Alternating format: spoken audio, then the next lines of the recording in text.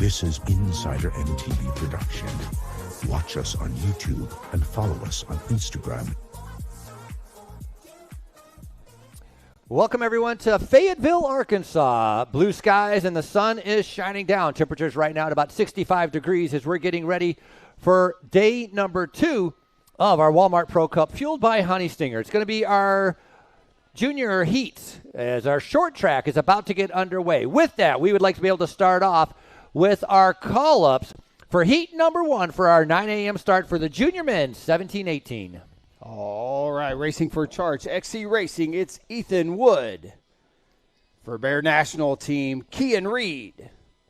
For Dirt Camp Racing, Carter Lembecki. For Equip de Quebec, it's Louis Carl Menard. We Development Racer, Charles Thomas. For Stimulus Trek, Sagan Gortiz. For Bear Devo, Thomas Agnew. We Development Racer, Isaac Cole. For Tribe Racing, Enoch McNeese. Bear National Team, Tommy Rowley. For Donovan Racing, Dylan Reed. For Collingwood Collective Racing, William McFarlane. For Control Racing, Cyrus McLaughlin. Free Fly Elite Development athlete, Benjamin Randolph. For Equip de Quebec, it's William Huell. For Steamboat Springs Winter Sports, Quinn Dressen. For Bear Development Team, it's Jack Billowitz. Maxim Carrier. Henry Stevens. Leo Gutierrez. Gabrielle Perrault. Rylan Zacharek. Ethan Leonard. Clayton Morrell. Johnny Peterson. Simon Hewitt. Raphael Lavoie. Lars Verrick. Kai Walker. Matthew Dickens. Kipton O'Neill. Ben Tesh. Hayden Blake. Jackson Cope. David Colboyne. Parker Caldwell. Sam Anderson. Ben Warders. Elijah Kemp. Edward Full. Matthew Beckmesian. Braden McNichols. Owen Frazier. Farrell Gallagher. Henry Long. Pearson Vatz. Gert Fisher. Patrick Sinkier. Jack Stockton. William Wallace. Milo Human. Nate Courier. Nathaniel Halverson. Liam Kurlek. Thomas Kaufman. Camden DeJong. Tej Halverson. Owen Hawks. Tanner Dorschmeyer. Miles Prant. William Fay. Osvaldo Mardones. Adam Gingrich. Paxton Catalano. Gunnar Smith. Luke Beckman. Tommy Martin. Riders, you have 2 minutes. 2 minutes as you're getting ready for your 3 laps. Top 30 will advance to the finals. This is your junior men 17-18 heat number 1.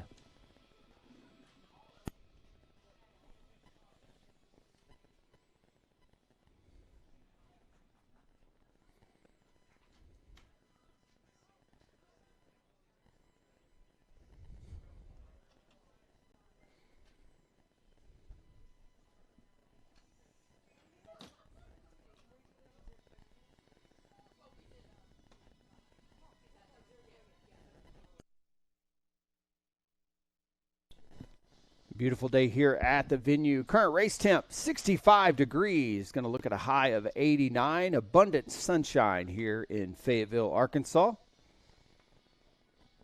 As we get set for our first race of the day.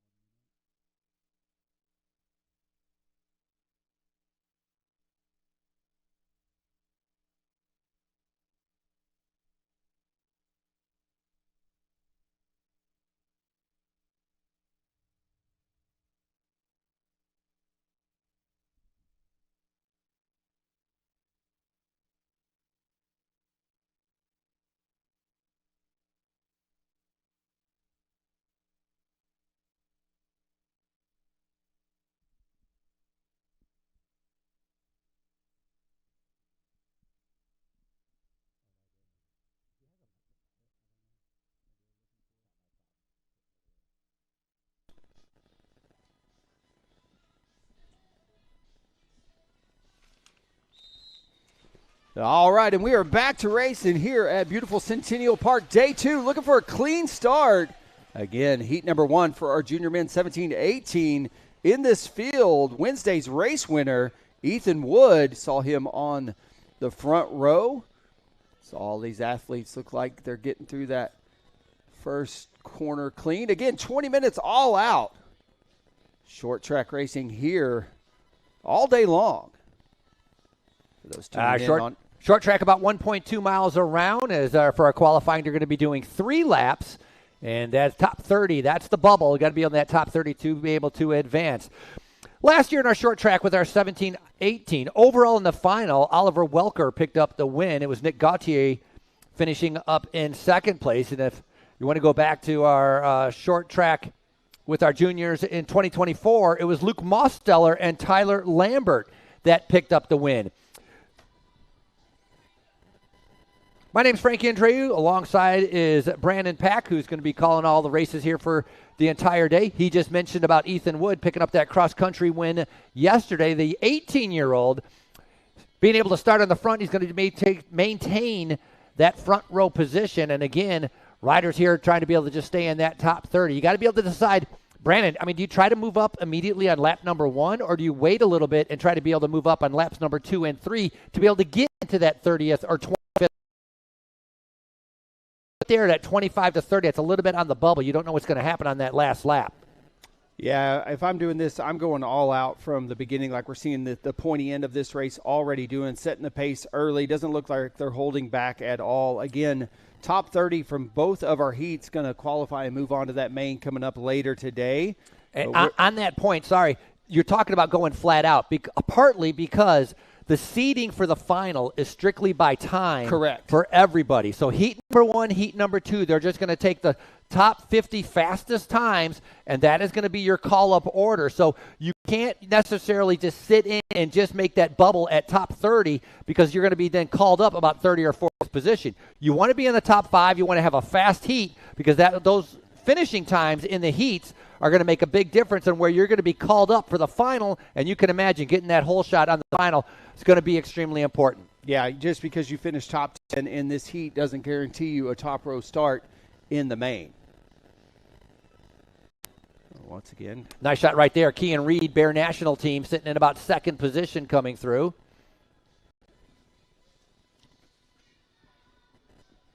Get a first look of our athletes as they make their way through the start-finish line. We'll have 2 to go this time through. Look at the Fayetteville's own Stonehenge there. Unique double horseshoe design as a train of junior men 17-18 start to make their way through. Like Frankie said, about 1.2 miles around each every time, right about 100 feet of elevation.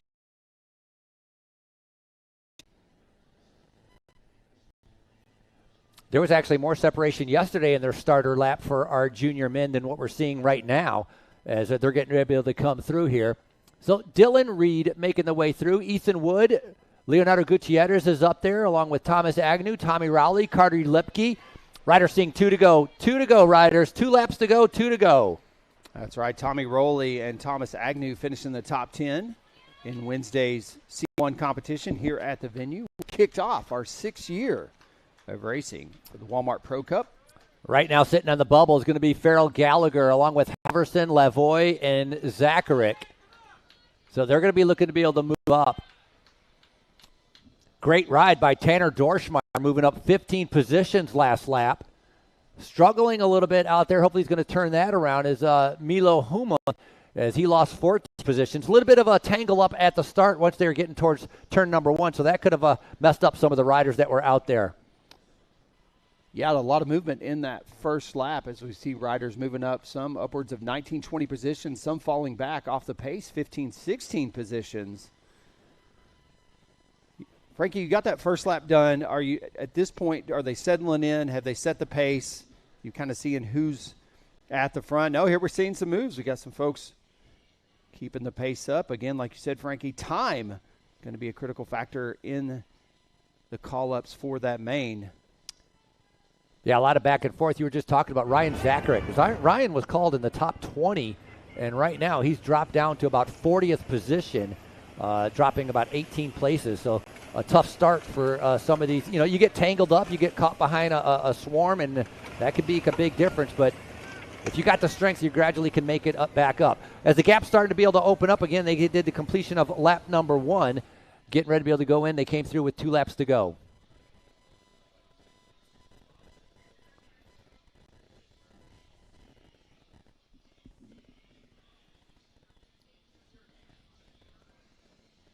You know, this short track pretty wide open. Lots of opportunity to, really throughout the entire lap make some moves. Like you see that athlete there on the outside, jumping around, moving up into second position. So a lot of passing opportunity in this short track course. See riders go 4, 5, 6 wide there as they make their way through the woods here at Centennial Park.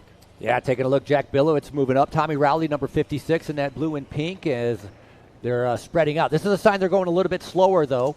Dirt Camp Racing now on the front, so slowing down a little bit as they're bunching up, not in a single file. They're waiting to be able to see who's going to be able to kind of attack and keep stringing it out. Remember, time is important. Finishing time is important towards where you're going to have your call-ups for the final race coming up. 67 riders in heat number 1. It's going to be about the same in heat number 2, and that's going to be coming up in just a little bit. Also, as a reminder, for our U23s, if you had signed up for your short track, we separated you out from the elite. You need to be able to make a decision. Are you going to race the elite race, or are you going to do the U23 race at 12:15? Need to make a decision by 10 a.m., meaning you got 1 hour to be able to check your email and make a decision for your U23. So if you know a rider that is a U23 male, make sure to send him a text or send him an email to be able to check his email so that he can decide which race he wants to participate in.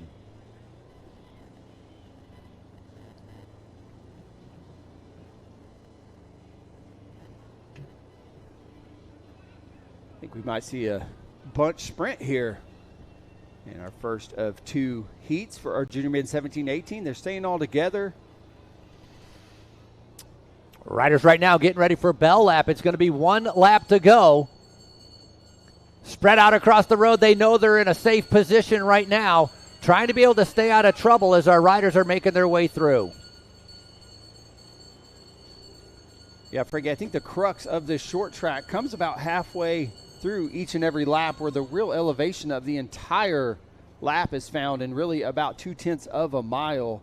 There's about 100 foot of elevation from the bottom to top. I wonder if we don't see a few of these athletes turn on the engine in that climb and see if they can't increase their position as they get back up on the plateau as it finishes relatively flat. There's 30 riders in that front group. You talked about that group sprint. That's what it's going to be able to see. I mean, it could come down to a bike throw if you're going to qualify or not. So, yeah, riders in the front. I don't know if you want to be able to take that chance. And now, Brandon, just as you were talking about, they're on the attack now, starting to be able to try to string it out. Yeah, they're on the front. That's William McFarland from Collingwood Collective Racing. Looks like Johnny Peterson right there riding second wheel now.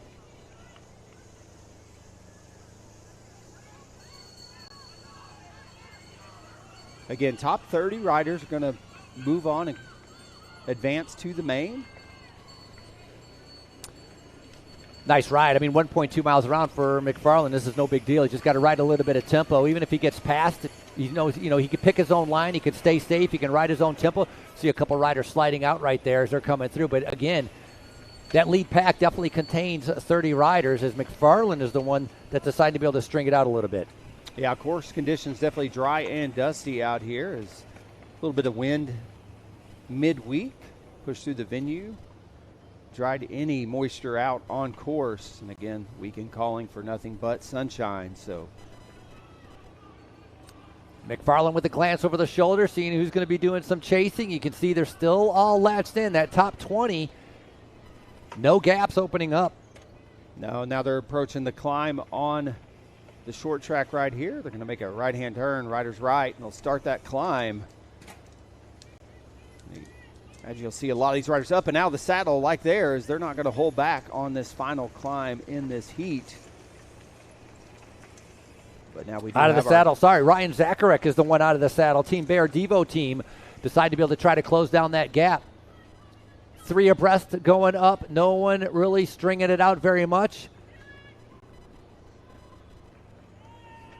What you see on screen right now is top 20 A little bit of a gap behind that, so there's going to be about 10 more spots available after this first group that you see on the screen trying to get into that top 30. Again, finishing time important as they're getting ready to be able to come into Stonehenge with our Talladega turn to be able to come in as they're going to have their finish coming up moments away.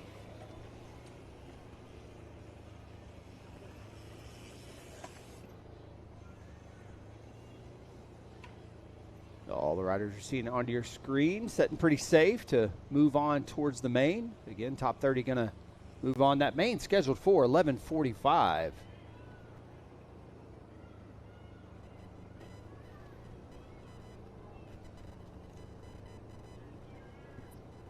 And here we go, coming across the line first. That is going to be William McFarland with Collingwood Collective Racing.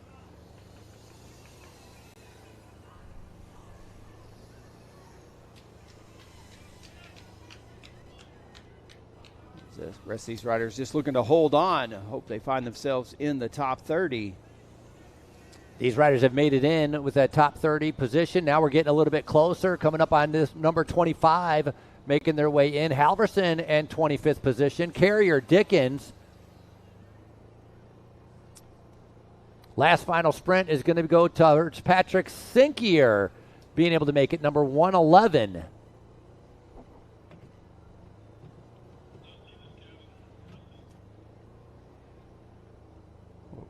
Henry Long saved himself, moving up 3 spots last lap to get himself in that top 30. Same with Halverson. So a nice job by then as rest of the riders making their way in.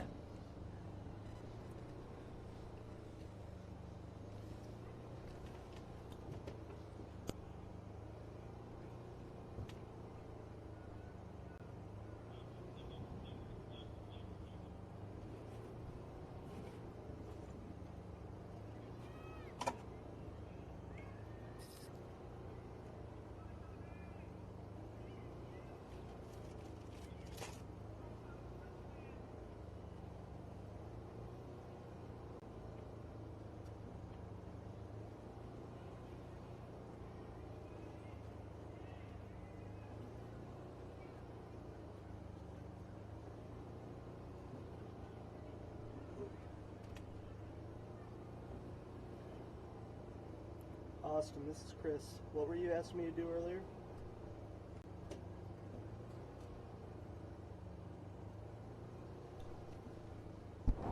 Right. All right, we're going to do our next call to staging. Call to staging for our junior men 17-18 heat number 2.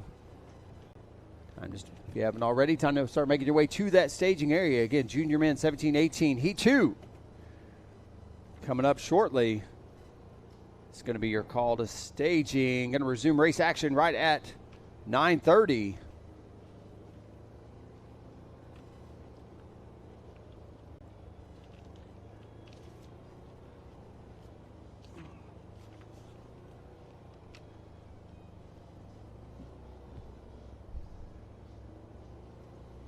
We'll get those call-ups underway here in about 10 minutes.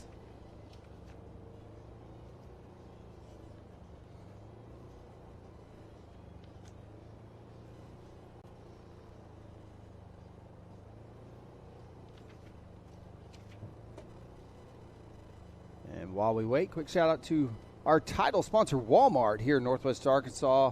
We're in the heart of Walmart country with its newly opened headquarters just up the road. Walmart is a global omni-channel retail leader with nearly 11,000 stores and wholesale clubs in 19 countries and numerous e-commerce platforms, including Walmart.com. Walmart, saving people money so they can live better. I'm Christopher Blevins, and you're watching me live on InsiderMTB at the U.S. Pro Cup.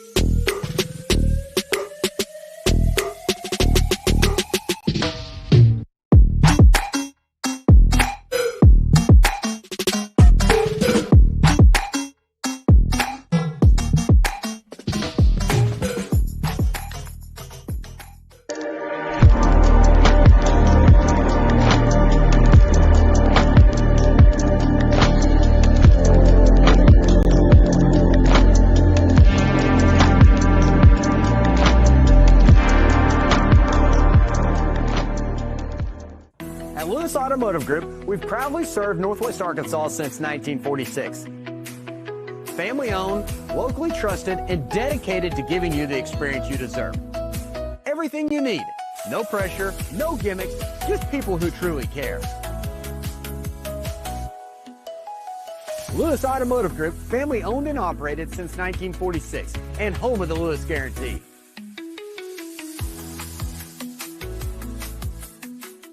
I'm Christopher Blevins, and you're watching me live on InsiderMTB at the U.S. Pro Cup.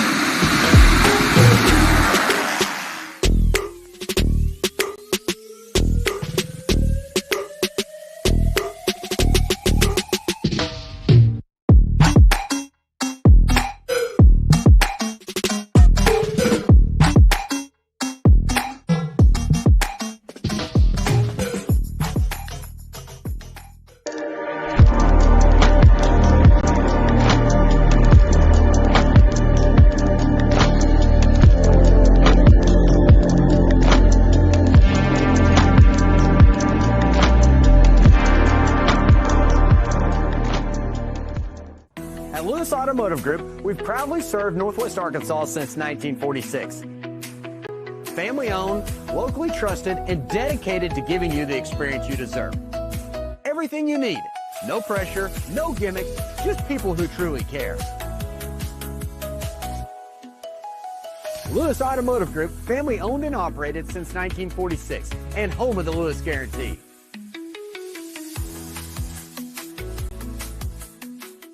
I'm Christopher Blevins, and you're watching me live on InsiderMTB at the U.S. Pro Cup.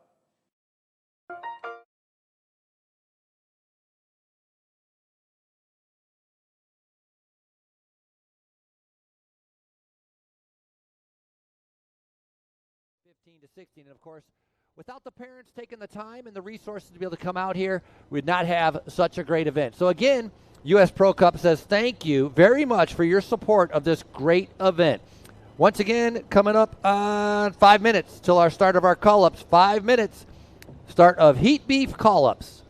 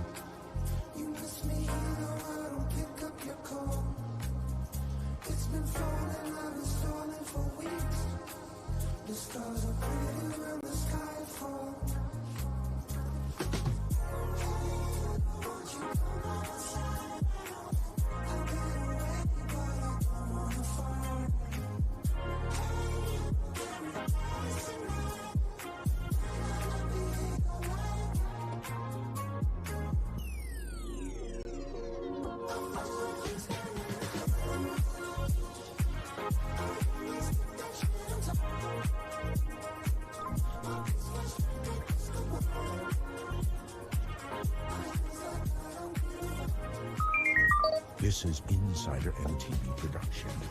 Watch us on YouTube and follow us on Instagram. Welcome back, everybody, to InsiderMTB.com, your live web stream today, brought to you by Next Level Performance Coaching, founded in 2013 to help athletes reach their next level in performance and knowledge. You can get a custom-built training plan at Next Level Performance Coaching. With that, I'd like to be able to start off with our call-ups for our junior men's 17-18 Heat B. For Bear National Team, it's Rowan Nestal. Collingwood Collective Racing, Evan Moore. For Bear National Team, Michael Ziomek. Caledon Hills Armada, Tristan Gnier. Dirt Camp Racing's Asher Bogner. For Caledon Hills Armada, Grayson Franks. For Bear National Team, it's Kate Yacht. Team Soho, Jude Martson. Bear National Team, Noah Schlonek. Eden Teague. Emery Husdar. Noah Biggerstaff. Finn Cromwell. Dylan Hall. Park Bishop, Dylan Nosvinger, Odin Olson, Joaquin Salas, Flint Drummond, Hastings, Oliver Waldron, Ben Garmany, James Malhami, Cooper Vett, Lucas Miller, Brown, Sith Hastings, Cardin Bozeman, Clark Johnson, Quinn Ebner, Cooper Johnson, Jack Kinnemond, Asher Kreider. Midwest Next, Calvi, Tyler Pierce, Jackson Polea, Nick Welsh, RJ Cart, Will Ferguson, Aiden Casey, Isaiah Coolbrith, Brendan Beer, Rocco Lawrence, Austin Cool, Devin Mumford, Oscar Zorn, Hunter Doss, Jack Brown, Chance Miller, Cash Miner, Nicholas Schmidt, Tucker Platt, Benjamin Sartain, Easton Talbot, Asa Pulley, Even Singer, Porter Coaches, Trenton Nielsen, Ethan Bergman, Jack Milton, Alistair Marlowe, Carson Westerbeck, Brecken Reimer, Charlie Hinkson, Emmett Smith. Riders, you're 2.5 minutes out. 2.5 minutes out as you're getting ready for your 3 laps of racing. Top 30 will advance. In this field, we've got Evan Moore finishing second in Wednesday's UCI Junior Men's C1 competition, as well as Rowan Nestal finishing third.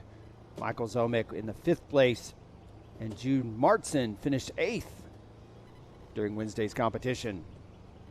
Once again, top 30 riders you see going to advance to the main coming up at 11:45. Beautiful day here in Fayetteville, Arkansas. Currently setting at 67 degrees. Got a 5 mile per hour wind out of the south. Shouldn't impact this race at all. If you're just tuning in on InsiderMTB.com, short track racing here today. Short track's 1.2 miles around each and every time. About 100 feet in elevation gain. All that gain coming right around the halfway mark each and every lap.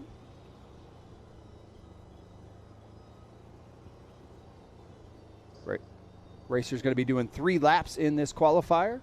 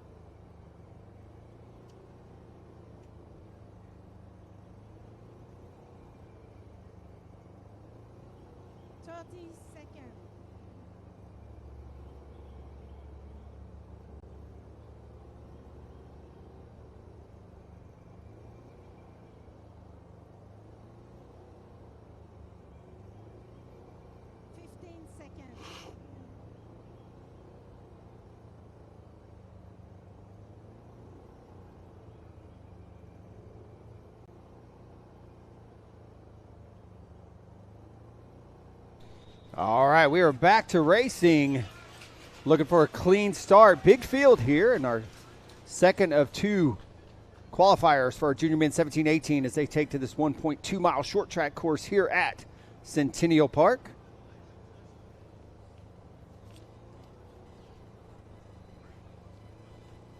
Looking for a nice clean start here.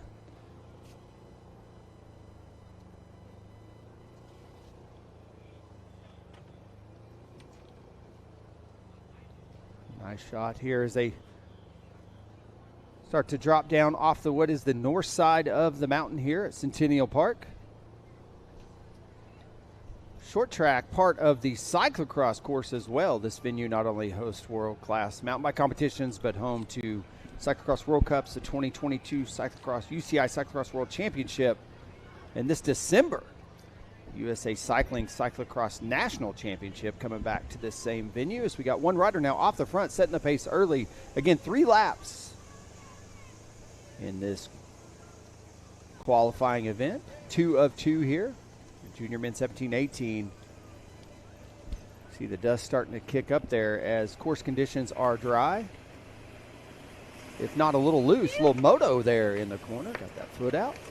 Yeah, that corner on the screen starting to prove a little bit tricky for many of the riders coming through. Again, a little bit dusty, a little bit slippery as one rider starting to be able to string the group out, causing them to chase. So winning time in Heat A was a 10:49. And so that's something that these riders, they're going to know ahead of time. And what you're watching on screen right now is qualifying heat number 2. Heat B, again, 67 riders on the line as they're trying to be able to place in that top 30. Again, about 100 feet of elevation each and every time around. It starts right here. You can see the pitch start to pick up. These riders are going to make a right-hand turn up a power line. Experienced Fayetteville power climb. That's Noah Sholnick sitting in second place. On the front is Caden Yacht with Bear National Team. Sholnick also is a Bear National Team rider. See riders up and out of the saddle. Once again, that elevation kind of found all in about 0.2 of a mile on this 1.2 mile race course.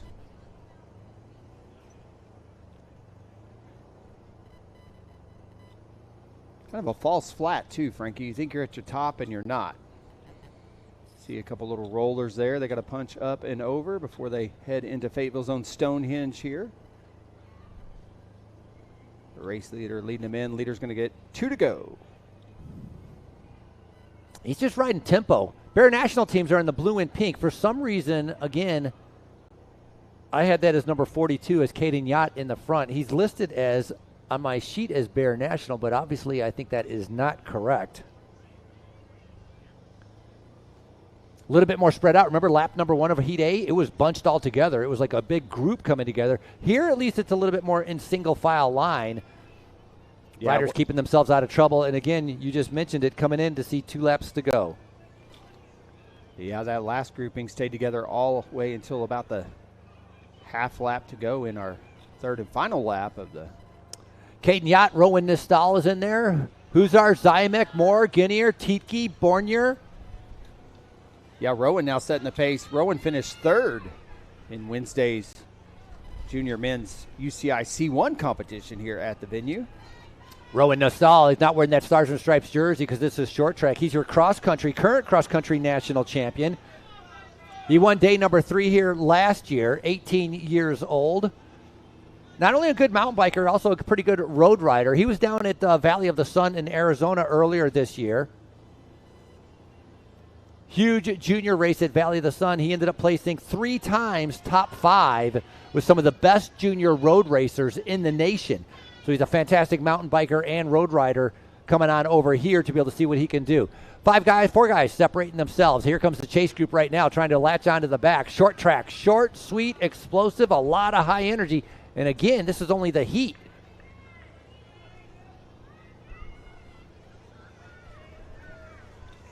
Speaking of heat, it's warming up out there.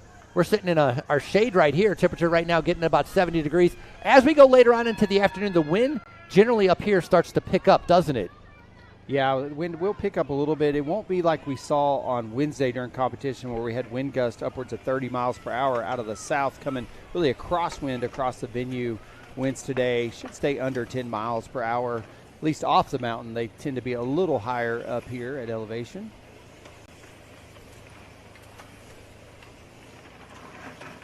Oh, a little slip out there. Again, that turn proven to be challenging for some of our athletes as course conditions, like we said, are dry and dusty, specifically that hard right-hand turn for our athletes.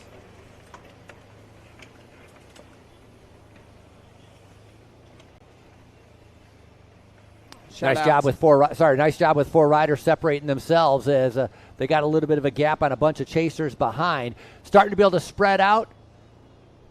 Again, Caden Yacht feeling really good out there, just kind of keeping that pace going. He got a Bear National Team rider sitting right behind him in the draft as Yacht decides he wants to be able to stay in the front, ride his own pace, and make it to the finish. Yeah, it is Rowan Nastall there setting second wheel. Yeah, 2:08 right behind him. That's going to be Noah Sholnick on the right-hand side. So that's a top group right there of maybe about 10. Starting to come back together a little bit, Frankie, as we saw that early separation lap 1. As the riders come through, they're going to get the bell lap. Going to be 1 to go in this qualifier. It looks like we at least got about 15 riders now up in this main group. Just off the back there, saw a nice shot of Oliver Waldron from Donovan Racing making his way up.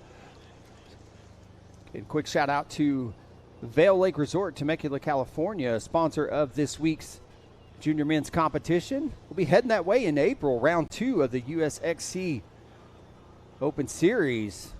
It's the beautiful Vail Lake Resort. You can catch that action as well right here on InsiderMTB.com. All right, starting to single file a little bit as they make their way through Stonehenge. Yeah, looking like a lead group of 15, maybe 20, and then we got a chase group of about 15 right behind, getting ready to be able to go around Talladega Turn.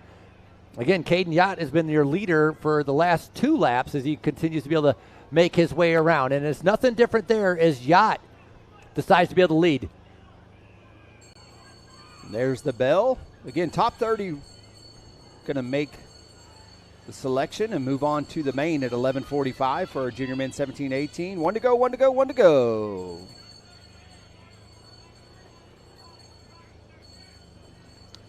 Isaiah Colbreth having a good ride out there, moving up about 20 positions.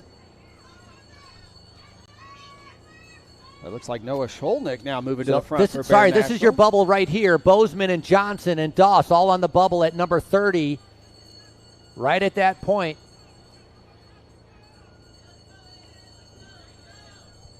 And that is Noah Sholnick with Bear National now setting the pace on this final lap.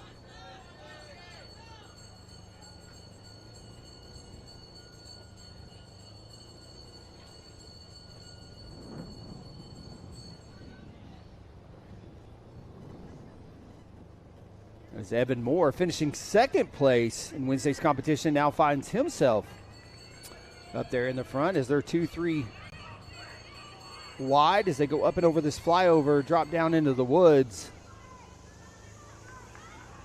They got that dry and dusty turn to navigate. That's Evan Moore on the front right now from Bear National.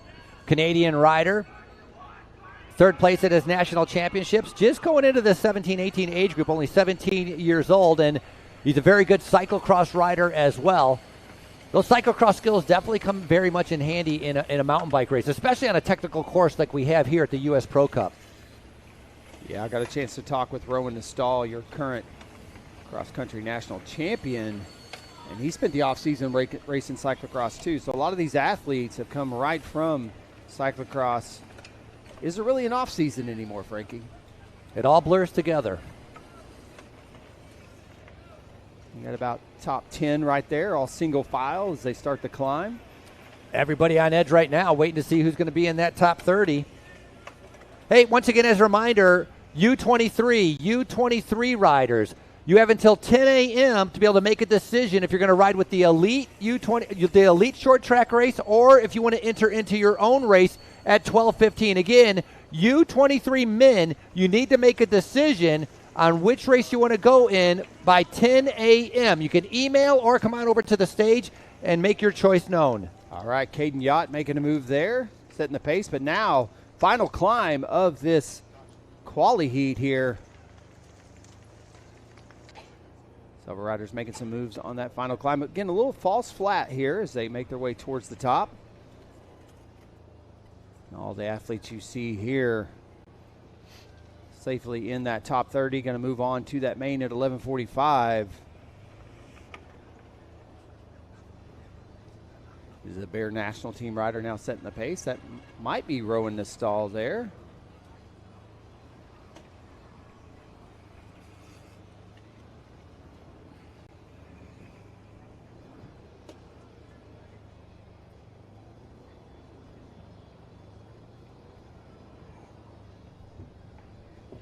Get Noah Sholnick here, and that is going to be Rowan Nastall leading them in here. That's Rowan Nastal, Evan Moore with Solnick, Marsden, Tietke, Yacht, Hinier, Salas, Huzar. Winning time right there, 10:54, so that's going to be about 10 seconds slower than what we had in heat number 1. Heat number 1 finishing in 10:49, this one finishing in 10:54. Bogner just came across the line in 13th.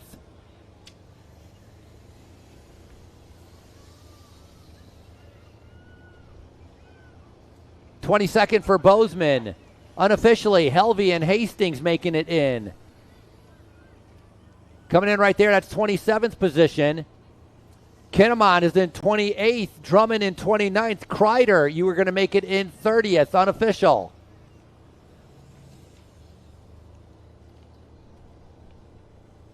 Couple riders dropping a lot of places down on that last lap, but still making it into that top 30. And a couple riders having a fantastic ride, but finishing up outside of the top 30. As Porter Coaches and Jack Brown moving up 5 positions. Asa Pulley moving up 6 positions in the last lap. So just not having the great start position, but actually showing the fitness and the strength to be able to get around this course with some of the best riders in the nation. This was Heat B for our short track. Frankie, we're going to keep the race action going. Up next is going to be our junior women 17-18. Race time scheduled for 10 a.m. We'll do that call to staging here in just a couple minutes as we wrap this race up. Those tuned in live, thanks for joining us on InsiderMTB.com. Good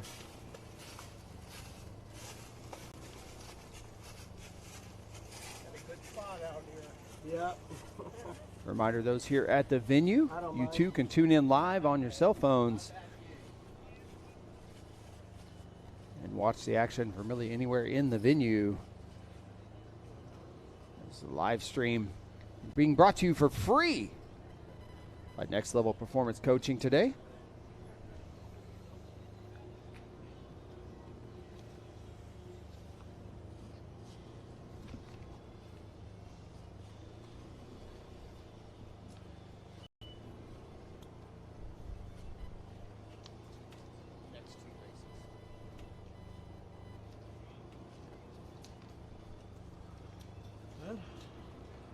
I'm Gwendolyn Gibson, and you're watching me live on InsiderMTB at the U.S. Pro Cup.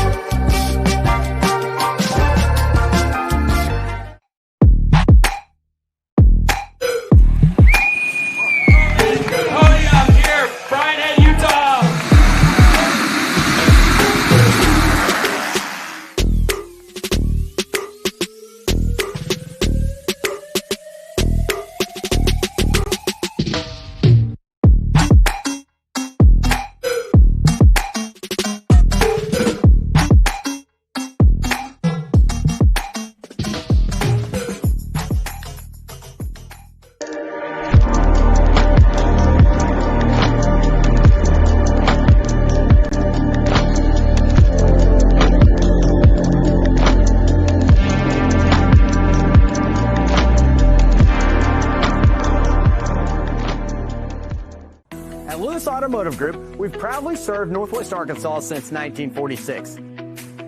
Family owned, locally trusted, and dedicated to giving you the experience you deserve. Everything you need. No pressure, no gimmicks, just people who truly care. Lewis Automotive Group, family owned and operated since 1946, and home of the Lewis Guarantee.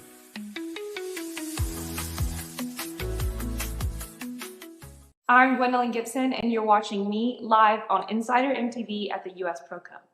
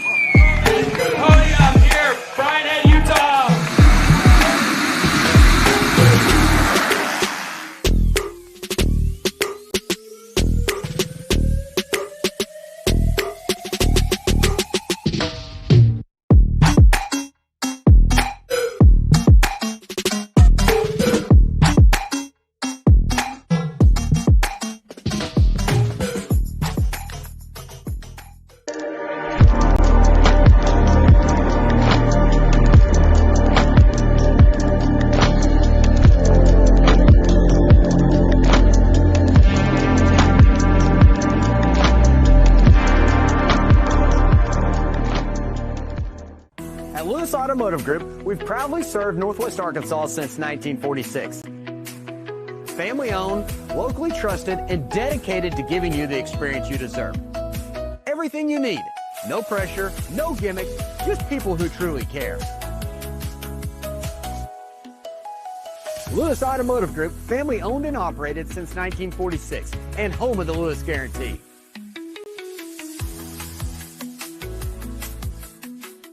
I'm Gwendolyn Gibson, and you're watching me live on InsiderMTB at the US Pro Cup.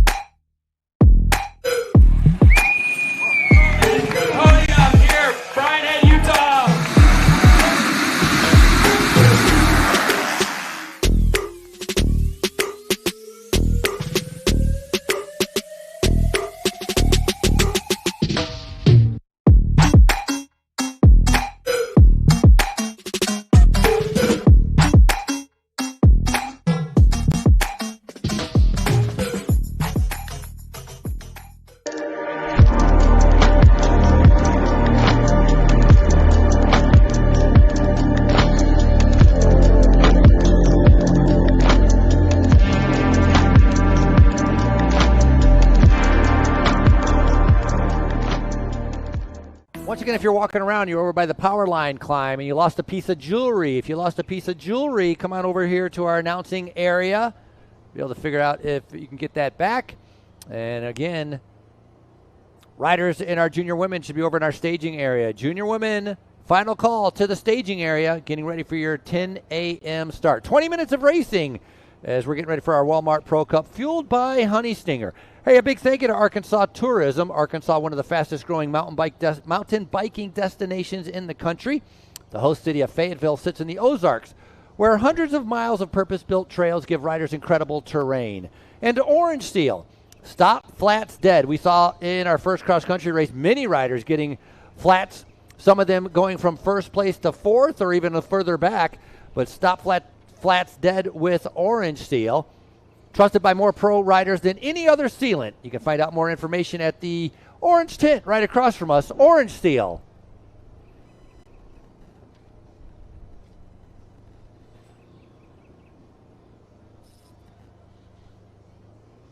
And quick shout out to our host city of Fayetteville and Experience Fayetteville. Plan your next adventure in a city where world-class trails meet a vibrant arts and culinary scene. Come see for yourself why we call it our Fayetteville. More at experiencefayetteville.com. We kicked things back off today, day 2 of 4. A full day of short track racing. You just saw our junior men 17-18. Up next, our junior women 17-18-year-olds take to this 1.2 mile short track course here at Centennial Park. After this, we'll have our elite men and women U23 athletes as well. And we'll go to our amateur short track competitions this afternoon as the age group categories get their first look at racing this weekend. Today's live stream being brought to you by Next Level Performance Coaching. Founded in 2013, Next Level Coaching was created to help athletes of all abilities reach their next level in performance and knowledge. Inquire about a custom-built training plan tailored just for you by visiting nextlevelperformancecoaching.com.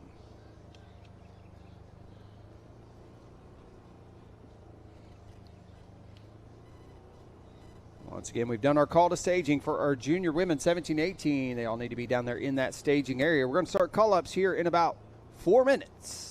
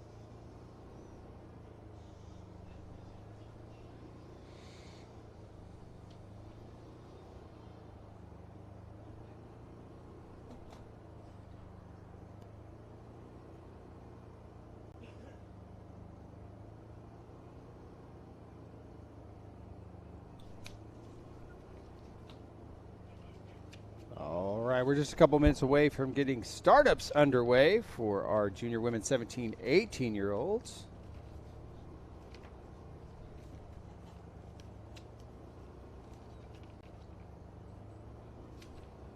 While we wait, quick shout out to our title sponsor, Walmart, here in Northwest Arkansas. We're in the heart of Walmart country. Walmart saving people money so they can live better. And our presenting sponsor, Honey Stinger, dedicated to helping individuals achieve their active goals. Based in Steamboat Springs, Colorado, Honey Stinger has been fueling athletes since 2001 with its range of great tasting sports fuel, from waffles and chews to gels and bars. Thank you, Honey Stinger.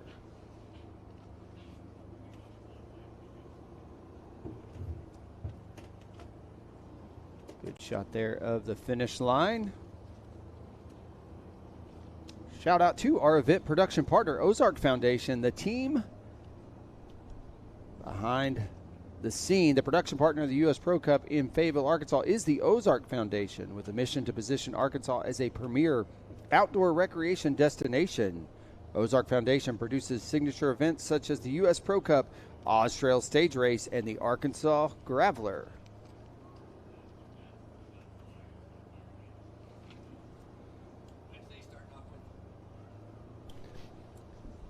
Wednesday starting off with day number 1 with our cross-country race for all of our riders. Yesterday, well-deserved rest day. And then today being day number 2 as we're getting ready to be able to head in to our short track. It's going to be our junior women coming up in just a little bit. Temperature right now about 71 degrees. Supposed to get up to 85, and the breeze is going to pick up as well as we continue to celebrate great races here at the Walmart Pro Cup, fueled by Honey Stinger. Once again, a big thank you to Walmart, Experience Fayetteville, Dell Computers, Arvest Bank, Ozark Foundation, and doing a fantastic job all weekend. Just to name a few of our partners, UAMS Health. All right, it's now time for our call-ups for our junior women 17-18. Like to be able to start off with Bear National Team, Scout Wellmeyer, Elizabeth Martin from Equipe de Quebec, Charge Racing, Lacey Dennis, Lily Agnew, Sierra Jolicoeur, Donovan Racing, Katja Opfer, Wild Rockies, Payette Spangenberg, XL Cycling, Aspen Fonger, Donovan Racing, L. Warren, Bear National Team, Ada Linton, Gravity Collective, Ada Watson, Siri Krum, Isabella Cardozo, Eleanor Cruz, Ellie Moore, Anna Olson, Brooke Bates, Sheila Mertens, Hazel Lazar, Anna Keller, Haley Nelson, Malia Brock, Talia Hodgson, Riley Nelson, Sophia Tripsevich, Molly Yunt, Sheridan Gable, Stella Lehman, Ella Voigt, Kate Elwell, Ann Neal, Laura Carlin, Ainsley Haas, Emma Daly, Stella Swanson, Ellen Spruill, Elizabeth Lindsay, Jane English, Amy Boyle, Vesper Klausner, Isabella Sinoshlo, Chloe Harzenberger, Scout Harrington, Galen Tiller, Parker Haas, Ellie Edison, Emma Jarnovich, Mara Williamson, Daisy Pinto, Bridget Farnsworth, Haley Honmeyer, Marlo Wise, Madeline Frost, Riley Kuhlman, Savannah Bitts, and Josie Schroeder. Riders, you're looking at 2.5 minutes out. 2.5 minutes out, going back to last year with our short track in our junior women at 17-18. They've moved out of that age group, but in our 17-18 last year in 2025 is Raphael Carrier and Ingrid McElroy finishing up in first and second.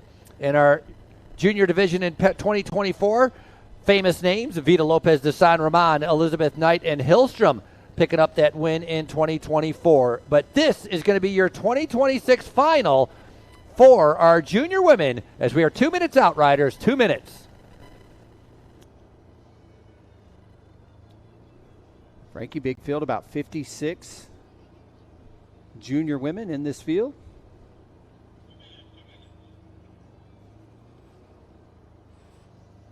Includes Wednesday's winner of our junior women competition, Scout Wellmeyer.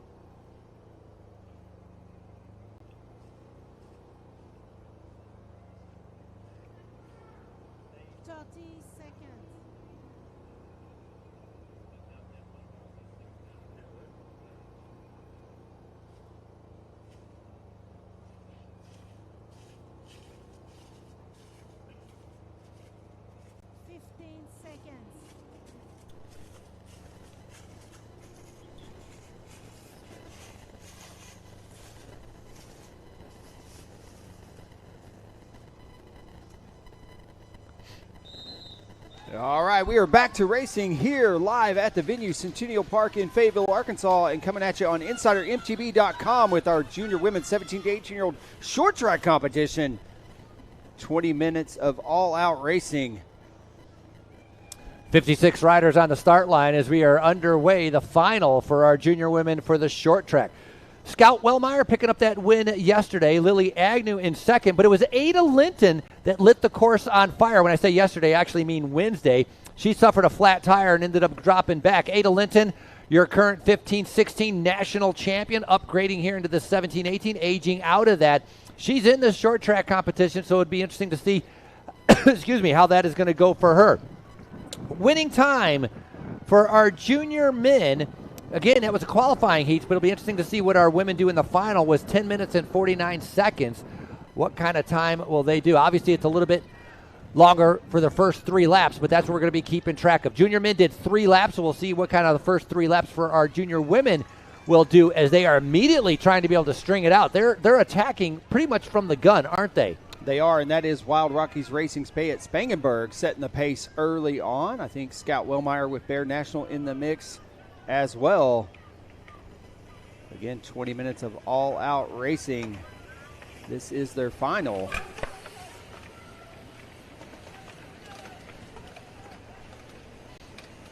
They make their way down off the north side of the mountain here, Millsap Mountain. Twists and turns. A lot of the short track course shares the same course elements as portions of the cyclocross course here, purpose-built at Centennial Park. Also the same, the 1.2 miles for our starter lap that we had for our cross country, and I'm assuming it's going to be the same starter lap for tomorrow for the HC, covering this 1.2 miles. So they're familiar with it if they raced on Wednesday, because not much has changed from that. As you guys see, our riders now making their way forward. On the front right there, that's going to be Payette Spangenberg from Wild Rockies Racing, sitting on the right-hand side in that white jersey. You can see Bear National Team riders starting to be able to move up around her as well. Yeah, that's Lily Agnew, who finished second in Wednesday's competition, now setting the pace as they start to pitch up. Again, all the elevation comes at once, each and every lap. About 100 feet of elevation. It's all found in this power line, the Experience Fayetteville Power Climb.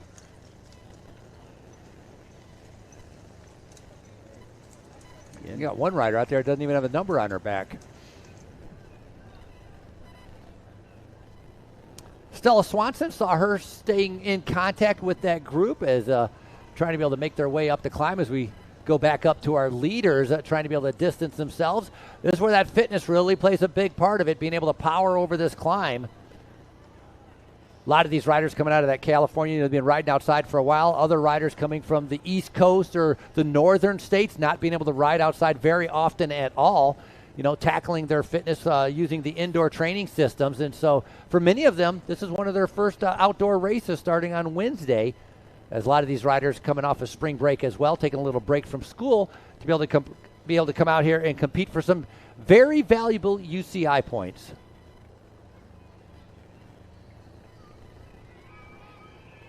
The riders making their way through Stonehenge here. Great to see the crowd out early on a Friday. Beautiful day, Frankie. First day of spring. Couldn't ask for better conditions here. Again, right around the 70-degree mark. Expected to get up in the high 80s by the end of the day as they make their way around that Bronco there. Shout out to Lewis Auto Group. Lewis Auto Group, the official dealership of the Walmart Pro Cup here in Fayetteville, Arkansas since 1946. Lewis Automotive been a pillar of the Northwest Arkansas community, known for their commitment to service. Wellmeyer coming through with Dennis and Agnew. We see Nelson and Fonger and Hodgson in there as well. That's going to be our top group of 20 already making their way through the line.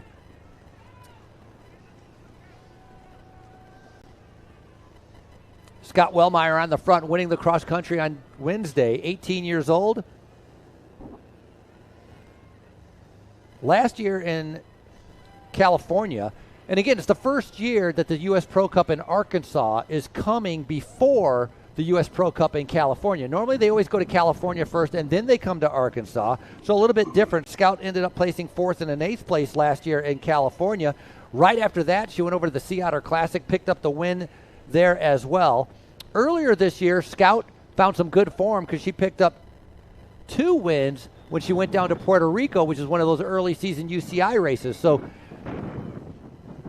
last year, Raphael Carrier ended up winning all 3 days for her junior series. Can Scout Wellmeyer do the exact same thing? She's already got one under her belt. Now she's trying to be able to see if she can do the same thing here at the short track.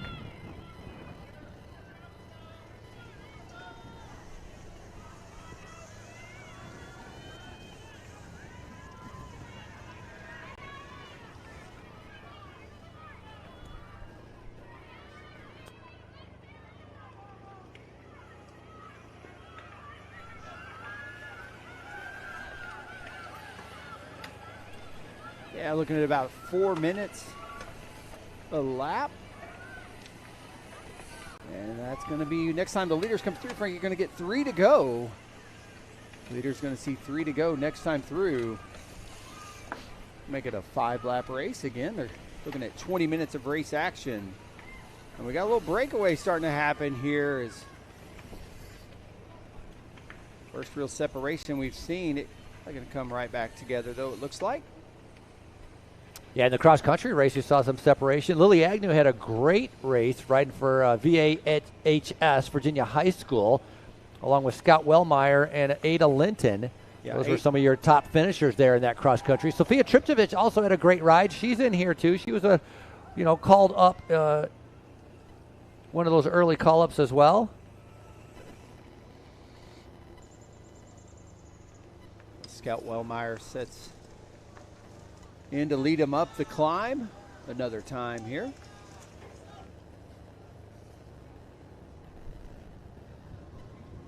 Again, junior women going to see 3 to go next time through.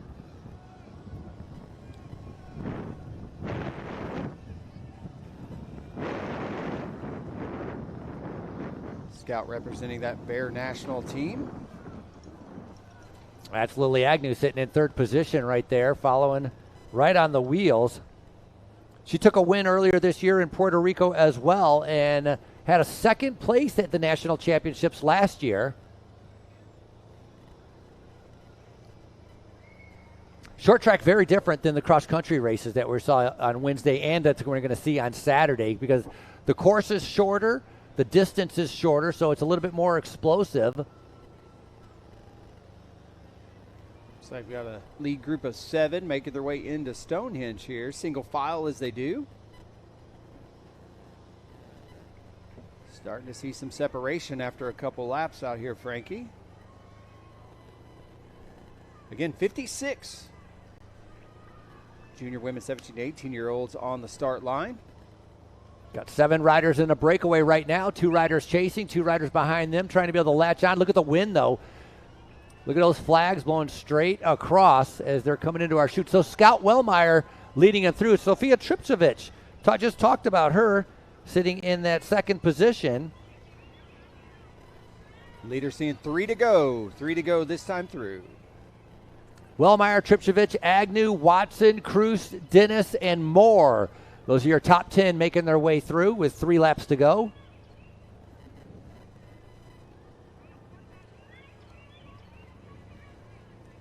Lap 1 was 4 minutes. Lap 2 is 4 minutes and 13 seconds. As there's a little bit of tactics and strategy taking place out on course.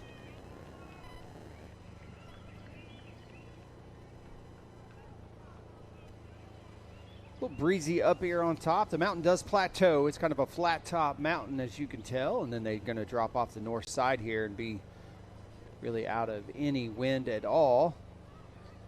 On that climb, though, the wind's coming out of the south. Could be a little headwind. They're going to feel that as they kind of a false flat. As they pick up the speeds and drop off the side of the mountain. They'll go up and over, a little flyover here. Drop down into the woods to do it again. Got that 7-rider breakaway. Saw a rider struggling on the back of the group. Trying to be able to latch in as the leaders just continue to be able to push the pace. I think that's Tripcevic on the front right now. Decides she doesn't want to wait around for anyone.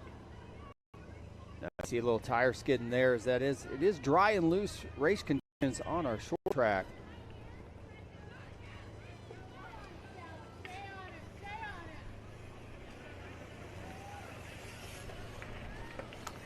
Well, right now, Sofia Tripcevic putting pressure on the Bear Devo team. Lily Agnew sitting looking very comfortable, sitting in position number 3. Scout Wellmeyer sitting in position number 2.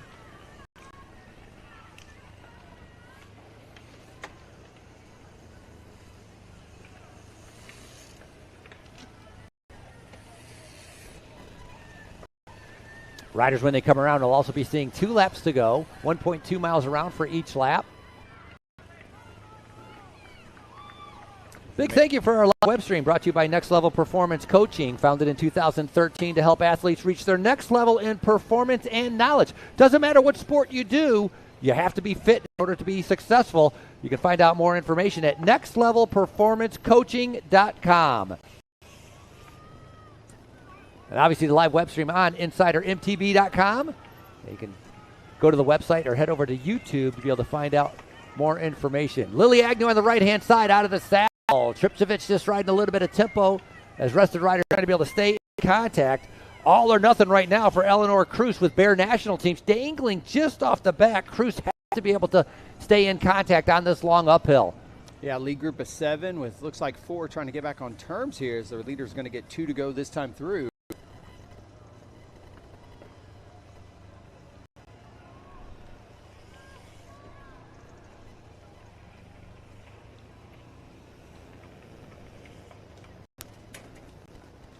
Lily Agnew's turning the pedals over, pedaling at about 100 RPM, using a very small gear to be able to keep up with our 2 leaders. Doesn't matter how it's done as long as it gets done.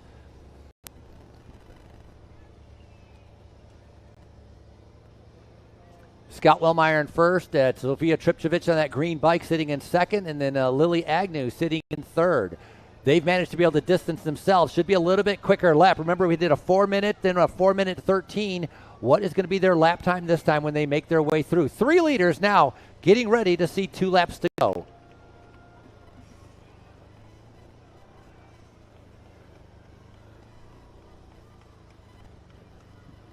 Make their way through Stonehenge here on approach. It's about a 100-meter sprint here as they hit that tarmac. 2 to go. 2 to go for our leaders. 3 leaders come through with 2 to go. 2 chasers only about 3 seconds back. Ada Watson is right there, along with Cruz, Moore, Opfer. Siri Kroom's going to be making her way down across that line as well. That lap time was quicker. That is what distanced themselves, doing a 4:08 on that last lap.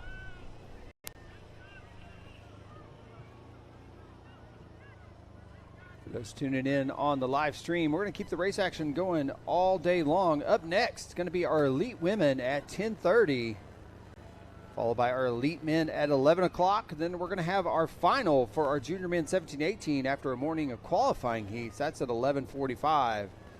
12:15 going to be our U23 men's competition.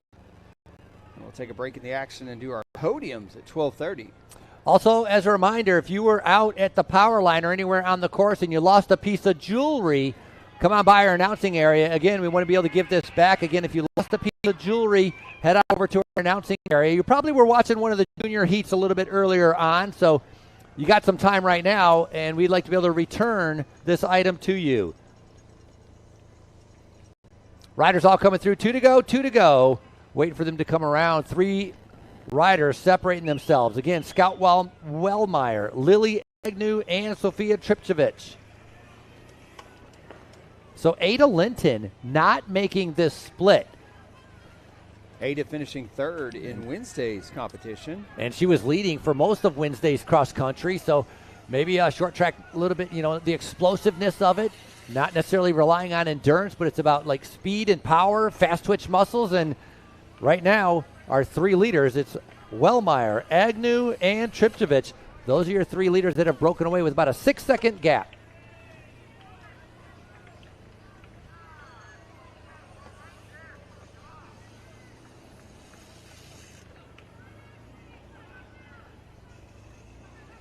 Riders starting to make some move here on the elevation starts to pick up. That is Sophia Tripchevich setting the pace still. As a couple more riders there, you can see them in the shot, see if they can't get back on terms here. Scout Wellmeyer now takes a turn on the climb. Seem to see this each and every time. It looks like that Sophia pretty comfortable leading them down into the woods, and then Scout comes up at around, sets the pace on the climb. This experienced Fayetteville power climb, you see why we call it that. It is a power line corridor that cuts across the mountain, featured in both the XCO Olympic style cross country course and today's short track action.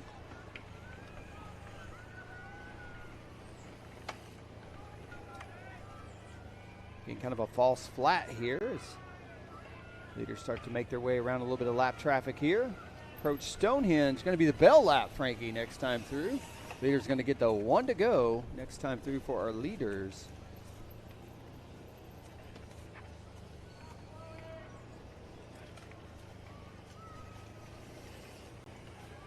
Good shot at the rest of the race happening out in the woods. Again, 56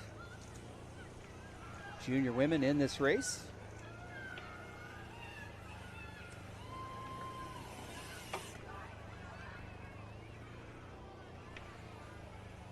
All right, with 1 to go, this does look like, I believe this is Scout Wellmeyer, his Bear National team, hitting the tarmac first here. Gonna get the 1 to go, 1 to go, 1 to go. Scout taking the top step in Wednesday's XCO C1 competition. Finds herself right back on front in today's short track.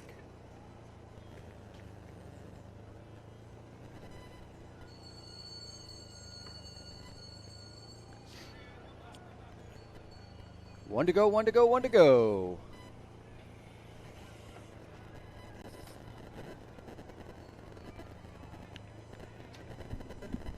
Look at our leader now as she has turned on the gas, Frankie, and created some separation here.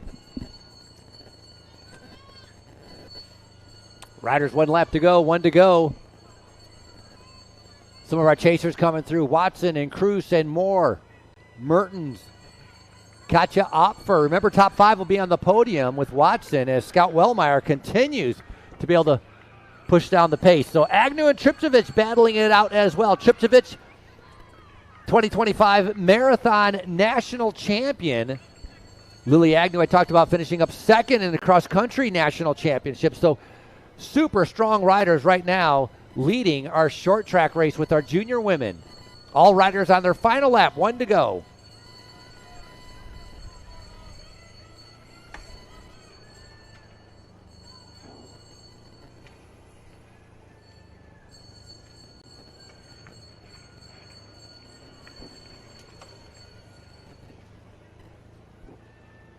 There's the chase right there. You see the separation between first, second, and third. That's Triptovich with that green bike out there. She came off also riding a little bit of the road race earlier season at Valley of the Sun. Triptovich actually picked up 3 wins down there, winning all of the days at Valley of the Sun road race in Arizona earlier this year. Talked about her being the endurance mountain bike national champion. She's combined with Lily Agnew as these two battling it out, but it's Scout Wellmeyer that they're trying to be able to chase down. Wellmeyer out of the saddle now. Agnew on the attack. Agnew not waiting around, sensing it's now or never to be able to catch the leader flat out. Look at that, head down. Triptovich starting to be able to struggle right now, but a great ride by Lily Agnew. Virginia high school rider turning the pedals over. Look at that, high RPMs. I talked about it. Very different riding style with the high cadence, and just in front of her, 2 riders in front of her. That one rider in the white jersey is coming back. That's going to be a lapped rider, but Scout Wellmeyer trying to be able to go for it. I think Agnew just went all in to try to be able to bridge that gap, and it's amazing how she's able to find a second, a third, a fourth effort. Agnew digging deep, trying to be able to make sure she's going to have a good spot on the podium. Yeah, you see that stair-step climb, that Experienced Fayetteville power climb there. Again, all the elevation found in about 0.2 of a mile all at one time on this short track. As we're looking for current leader Scout Wellmeyer, followed by Lily Agnew. And Triptovich currently sitting in third. They're going to come out where that wind is going to hit them all on this windy way coming into Stonehenge, getting ready for that final turn. Wellmeyer can look over her shoulder, see she's got about a 5-second gap, so now it's just about pacing herself. She won on day number 1, and guess what? Coming back to try to be able to win on day number 2 with the short track. She's going to roll through Stonehenge for a final time.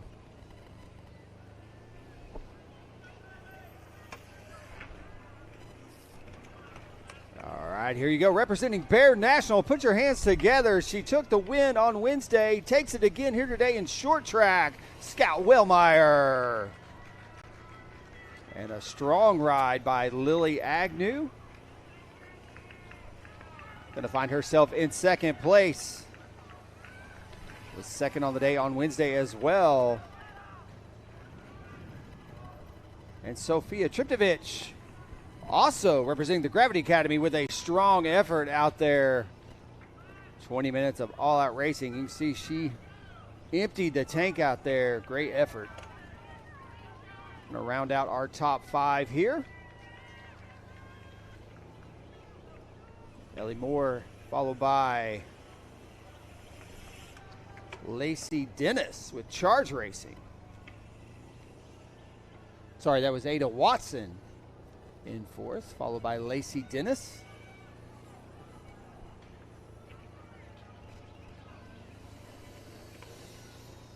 As more of our athletes come across the line, rounding out our top 10. Allie Moore, Besh Mertens, Nora Cruz, Anna Keller, and Kate Opfer round out your top 10 in this morning's XCC short track competition for our junior women 17 to 18. At this point, we're going to do our call to staging.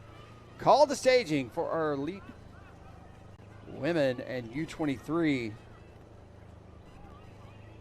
Once again, call to staging for our elite women.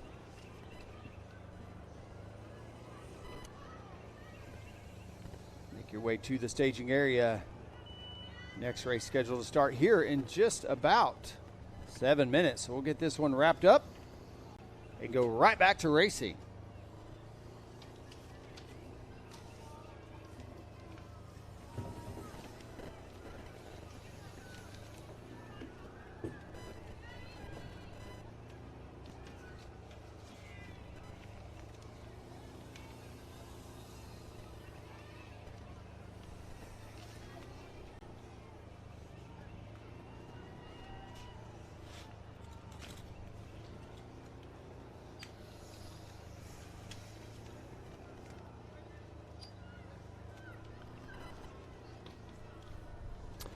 More riders coming across the line. Congratulations, that's Jarnovich. Laura Carlin finishing up as well. Molly Yunt just in front of her. Here comes Amy Boyle and Ellie Warren, Stella Lehman, Savannah Bitts.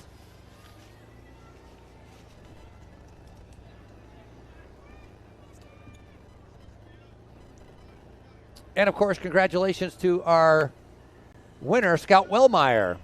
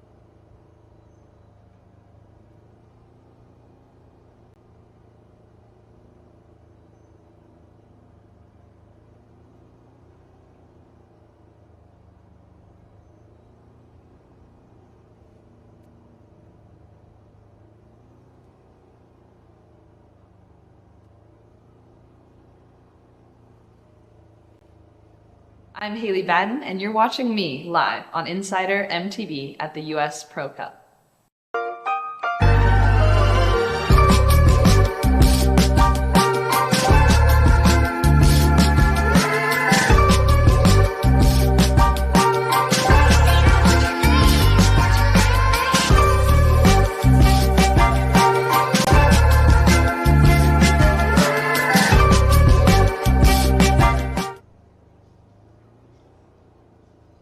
Racing for Wheeler Victoria MTB factory team, Ella McPhee.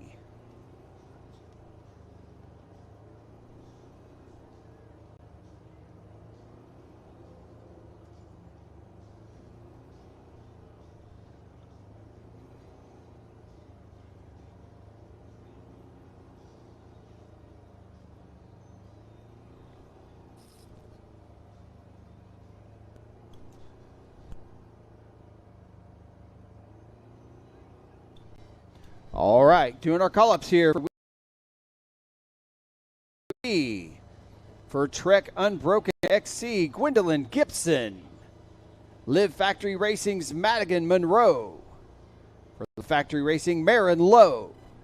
Racing for Specialized Factory Racing, Haley Batten. McKenna Kellerman.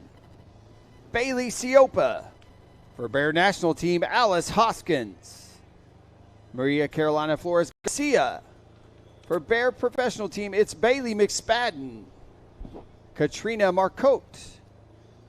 Marie-Faye St-Onge, Emma Schwab, Ina Ganje, Ellie Clark, Lily Rose Morose, Sydney Nielsen, Lauren Aguilar, Raphael Carrier, Isabella Robles, Ingrid McElroy, Maya Blanchard, Maud Rouland, Haley Britton, Landry McLean, Hannah Ray, Eleanor Winchell, Elizabeth Knight, Sam Paternoster, Aslan Hallahan, Tatum Dalton, Emma Clark, Lacey Moons, Estelle Slingsby, Kaya Candelin, Grace Wilson, Emma Wilcox, Madeline Dornfeld, Reese Davis, Frances Amend, Avery Roberts, Olivia Nelson, Sidley Nally, Catherine Droz. Riders, we're coming up 1 minute. Riders, we are 1 minute out.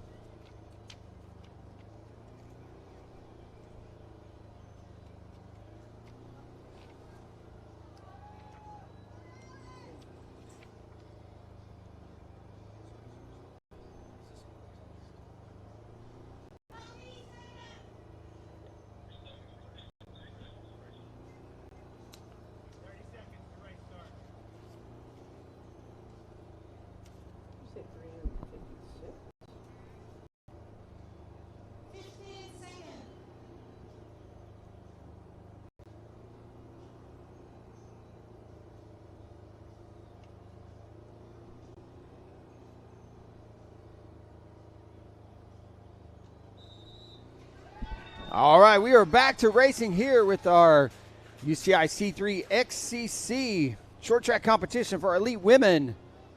UCI points up for grabs. Awarded 5 deep. Lines with the podium going to be 5 deep as well. Last year, short track being won by Jennifer Jackson. And then it was Kate Courtney finishing up in second place with Gwendolyn Gibson in third. That was in 2025. 2024 short track was Haley Batten who picked up the win. Jennifer Jackson and then Gwendolyn Gibson. Haley Batten being called up about 5th rider, winning yesterday for our elite women. Haley Batten winning a great cross country, all going solo, 27 years old, and of course that silver medal at the Olympics. But short track is a whole different beast. Being able to wait to be able to see what our elite women are going to be able to do with 20 minutes of racing. Yeah, also in this field is Ellie Clark, winner of our women's U23 competition on Wednesday, as well as Raphael Carrier and Ingrid McElroy finishing second and third on Wednesday.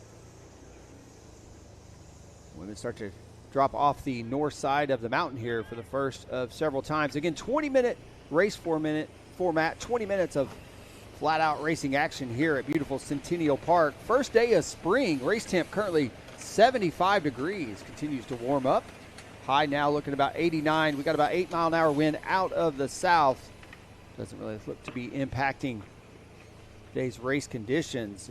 Course conditions are dry and dusty, however. We've seen some riders get loose in some of these corners.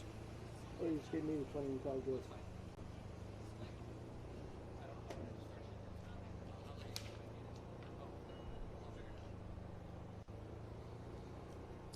Looking here at a group of about 10 athletes making this initial selection.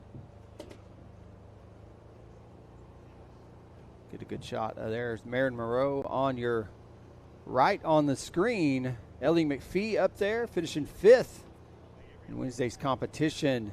Bailey Siopa found herself in the top 10 on Wednesday. Now finds herself riding 3rd.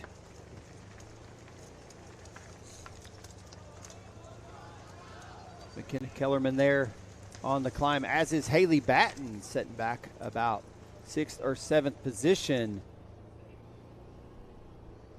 And a lot of racing still to go. 20-minute race format.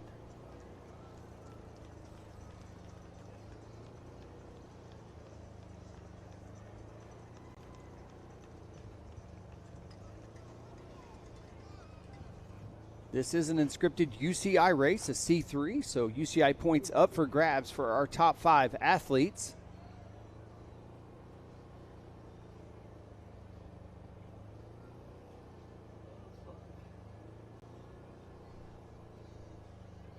About 15 riders now setting the pace at the front, with another 10 or so looking to latch back on as they make their way through Stonehenge for the first time today. You can see the wind there. Just a light breeze here for the first day of spring. Could not ask for better race conditions. 20 minutes of racing. Riders pretty well grouped together. One long line, but it definitely is a pack as they're managed to be able to stay in contact with each other. Remember, we got under 23s as well involved with our elite women. Haley Batten picking up the win yesterday. Maddie Monroe in second. Gwendolyn Gibson in third. Currently setting the pace, it is Ella McPhee who finished 5th in Wednesday's elite women's competition. On the front, Ella McPhee with Willier Vittoria in that purple jersey. Very distinctive to be able to see that. That's Bailey Siopa making the move there to take him back into the woods for lap number 2. So Ella McPhee, 21 years old. She could be riding in the U23 division, but all this weekend she's riding with the elite women, the Canadian 21-year-old trying to be able to pick up maximum points. It's her second year with that team Willier as well. Sitting in second position is on the front with those black jerseys. I don't know if that's U.S. national team, those black jerseys. You think they'd have something a little bit better than that. But Bailey Chiappa, teammate Makina Kellerman. So there's 2 riders out there with those solid black jerseys. What you saw on the front right there was Bailey Chiappa.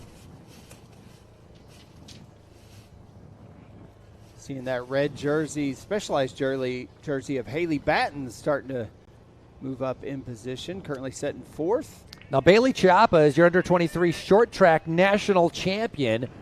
She's also a collegiate national champion, so very familiar with short track, and she's putting herself in a position right now to be able to stay out of trouble riding on the front.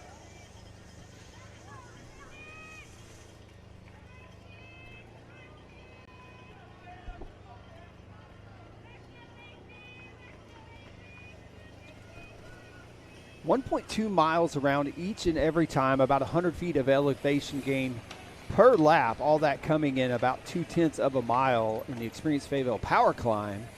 As they make their way off the north side of the mountain, they'll get to the bottom here, and once they make a hard right-hand turn, that elevation starts to pick up and doesn't stop till you get to the top. Yeah, game of patience right now. I think a lot of riders waiting for that long climb to where they're going to try to be able to move up and maybe do something, maybe a little bit later on. Chiappa continues to be able to push the pace, stringing it out, but look at how they're all connected. Now, you know, a lot of gaps opening up. That should occur. Bigger gaps will open up depending if someone's going to put the pressure down on that long uphill. Yeah, pass being made there to take the lead there on that uphill.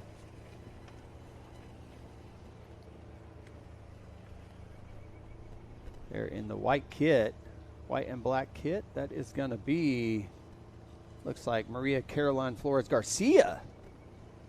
That's a rider out of Mexico coming up to the front right now. Flores Garcia now setting the pace on the power climb. And setting second wheel now, Haley Batten. Now Maria Garcia, the rider out of Mexico, short track and cross country national champion from her country. It's just nonstop a list of national champions. Stacked field here at our Walmart Pro Cup, fueled by Honey Stinger. Leader's going to see 3 to go next time through, Frankie. So we're looking at 5 laps of racing here in this 20-minute race format. Look how they slowed down right there after that little sprint right there, an attack by the Mexican rider. Now it's all slowed down, bunching up. You can see the Liv Factory Racing right there with Maddie Monroe and Marin Lowe in those purple jerseys, sitting in about 3rd and 4th position. Yeah, Maddie Monroe finishing 2nd in Wednesday's competition. It's the first time we've seen her move to the front today.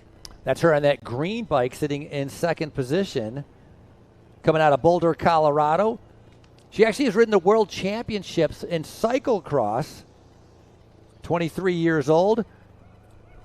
Her collegiate team riding for Colorado Mesa University. They're all now single file.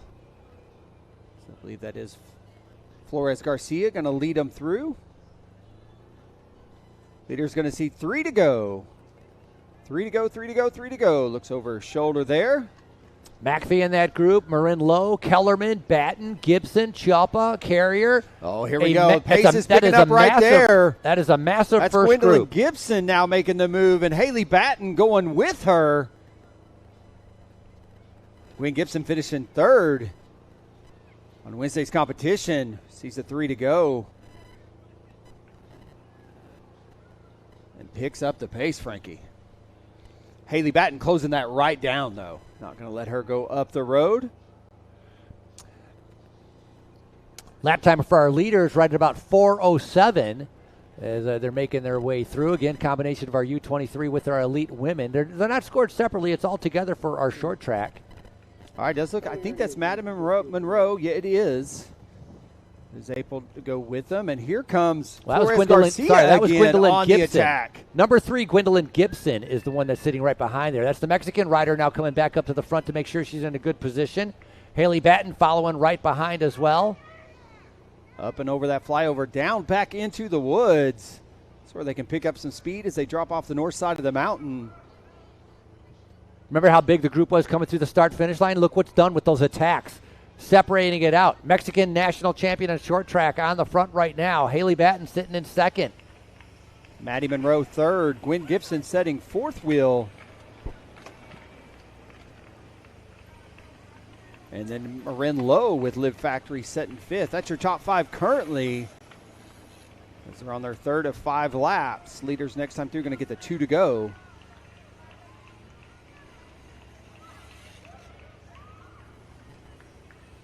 Back to single file here as they descend off the mountain. And right about here, it starts to pick back up. You'll see it's like a yo-yo, almost like a slinky. It kind of stretches out. And then as soon as that elevation hits, you see all the riders start to bunch right back up as they approach that power climb.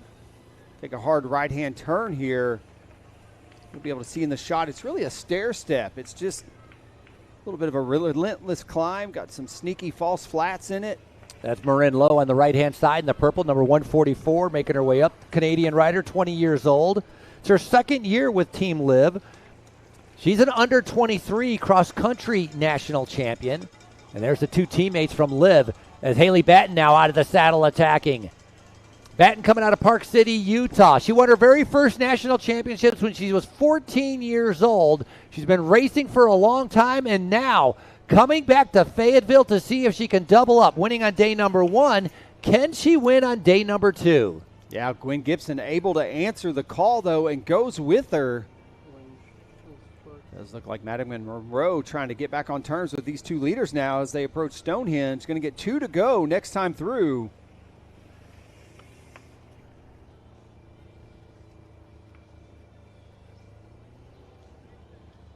That is your 2024 silver medalist at the Paris Olympics, Haley Batten, leading them in here. One rider just angling off the back. Got to be able to make contact. She's going to be able to do this coming around Talladega turn on that little bit of a downhill. So being able to read the race and react to it. So it's a great job by Maddie Monroe to be able to latch onto the back. So it's Batten, Gibson, Monroe. Then we got a little bit of a gap with Kellerman, McElroy, Choppa, McPhee, Lowe, Carrier. 2 to go, 2 to go, 2 to go.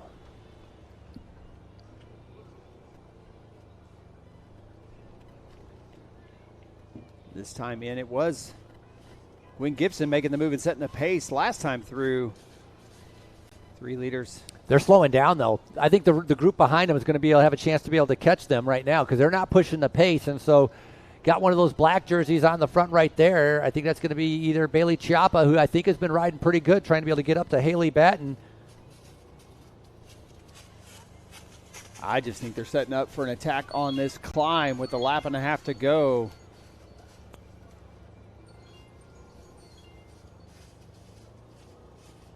It's Haley Batten.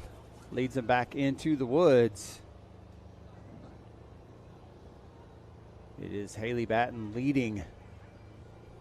Gwendolyn Gibson followed by Madigan Monroe. Big chance for the riders in the back to be able to latch up to the leaders. definitely want to be able to take advantage of that. Gwendolyn Gibson sitting in that second position. Her 4th year with Team Trek. She started racing very early this year, going back in February, taking a trip to Spain to be able to get some racing in her legs, picking up some UCI points in Spain, making the trip here to Fayetteville, finds herself in that top 3. A little bit of shuffling going on as Batten leads them through that tricky turn and going around the outside. Liv Racing, as that's going to be Maddie Monroe now sitting in second. Rest of the riders, because of the slow pace in the front, have all been able to latch back on. Yeah, you got a lead group of 10 now heading down into the woods. When they come back around, they're going to be seeing bell lap. It's going to be 1 lap to go. Frankie, do you make a move now? You know you're about to hit this climb. I'm not sure that Haley Batten doesn't turn on, pick up the pace right here, and see if she can't create some separation as they head towards the finish line for that bell lap. The way you can get separation is on the uphills. That's where you can make the most damage. And so I would agree with you. I think if you're going to try to be able to, don't want to let it come down to a sprint, maybe you try to go from a long ways out on that uphill. Or maybe you're here to be able to challenge a different area aspect of your training, maybe to be able to ride in a group and see how your sprint is. But look at that. That group from 3 has swelled now to about 7. As they're spread out all across the road. Maddie Monroe on the far right side. Ellie McPhee in the purple, well. That's Hallie Batten in the red.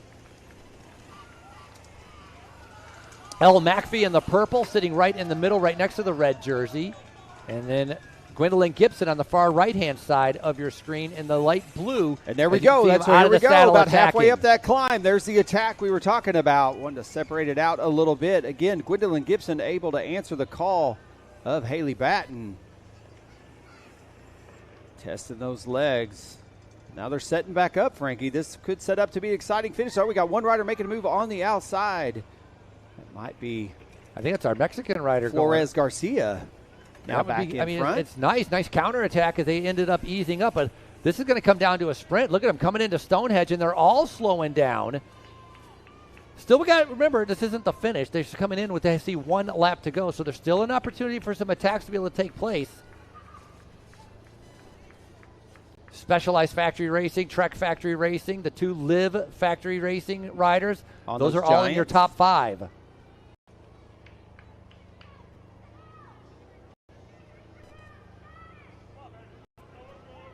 We do have a lead group there of what looks to be about 8 riders now coming into Stonehenge.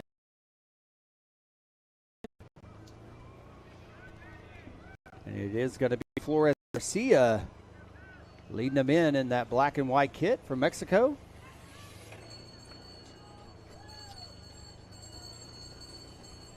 That's Rafael Carrier on the front, number 185. So Carrier, she won all 3 events last year in our junior division. So she just moved up into our elite division, and she finds herself on the front right now. She's an American Continental Champion, Canadian National Champion as well. Rafael Carrier controlling the pace of what's happening right now with 1 to go. 1 to go, 1 to go, 1 to go.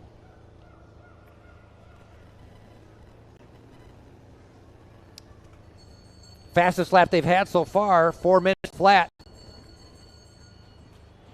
Rafael Carrier finishing second in our U23 competition on Wednesday, representing Trinity Racing.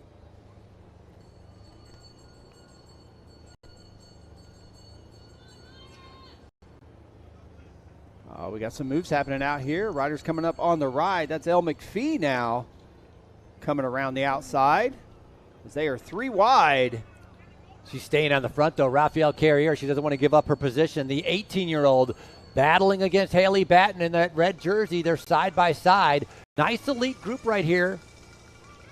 8 riders in the front.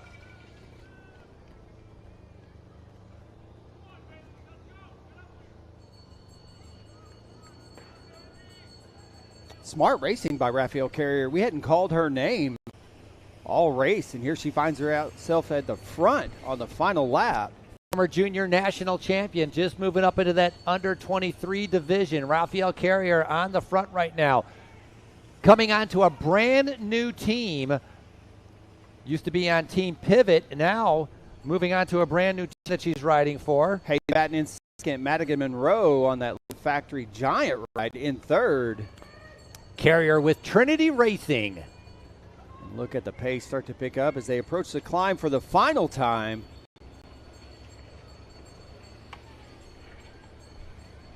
And they all start to bunch back up. You've got a group of now, Frankie, about 7 riders again. Be a hard right-hand turn here. Expect to see all these athletes up and out of the saddles. They're going to try to punch up this climb one more time. A little bit of this, fight for position, making sure you're in a good spot. McKenna Kellerman doing a good job, number 6 in the all-black jersey on the far left-hand side. Gwen Gibson there still on the far left as well. Madigan Monroe. And now we go up.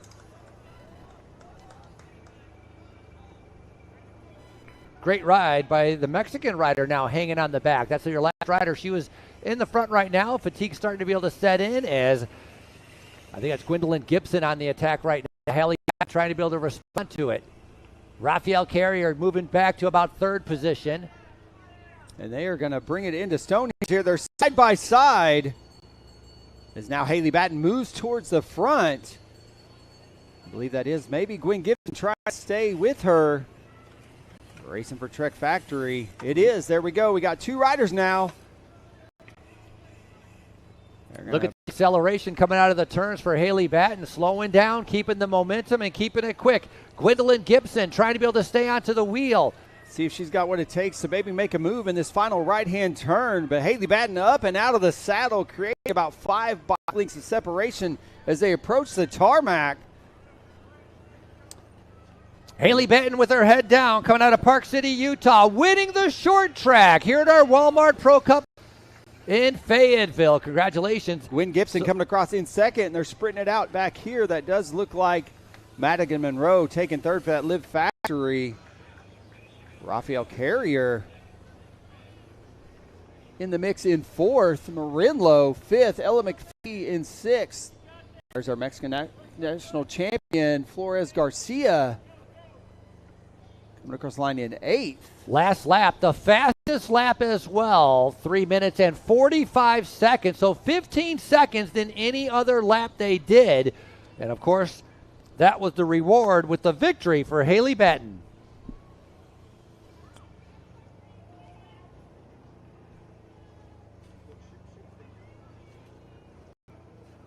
I'm Haley Batten, and you're watching me live on InsiderMTB at the US Pro Cup.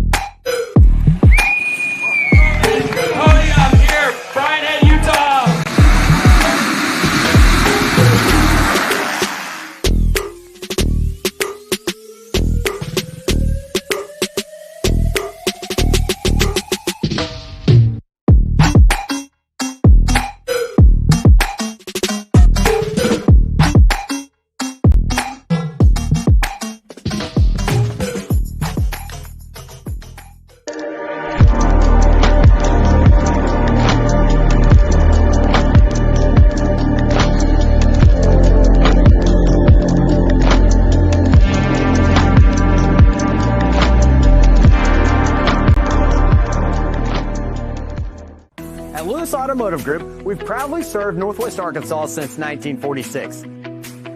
Family owned, locally trusted, and dedicated to giving you the experience you deserve. Everything you need.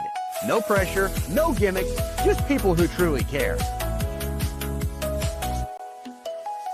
Lewis Automotive Group, family owned and operated since 1946, and home of the Lewis Guarantee.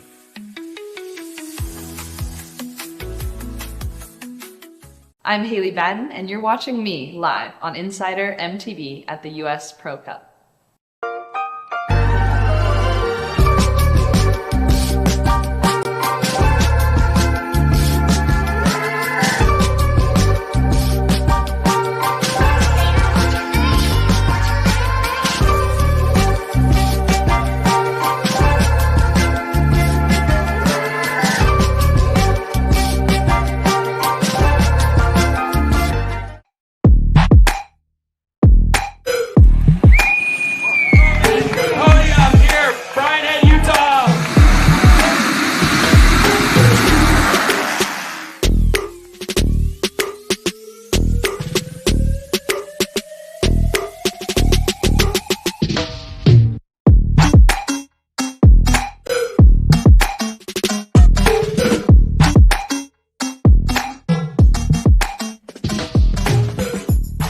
with our web stream brought to you by InsiderMTB.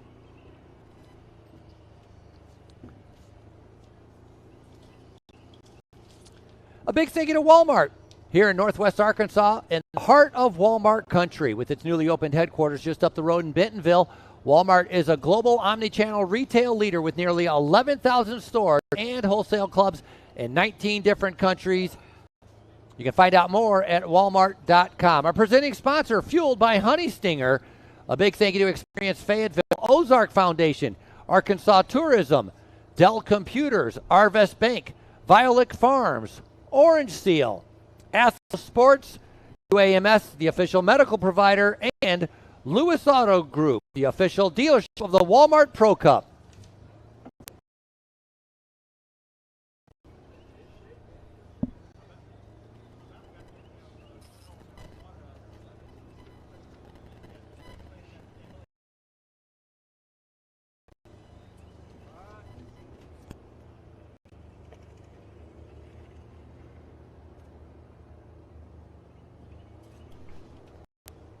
Ladies and gentlemen, it is now time for our call-ups for the elite men as they're getting ready for 20 minutes of racing for their short track.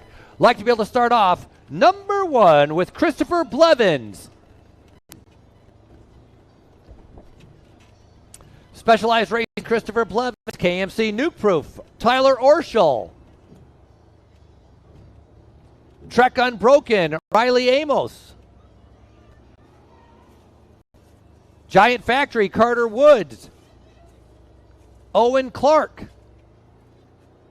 Blue Ridge Racing, Logan Sadesky. Devin Feehan. Trinity Racing, Dan English. Bear Pro Team, Robbie Day. Maxime St. Onge. Ivan Sippy. Adar Gutierrez Prieto. Austin Beard. Zorek Payi. Ivan Aguilar Villegas, Jack Springer, Dean Gray, Felix Antoine Leclerc, Jerry Dufour, Cam Collum, Landon Dindy, Landon Stovall, Rouleur Pro Team, Lassie Konechny, Giant Cole Patton, Dylan Kerr, Dirt Camp Racing, Carson Beckett, Tristan Taillefer, Ismar Raul Rodriguez Aguado, Toby Hassett, Colin O'Neill, Nicholas Konechny, Samuel Elson, Jeremy Norris, Brady White, Eli Cronifus, Rhett Bates, Cade Pummel, Maddox Johnson, Oliver Weckler, Benjamin Brovman, Leo Chichone, Griffin Hoppin, Brody Melton, Ethan Twisselman, Calvin Conaway, Tret Fort, Carson Beard, Zachary Morrison, Jacob Fernandez, and Troy Chipka. Gentlemen, you've got 3 minutes. Riders getting ready for their 20 minutes of racing. 3 minutes out to their start for our short track. Blevins winning yesterday in our cross country. Riley Amos finishing up in second, and Zorek Paye in third with our cross country. But this, totally different as we're getting ready for the short track. 2025, going back, Blevins was your winner last year here. Braden Johnson finishing up in second along with Owen Clark. And if you go back to 2024, it was the New Zealander, Ben Oliver, picking up the win here at the short track, followed by Chris Blevins and Sean Finkjum. 2.5 minutes, riders. 2.5 minutes. Yeah, Frankie, also in this field is Maxime St. Onge, finishing second in our U23 race on Wednesday, as well as Nicholas Konecki, also finishing top 3 in that U23 competition.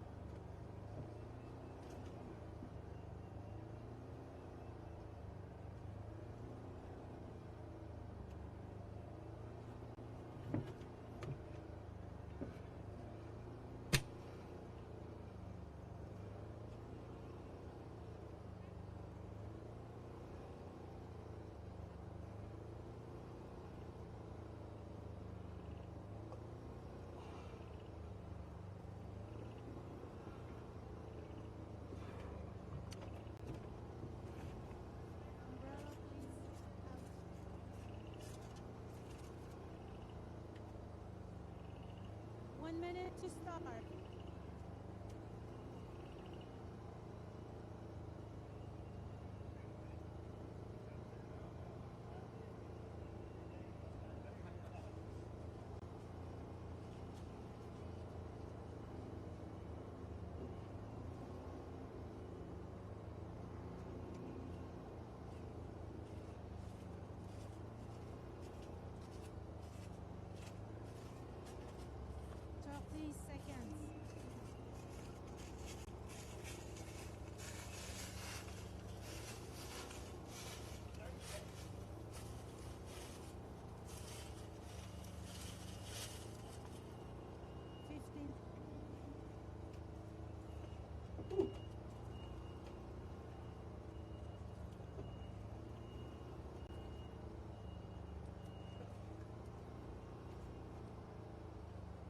All right, and we are back to racing here. You're tuned into our UCI XCC Elite Men's Competition here at beautiful Centennial Park.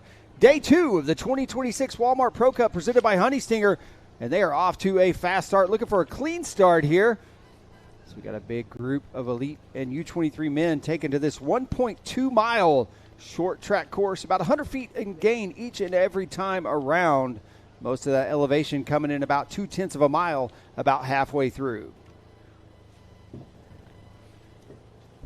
Originally had about 140 riders on the start sheet, which is a little bit too many, and so we decided to be able to separate out, be able to give the U23 riders their own event, and so they had the option to be able to stay in this race with the elite men to be able to pick up some UCI points, which some of them did, thinking they're going to be able to qualify up there. Other ones decided to be able to splinter off and be able to race in their own U23 race to be able to pick up USAC points, and so a ton of riders, because you can imagine our under 23 field alone is very big, and you combine that with the pro, it just ended up being a little bit too big, so we split them off with that U23.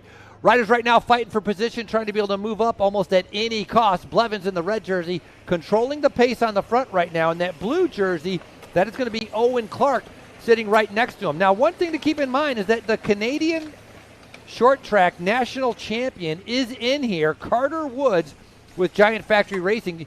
Spot him very easily in that red and white maple leaf jersey. Yeah, Carter finishing 10th during Wednesday's XCOC1 competition. As Frankie said, UCI points up for grabs 5 deep in this UCI XCC Elite Men's Competition. So some early season points up for grabs. We got one rider making room around Christopher Blevins. I did see Riley Amos with Trek Unbroken XC up there in the mix. Get an idea of who is setting the pace first time on this climb. If you're tuning in on Insider MTB, make sure to be able to watch the Elite Men, which you're watching right now, but don't go anywhere, because after this, the Junior Men Final, and that's going to be a fantastic race as well. Right now, it's the final for our Elite Men as they're getting ready to complete lap number 1 in just a little bit. Again, 20 minutes of racing, and then we'll be turning over to the lap cards in just a little bit. It is Riley Amos there leading him up the first time through. You can pick him out in that colorful Trek Unbroken XC kit. Again, 20 minutes of racing as a lot of these leaders start to set up a little bit.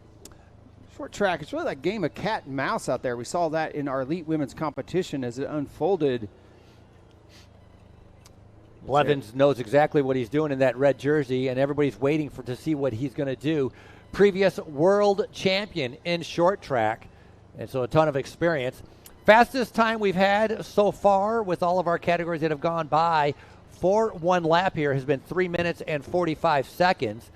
Well, that's one of our juniors. We'll have to wait to be able to see what happens when our pro men start to be able to ramp it up. Right now, a little bit of just staying out of trouble, and you can see how it's all still connected as they're winding their way around. For anybody sitting back in 20th or 30th position, this is a good thing. They're going to have an opportunity to be able to move up a little bit later on. As you can see, Carter Woods glancing over his shoulder in that red and white. Again, looking over his shoulder, trying to see if the swarm is going to come, making sure he's going to be able to stay in a good position as riders very comfortable sitting behind Blevins right now at the completion of lap number 1.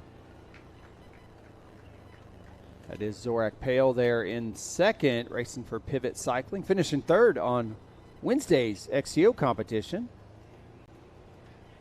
There's their 5 wide there as they make their way back into the woods. one part of the course here where they can really pick up a little bit of speed as it does drop off the north side of the mountain. Owen Clark riding right up there in that light blue jersey. Owen Clark riding for Pivot Cycles in that blue jersey. Had a good ride, finishing up in 4th place in our cross country. First year in elite. Obviously, last year in that under 23 division, the Canadian rider, only 23 years old. Rides for Brevard College as well.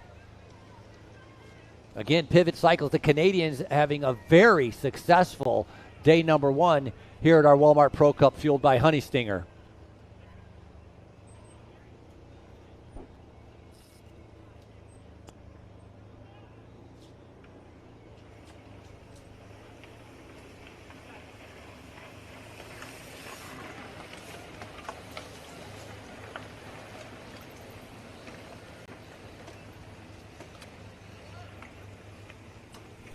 A lot of fighting for position out there.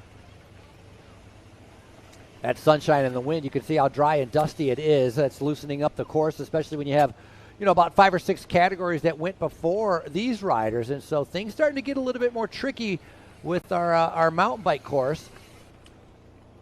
Yeah, currently 77 degrees. We got a wind about 8 miles per hour out of the south. Really not looking to impact the race, other than it has dried out course conditions significantly throughout the week.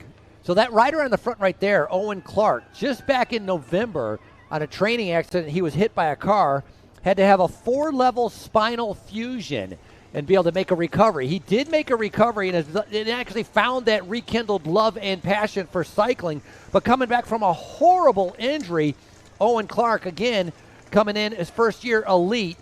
He won both races at Rock Creek, or he was second at both races in Rock Creek just last weekend, 23 years old, but coming off of a horrible accident, recovering, now finding himself right in the front here of the short track. So no matter what he ends up doing, very lucky to be able to be in a position where he can continue to be able to follow the sport that he loves.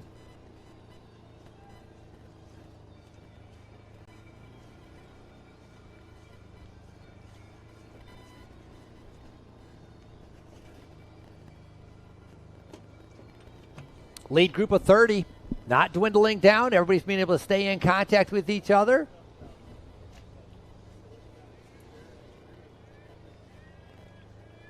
These athletes going to see 4 to go this time through. Leading them through, Owen Clark. Then it's going to be Blevins. Carter Woods is right there. Jack Springer. Zorek Paye. He's another one of the younger riders that are decided to be able to race in elite. Riley Amos as well. 4 to go, riders. 4 to go. 4 to go. 4 laps to go. Carter Woods there sitting third wheel, your current Canadian national champion.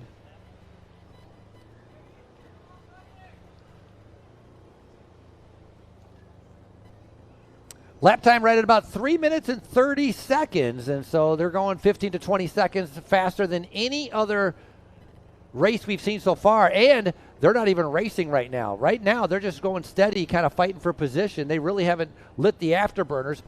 Don't want to be able to do that too early. Got to have a little bit of strategy and tactics on a course like this. A lot of racing still to go as Blevins comes back up to the front. He said yesterday was a pretty good, or Wednesday was a pretty good test of his fitness. He wasn't really sure what to expect. Obviously, very happy with how things turned out. And so every time starting his year a little bit later, pushing back his training a little bit later. And so Blevins kind of riding a little bit in the unknown compared to how normally he's very fit coming into Fayetteville. Red and white Carter Woods sitting in second position.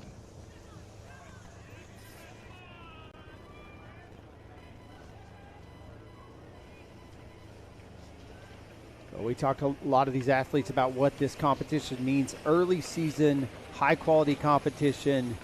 If you haven't found your fitness, you can find it here. A lot of athletes like Christopher Blevins and others, Carter Woods, going to be going on to race the UCI World Cup calendar. These early season races like the U.S. Pro Cup here in North America, so critical to get these athletes' season underway. Carter Woods knows exactly who he needs to follow. 5-time national champion, including the current short-time Canadian national champion. Like you said, Christopher Blevins, no stranger to short track racing. Previous world champion. He's been here before in Look at Cole the Rainbow Patton. Stripe. Sorry, 9:46. We were talking about Cole Patton in the cross-country race. Cole called up. He was a little bit far down, probably 25th in the call-up. He has now moved himself up into top 5. Cole Patton, former great mountain biker, and went into the gravel world, was very successful in gravel, now returning to the mountain bike platform. Still a great mountain biker. I didn't mean to make that into past tense, but he's kind of, in a way, he took a few years off from the mountain bike circuit and now making his way back in and finds himself up in that top 5. It's bunching up. That's where things get a little bit tricky. Little tap of the handlebars. You can overlap a wheel. So this is a little bit of the dangerous point in this bike race. When they're coming around, they're getting ready to see 3 laps to go.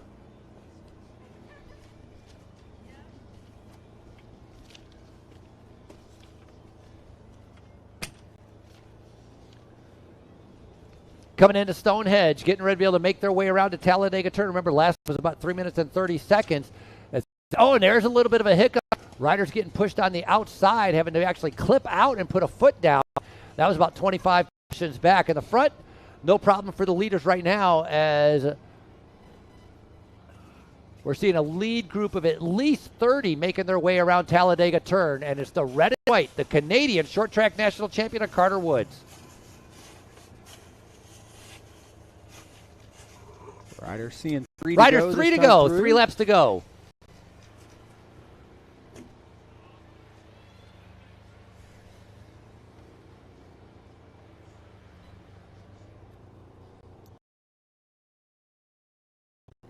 Same lap time, 3 minutes and 30 seconds again. So relatively consistent with the lap times on lap numbers 1 and 2. Carter looks over his shoulder there. And now it's going to be Christopher Blevins making a move back towards the front. Chris Blevins was the overall UCI Men's Short Track and XCO Series champion, a feat not accomplished in over 30-plus years since the legendary John Tomac last accomplished it as an American. Blevins has been coming to Fayetteville for many years. Remember, this is the 6th year of the event. He's only lost pretty much out of all the events that take place here, 1 or twice. Otherwise, he has won every single time he has competed here. We talked about that 2024 with the short track. That was won by that New Zealander, Ben Oliver. Otherwise, Blevins almost undefeated. As Carter Woods take a little sip of water. The 2 riders from Pivot, I think, coming in right behind him. The light blue jerseys, as Blevins gets shuffled a little bit further back to about 4th position. I think that was Riley Amos there on that Trek ride that he's on. Riley Amos, no stranger to success here as well. Riley finished a solid 7th in the 2024 Paris Games. Has found a lot of success, winning 5 USA Cycling National Champions and finished 4th as a junior in the World Championships in 2020.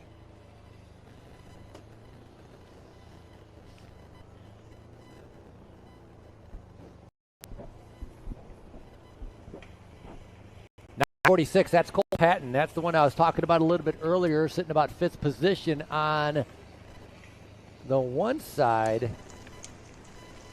Yeah, great to see Cole out in action. Cole actually our current U.S. National Marathon champion, as you said, makes his return back to XC Racing here in Fayetteville, but been chasing endurance competitions the last several years. Won some big races, too. Went out to Stillwater, won the Mid-South Gravel Race. Marathon National Championships, finding success in those endurance space. Excited to see him back here with us this weekend in Fayetteville. Riders getting ready to be able to make their way around. Going to be seeing 2 laps to go. Sitting in the back, saw Logan Sadesky from Blue Ridge Racing sitting in the group. Zorak Paye from Pivot Cycles is in there as well. He had a good cross-country race, finishing up in 3rd. He's only 21 years old, and instead of racing in the under-23s, he's been racing the Elite for the entire weekend. Zorak Paye, also a previous national champion. Leader's going to see 2 to go this time through. We saw this in elite women's field. Comfortable staying all bunched up till with about a half lap to go. It was Haley Batten that made the move. Gwendolyn Gibson able to go with her. But ultimately it was that Specialized Factory rider of Haley Batten taking our elite women's competition now as Christopher Blevins with Specialized leads them through with 2 to go, 2 to go, 2 to go, gentlemen.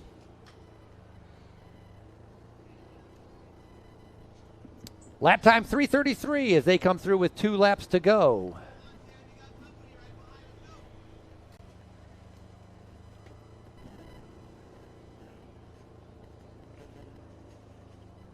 A lot of jogging position. We got one rider now making a move on the outside. Coming around, Christopher Blevins going to lead him down into the woods with 2 to go.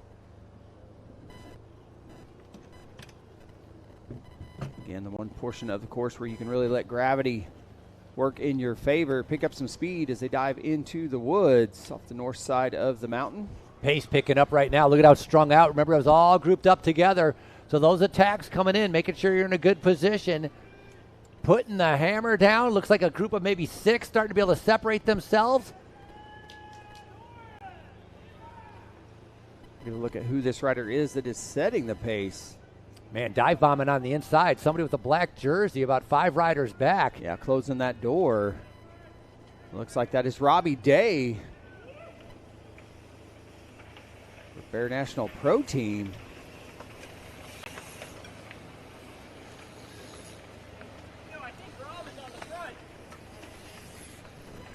Saw him back there throughout the race, just kind of sitting back and waiting, but Robbie coming around the outside there with 2 to go. Looks like he wants to pick up the pace, see if he can't create some separation. Again, UCI points on the line, points awarded 5 deep. Robbie Day was your overall U.S. Cup winner after 5 rounds in 2025. He won that overall. Sam Ellison was second, so Robbie Day now on the front pushing the pace.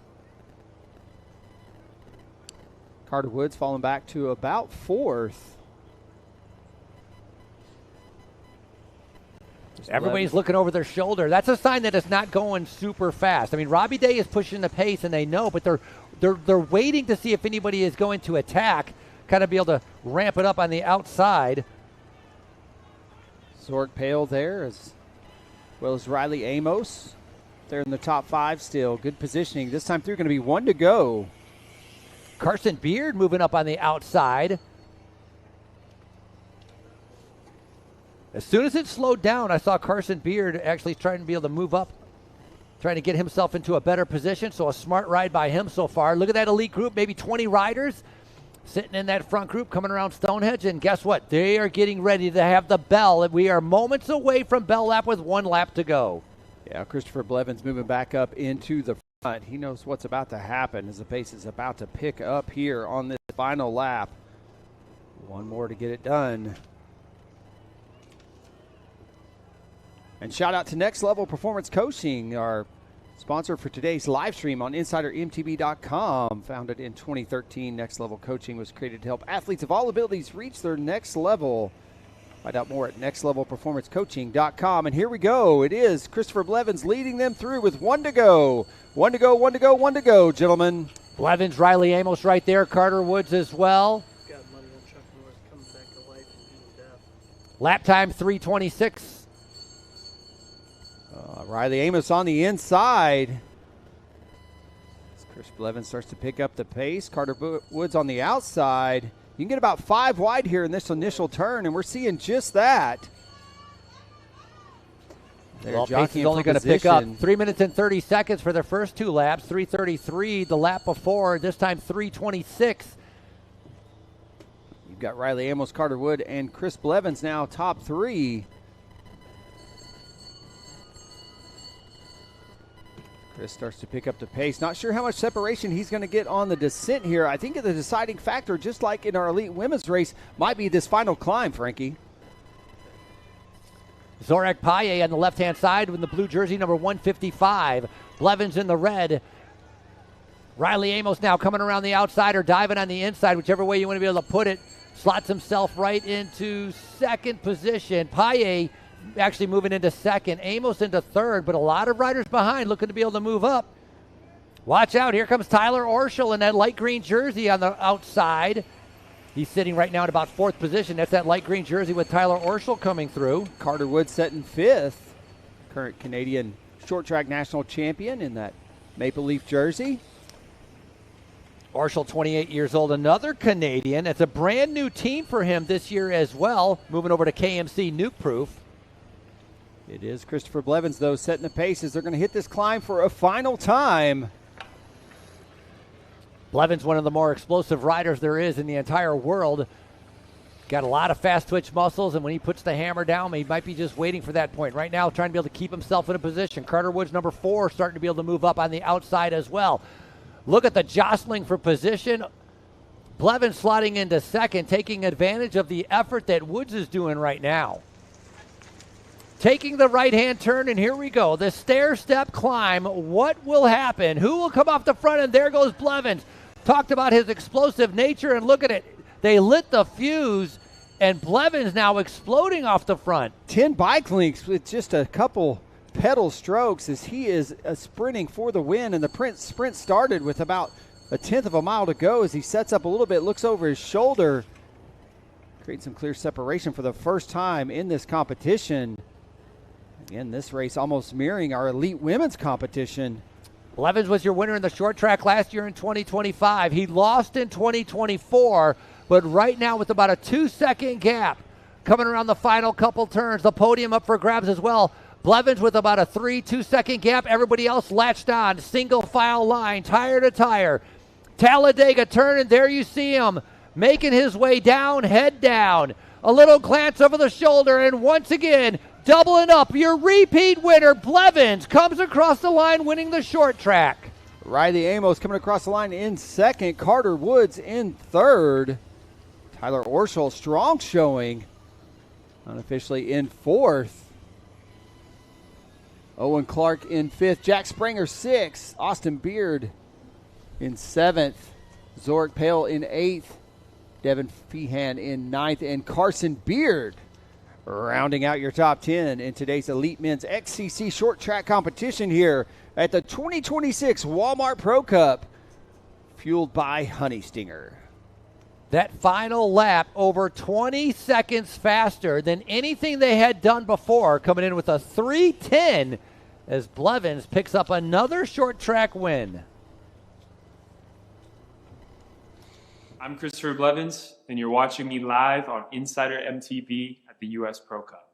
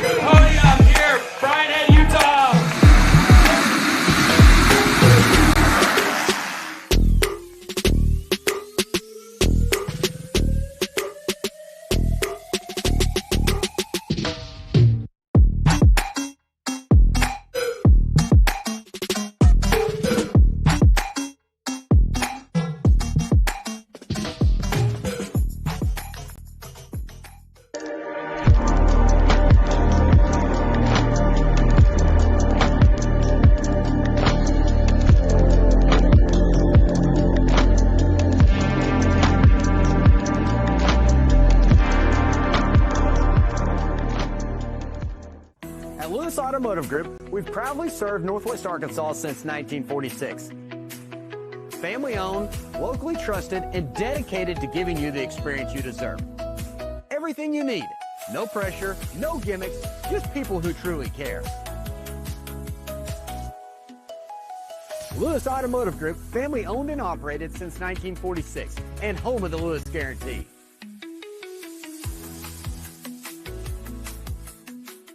I'm Christopher Blevins, and you're watching me live on InsiderMTB at the US Pro Cup.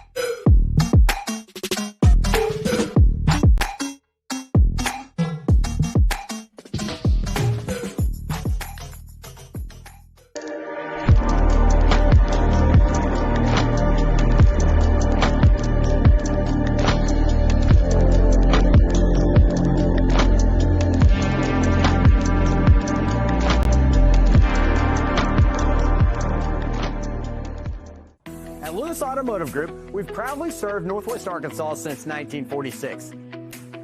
Family owned, locally trusted, and dedicated to giving you the experience you deserve. Everything you need. No pressure, no gimmicks, just people who truly care. Lewis Automotive Group, family owned and operated since 1946, and home of the Lewis Guarantee.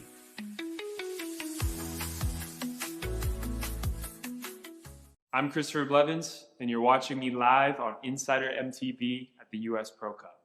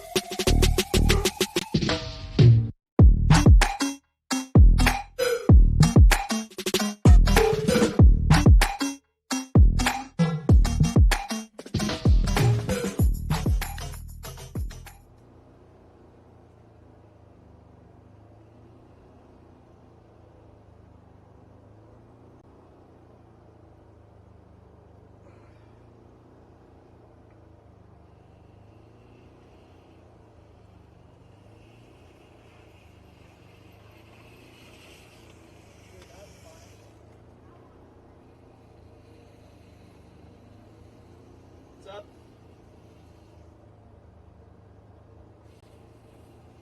Oh, well, it's supposed to be closed right now, isn't it?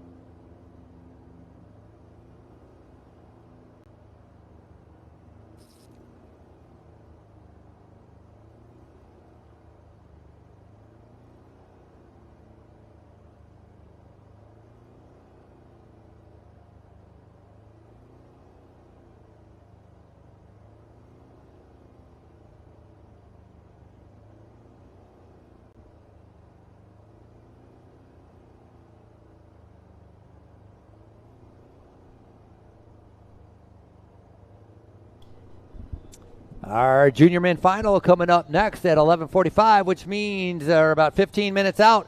First call to staging.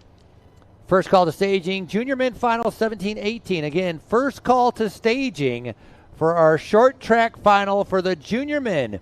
Two waves earlier. That was the first races off this morning as we had a Heat B and a Heat A.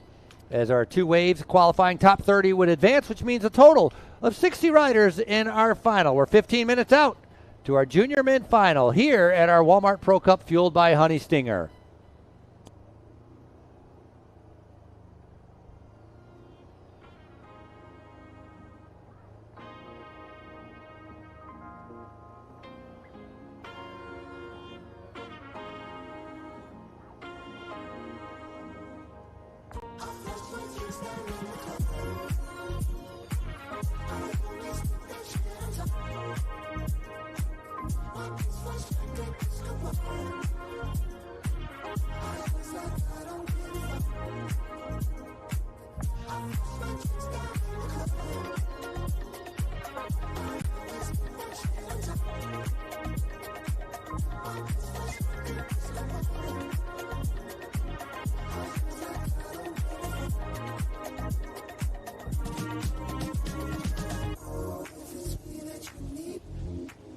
You miss me, though I don't pick up the call.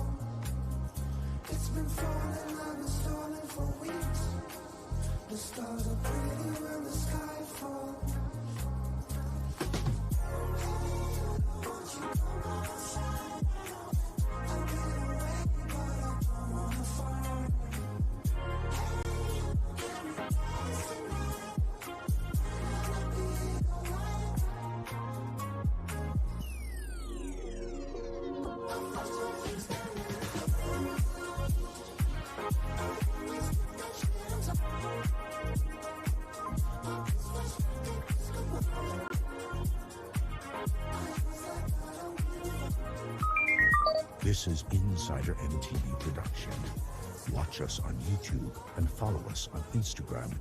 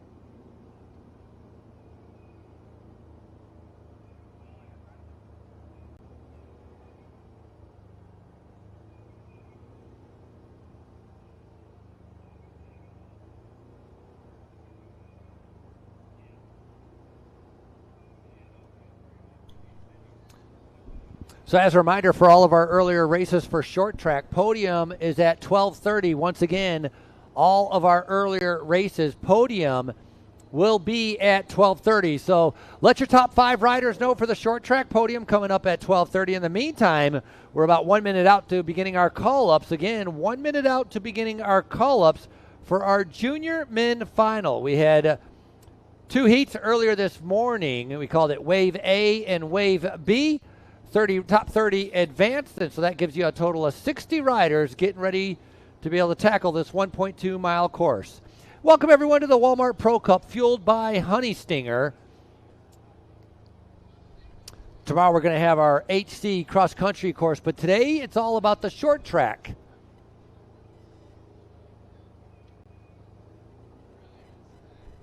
Sixth year coming back here to Centennial Park with our U.S. Pro Cup, as this is race number 1 of the U.S. Cross Country Open Series, presented by Violec Farm, starting off here in Fayetteville, then going to Temecula, California, then Danville, Virginia, Washington, and the final in Midway, Utah. They're going to have 5 rounds, 4 different regions, all part of the U.S. Cross Country Series. Fayetteville, Arkansas, right where we're at, city named after Fayetteville, Tennessee, where many early settlers came from. It's the second largest city in Arkansas and, of course, home to the University of Arkansas. Back in 2021, it was awarded Bike City by the UCI, and I can consider this Mountain Bike City because right now it is time for our call-ups for the junior men. All right, racing for Bear National, it's Rowan Nestal. For Collingwood Collective Racing, Evan Moore. For Bear National Team, Noah Schlonek. Team Soho, Jude Martson. Collingwood Collective Racing athlete, William McFarland. Dirt Camp Racing, Carter Limbecki. Bear National Team, Kean Reed. Bear Devo, Ryland Zacharick. Bear National, Tommy Rowley. For Redevelopment, Charles Thomas. For Wild Rockies, Eden Teague. Charge XC Racing, Ethan Wood. Donovan Racing, Dylan Reed. For Bear National Team, Caden Yacht. For Bear National, Thomas Agnew. For Team Bear Devo, it's Joaquin Salas. Tristan Kinnear. Michael Ziomek. Emery Hussar. Enoch Manise. William Huell. Dylan Hall. Sagan Gortz. Jack Billowitz. Park Bishop. Maxime Merlin. Jackson Cope. Henry Stevens. Ethan Leonard. Ben Wardners. Asher Bogner. Gabriel Perdault. Cyrus McLaughlin. Louis Carl Menard. Quinn Dressen. Old Town Bicycle Company, Leonardo Gutierrez.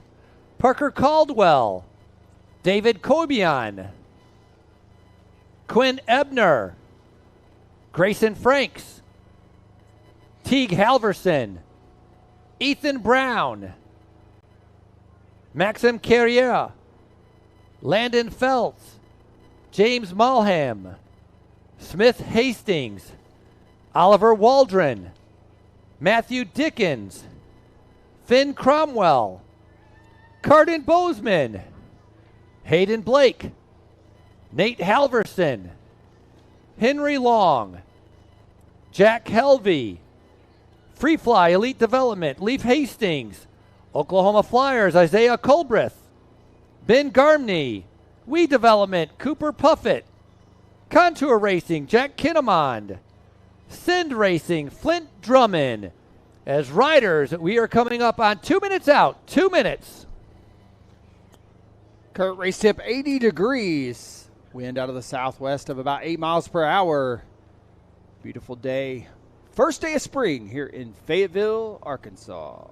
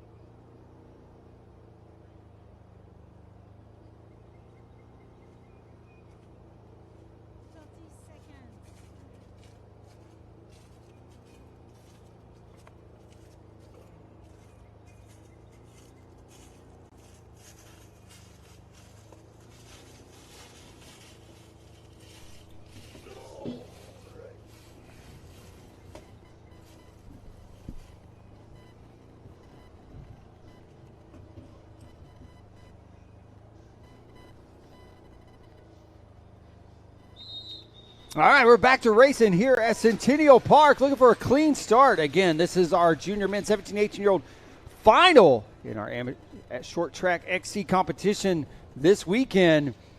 Looking at 60 riders moving up after 2 quali heats this morning. It was Rowan Nastal and William McFarland taking the wins out of those qualifying heats. Right now in the front, Bear Devo team starting to be able to control things, and very important that start, making sure you get that whole shot to be able to pick that line. Again, 20 minutes of racing for our finals for the junior men. That is Kean Reed with Bear National on the front, setting the pace early.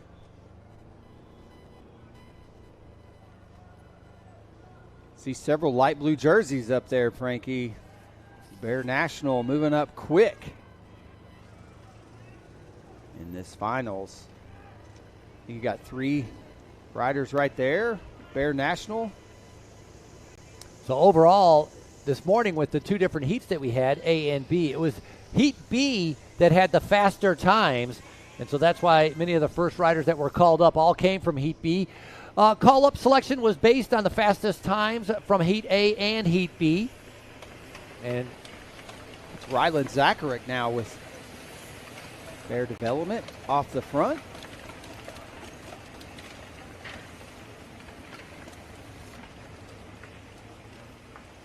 As your racing action back underway. Again, 20 minutes of race action. Qualifying heats were just 3 laps apiece. Now our junior men out here for 20 full minutes of racing as they make their way off the north side of the mountain down into the woods. Course conditions dry and dusty, as you can see right there as they start to find where this course pitches up a bit. It's about 1.2 miles each and every time around. Number 97 there, and looking over his shoulder, Ryland Zacharek, kind of looking. He was 4th in heat number A, moving up around the outside to get in a position. Noah Schlolnick, he was from the Bear National team. He was 3rd in heat B. Big group, though. They're not pushing the pace that much, trying to be able to keep things going. Emma Huzar from Donovan Racing saw him sitting right in the middle of the group as the rest of the riders all tagging on. You can imagine 60 riders if you're in the back. Very difficult to be able to move up. Riders spread out across the road. Setting tempo, not racing right now. A lot of racing still to go. Remember, 20 minutes. Fastest lap the juniors had in Heat A or Heat B was about 3 minutes and 45 seconds. I don't think this first lap, but look at a little bit of a bobble right there. You can see causing some separation. Riders having to hit their brakes just at the top of the uphill. Other riders getting pushed into the tape. That's the advantage of being in the front if you're in the first 10. If you're sitting in about that 20 position, get pushed around a little bit more. So big fight of riders trying to all be in the front or near the front. As they make their way into Stonehenge, going to go twist and turn through this double horseshoe design. Big sweeping bank turn. Last year, Oliver Welker picked up our short track win as Nick Gauthier finished up in 2nd. Going back to 2024, it was Luke Mosteller who won our junior short track.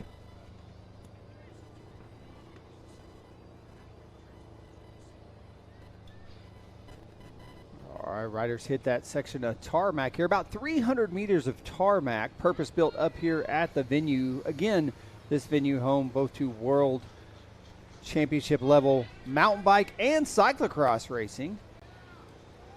The short track part of that cyclocross course featured in the 2022 UCI Cyclocross World Championships and this past December's USA Cycling's Cyclocross National Championship. This venue, again, this December, going to be home to USA Cycling Cyclocross National Championships.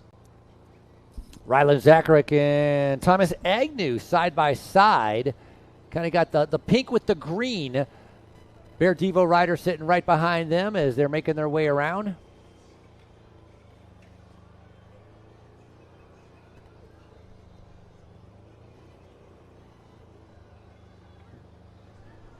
Talked about those heat times, about 3:45. Well, that's what they did on lap number 1 here. Very similar, 3:45. Glance over the shoulder now out of the saddle, making sure he's going to be able to respond to any kind of attack. And there it is, your first attack of our short track. Yeah, starting to separate things out. I saw William McFarland there, plate number 230 in the mix. He was the winner of heat number 2.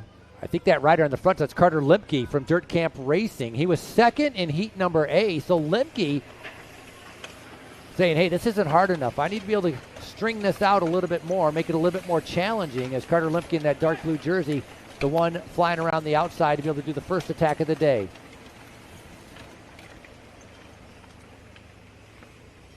Again, looking for 20 minutes of total race action out here. Leader's going to see 4 to go next time through. Right at 5 laps of racing.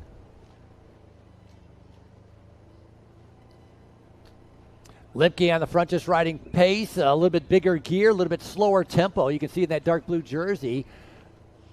Other riders trying to be able to take a chance and being able to move up. That's Thomas Agnew, number 36, getting swallowed up. Noah Schnolnick on the, well, he's going to be on the far right-hand side of the screen as Rowan Nestal, your winner in heat number B, making his way up. Remember Rowan, he had a good ride in our cross-country, finishing up in third, cross-country national champion. He was your winner on day number 3 last year, 18 years old.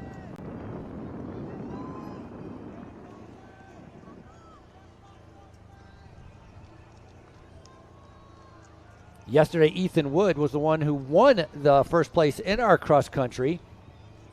So we're going to keep an eye on him. Correction, going to give 4 to go. That's going to be 6 laps of racing action for our junior men's final. All part of the 2026 Walmart Pro Cup, fueled by Honey Singer. Race day number 2 of 4. Reminder, got a full weekend of racing coming up on InsiderMTB.com. Free for you, the fans at home, all weekend long.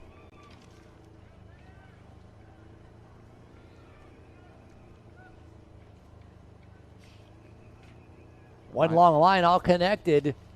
60 riders on the start line. There's probably like 58 still sitting tire to tire.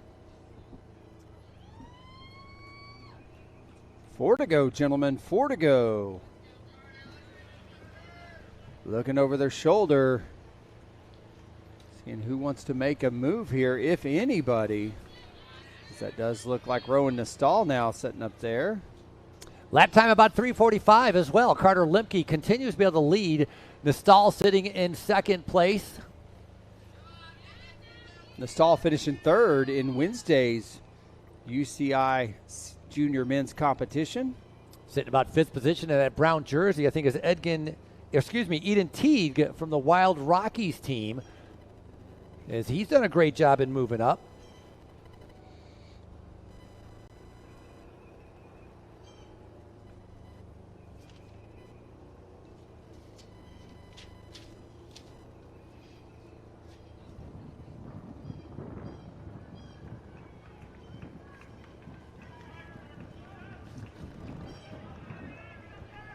Riders going up and over the flyover before they drop down into the woods. This is where they can really pick up some speed on course. Again, conditions pretty dry and dusty out there, though. We've seen some riders get a little loose in these turns, a little moto style. Got that 1 foot out at times. Fighting for traction through a few of these turns. They find their way to the bottom here shortly. That's where the elevation starts to pick up. Again, about 1.2 miles around each and every time, about 100 feet of elevation gain with every lap. Most of that elevation coming in about 0.2 of a mile, starting right about here. Kind of a stair-step climb. What's the Experience Fayetteville Power Climb? Several series of steps in that climb. False flat at the top. We've seen that be the separator for both our elite men and women competition earlier today, as it's where both Haley Batten and Chris Blevins made their moves on the final lap.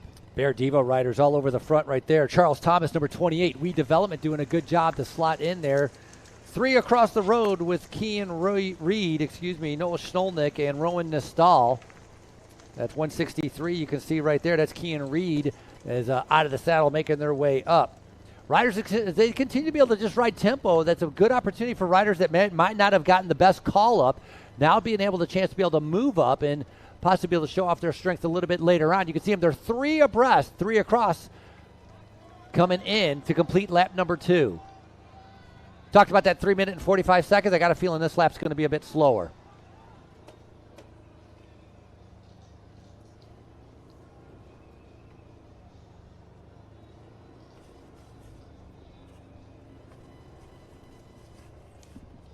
Couple big movers last lap with Flint Drummond moving up 12 positions and Ethan Leonard moving up about 12 positions as well. I think this is going to be 3 to go for our leaders.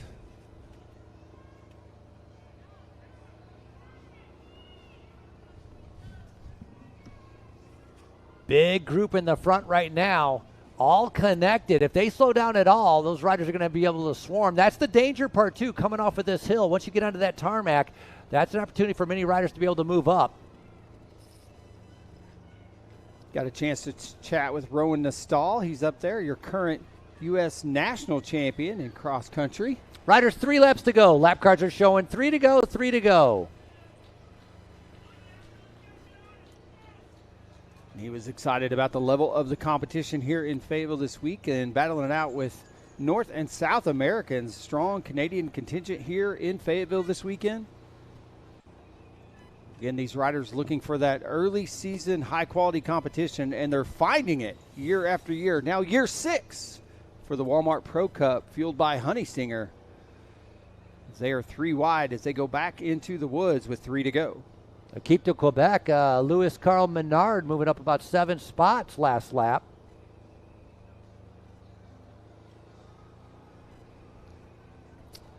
They do have a Bear rider now setting the pace, and look at this. They have picked the pace up with 3 to go, and that is Rowan Nastal. Yeah, talk about up-tempo. That's what's happening right now. Just a couple riders able to go with him.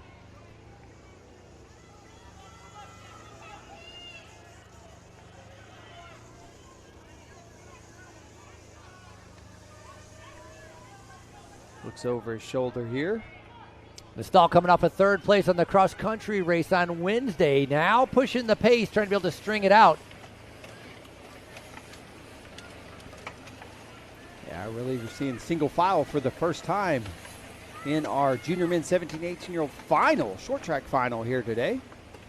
I think that's Ryland Zacharek sitting in 2nd position in that kind of pink and green jersey following Nastal. Talked about Zacharek getting 4th place. Heat A. Again, Heat B had the overall fastest times of everybody.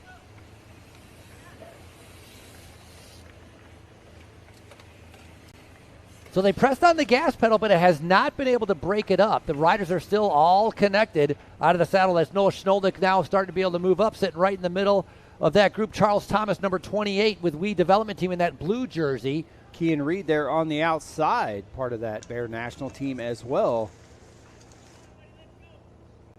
As I believe we have 4 Bear riders now off the front as they back on the power climb.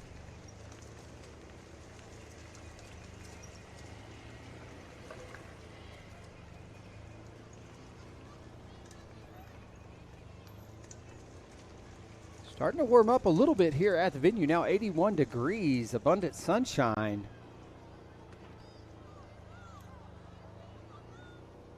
They are 3 wide, leading them in.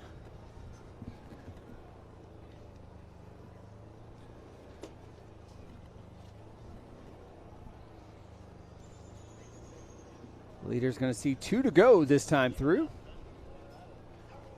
It is Rowan Nastal now setting the pace here. Well, teammates setting the pace, Rowan and Noah. Bear setting 1-2. First lap 3:47, second lap 3 minutes and 45 seconds. We're going to see what lap number 3 will produce here as Noah Schnolnick leading him through. Rowan Nastal right there, Kean Reed, then we got Dylan Reed as well. But a big group of about 30 all together. 2 to go, gentlemen. 2 to go, 2 to go, 2 to go. Bear Devo, your top 3 making their way through. So 3:44, again, very steady and consistent with the lap times, as we're going to see Noah Schnolnick now leading him out. So Bear Devo rider sitting in 1st, 2nd, and 3rd. And got a couple riders coming along the outside with 2 to go as we start to jockey position in that top, call it 8. And more riders be able to latch back on here, Frankie, as they start to dive back into the woods. Eden Titke sitting in about 4th position on the inside there from the Wild Rockies team, having a great ride. I think it's supposed to be a little hotter next 2 days, too. 2 to go, gentlemen. Yeah, 2 to go. I agree. Look how they slowed down. Look how much it's bunched up. The riders in the back all coming from. Oh, I like it. Take a flyer around the outside. I love it. You're dangling off the back and now trying to be able to catch him by surprise. A nice move. He's got his head down. Tommy Rowley, that's right. Tommy Rowley with Bear National now picking up the pace. One of the little team tactics out here in the short track competition, as we've seen a couple different Bear National riders. I mean, you got nothing to lose, and at the same time, if he even gets caught, you're going to be in the front. You'll be able to stay in the first 4 or 5. So Bear Devo starting to be able to make somebody else do so another team do some chasing. So the other Bear Devo team riders are all going to be able to follow the wheel. Again, Tommy Rowley now on the attack.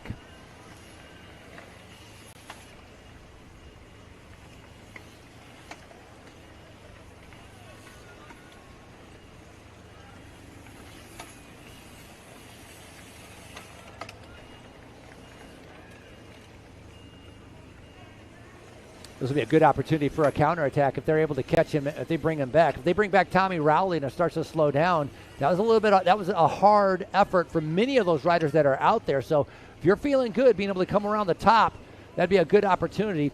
Looking over his shoulder, Kean Reed assessing who's behind him, making sure nobody's coming around the outside, making sure he's staying on the outside as well. Kean Reed wants to be able to have a clear shot in case somebody does take a flyer. But Ryan Zacharick was the rider that having to do all the chasing by himself to be able to bring back Tommy Rowley. Now it's all together once again coming up to the top of the climb as they get ready to head towards Stonehenge. And they're going to be seeing 1 lap to go. Our bell lap is just around the corner. Yeah, it is Charles Thomas with We Development in that dark blue kit. Oh, getting pushed off his line a little bit there. Fighting for position on that climb. See, he's able to make his way up now, currently setting in 4th. It's going to be a hard-fought battle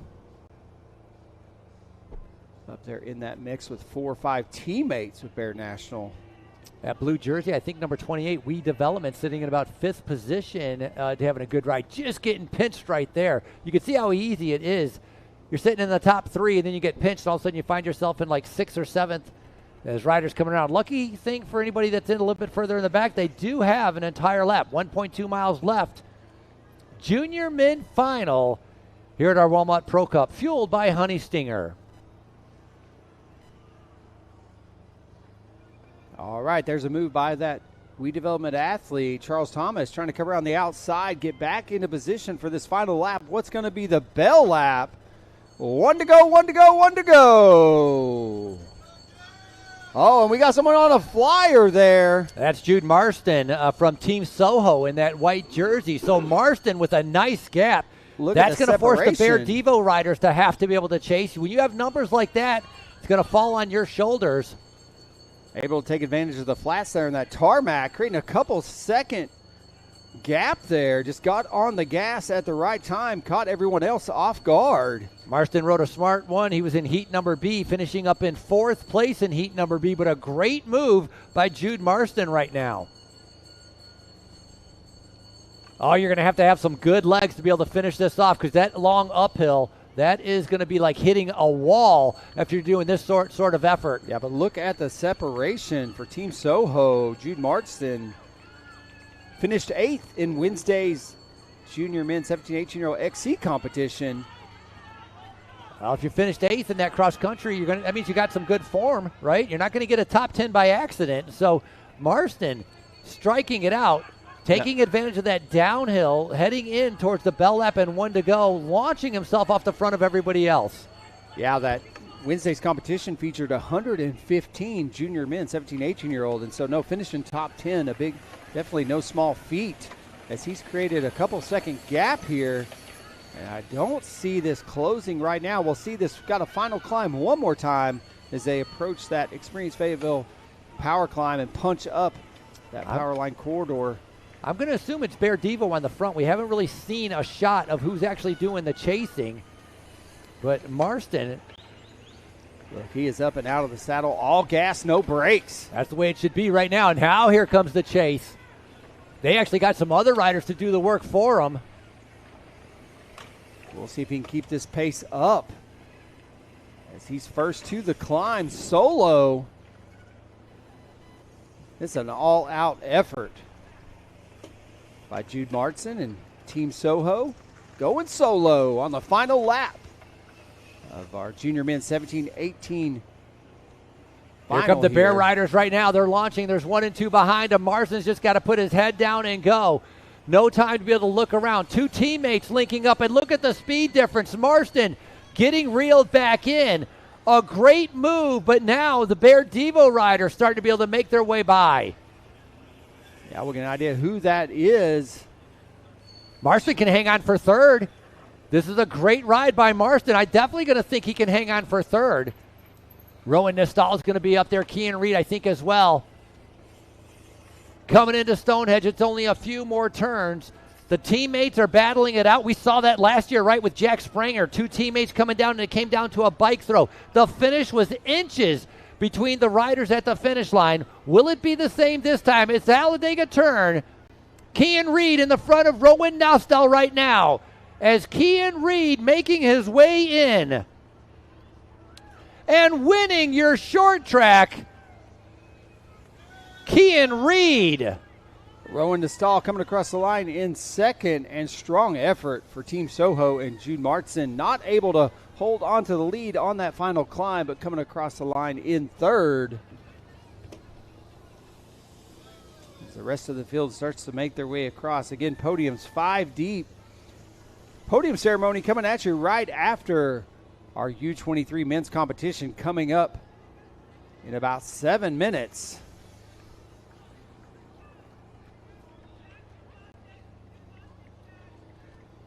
Look, they're just, that's what we mean by all gas, no brakes, as they left it all out on the course.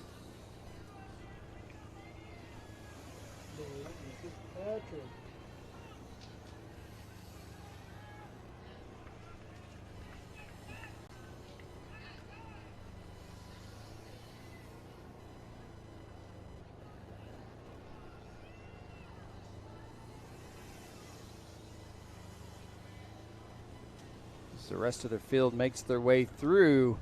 Shout out to Walmart here in Northwest Arkansas. We're in the heart of Walmart country. Every week, 280 million trust Walmart as their shopping place of choice. Walmart, saving people money so they can live better. And shout out to Vail Lake Resort, Temecula, California, sponsor of this weekend's junior men's competition. We'll be heading to Vail Lake next in April for round 2 of the USXC Open Series.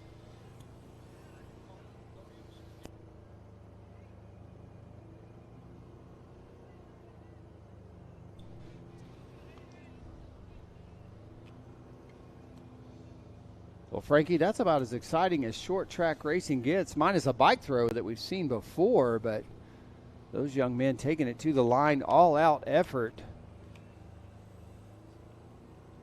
Exciting race action here today at Centennial Park as we welcome in spring, first day of spring.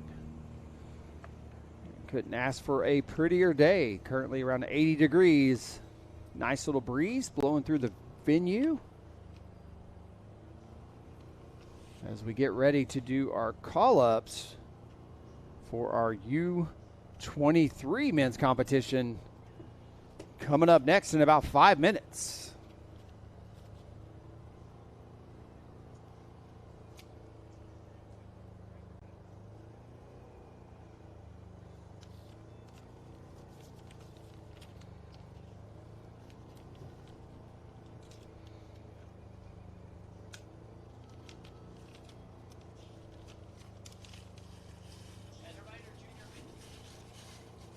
As a reminder, junior men are podium, all coming up at 12:30. Again, podium at 12:30. U23, as you're getting ready to race, your podium will be at 12:30 as well. So immediately top 5, U23. Once you are done, we will have your podium. In the meantime, I'd like to be able to start off with our call-ups as we're getting ready for the U23, as they're going to be doing 20 minutes of racing with their own category with the short track.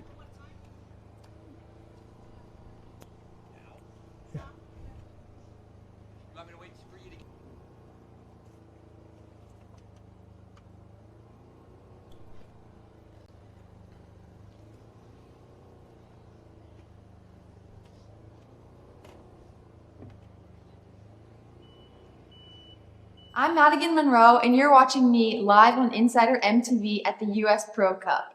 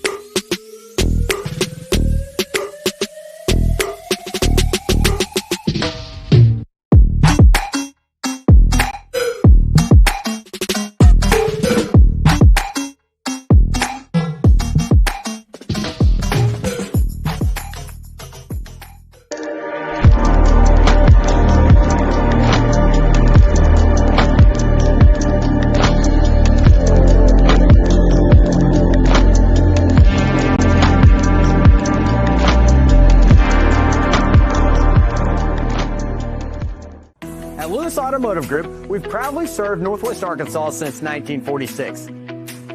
Family owned, locally trusted, and dedicated to giving you the experience you deserve. Everything you need. No pressure, no gimmicks, just people who truly care. Lewis Automotive Group, family owned and operated since 1946, and home of the Lewis Guarantee.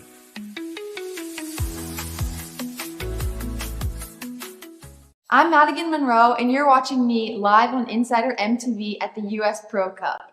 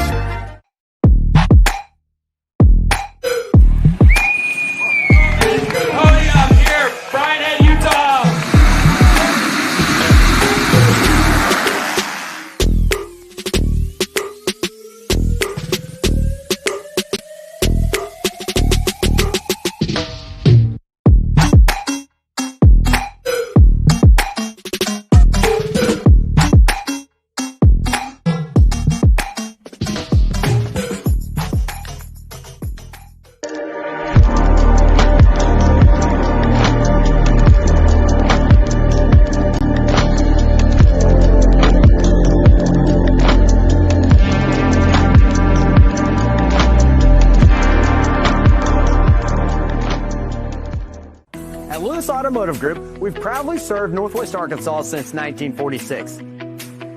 Family owned, locally trusted, and dedicated to giving you the experience you deserve. Everything you need. No pressure, no gimmicks, just people who truly care. Lewis Automotive Group, family owned and operated since 1946, and home of the Lewis Guarantee.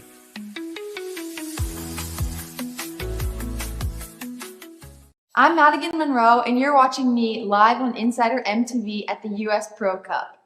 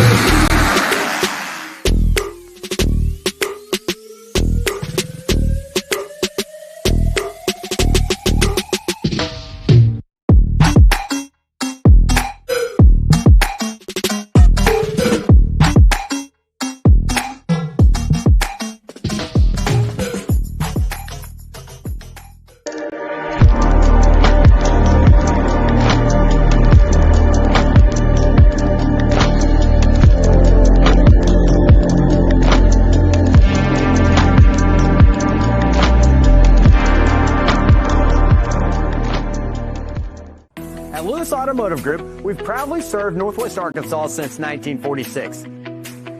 Family owned, locally trusted, and dedicated to giving you the experience you deserve. Everything you need. No pressure, no gimmicks, just people who truly care. Lewis Automotive Group, family owned and operated since 1946, and home of the Lewis Guarantee.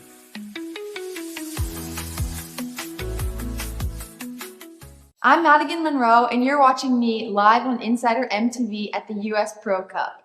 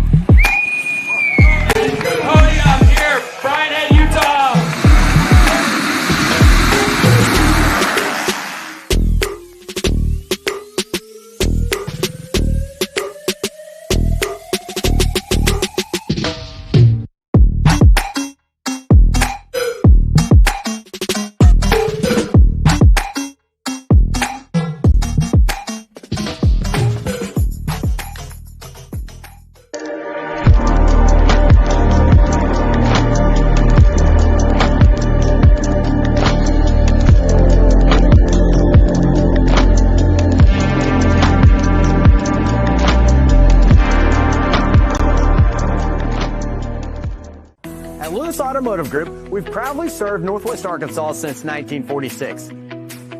Family owned, locally trusted, and their own short track, but decided to be able to split it up because there were so many riders. 48 riders on the line here as we have a big attack on the outside in that red jersey. Maybe that's going to be Omar Wilson.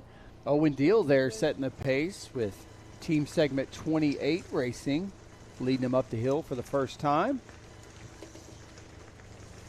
Those tuning in on InsiderMTB.com, thanks for tuning in live for free. Today's live stream being brought to you by our friends at Next Level Coaching. Big attack, Owen Deal getting a big gap on everybody else right there. Definitely going to be one of the faster laps we have on a lap number one of any of our categories that have raced so far. Is Deal now pushing the pace, trying to be able to get away. Racing for team segment 28. Two chasers right behind. They want to be able to latch on, and I think that rider in second should be able to make it, maybe getting around that Talladega turn. Just finishing up lap number one of this 20-minute race for our U23 men here today. Reminder, podiums for this morning's action, including our junior men, elite women, and the competition unfolding right now, all going to happen immediately following this race. Podium awards scheduled for right around 12:30. Could be just a few minutes after, as we'll wait to the finish of this race to start those podiums and get those underway, as it is Owen Deal with team segment 28 setting the pace. One of our Bear National riders riding second wheel. Yeah, sitting in second position, that's Raulito Gutierrez, the 21-year-old. He was your overall winner of the U.S. Cross Country Series champion last year, and as a junior, he won many of the races here. So going from junior, obviously, when you're aging up, you go from the junior to the U23, and that's exactly what Gutierrez has done. But right now, sitting in that second spot.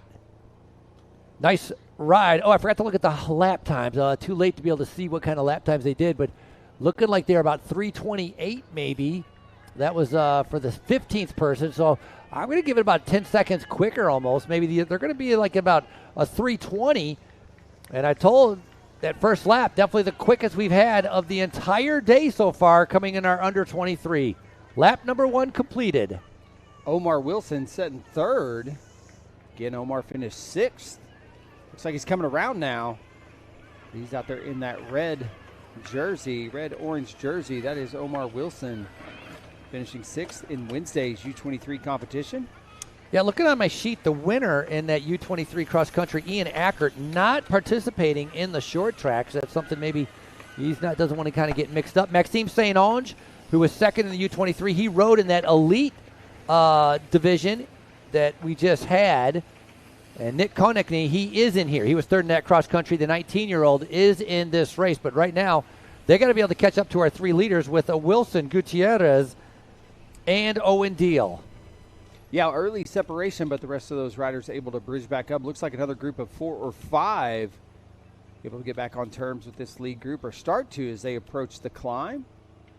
Our experienced Fayetteville Power Climb featured in both the short track and XCO competitions. A reminder, we got a full weekend of racing. Tomorrow is that HCXCO event featuring some of the fastest cross-country racers from across the globe. We've got athletes from North and South America with us this weekend in Fayetteville. And then Sunday is that USXC Open Series Round 1 for our 15 and 16-year-olds. Reminder, Saturday counts as Round 1 for the USXC Open Series for our Elite U23 and Junior 17, 18-year-olds. And Sunday is when we'll see our 15, 16-year-old boys and girls back in action, as well as our 13, 14-year-olds, as that starts Round 1 for the USXC Open in their age category racing.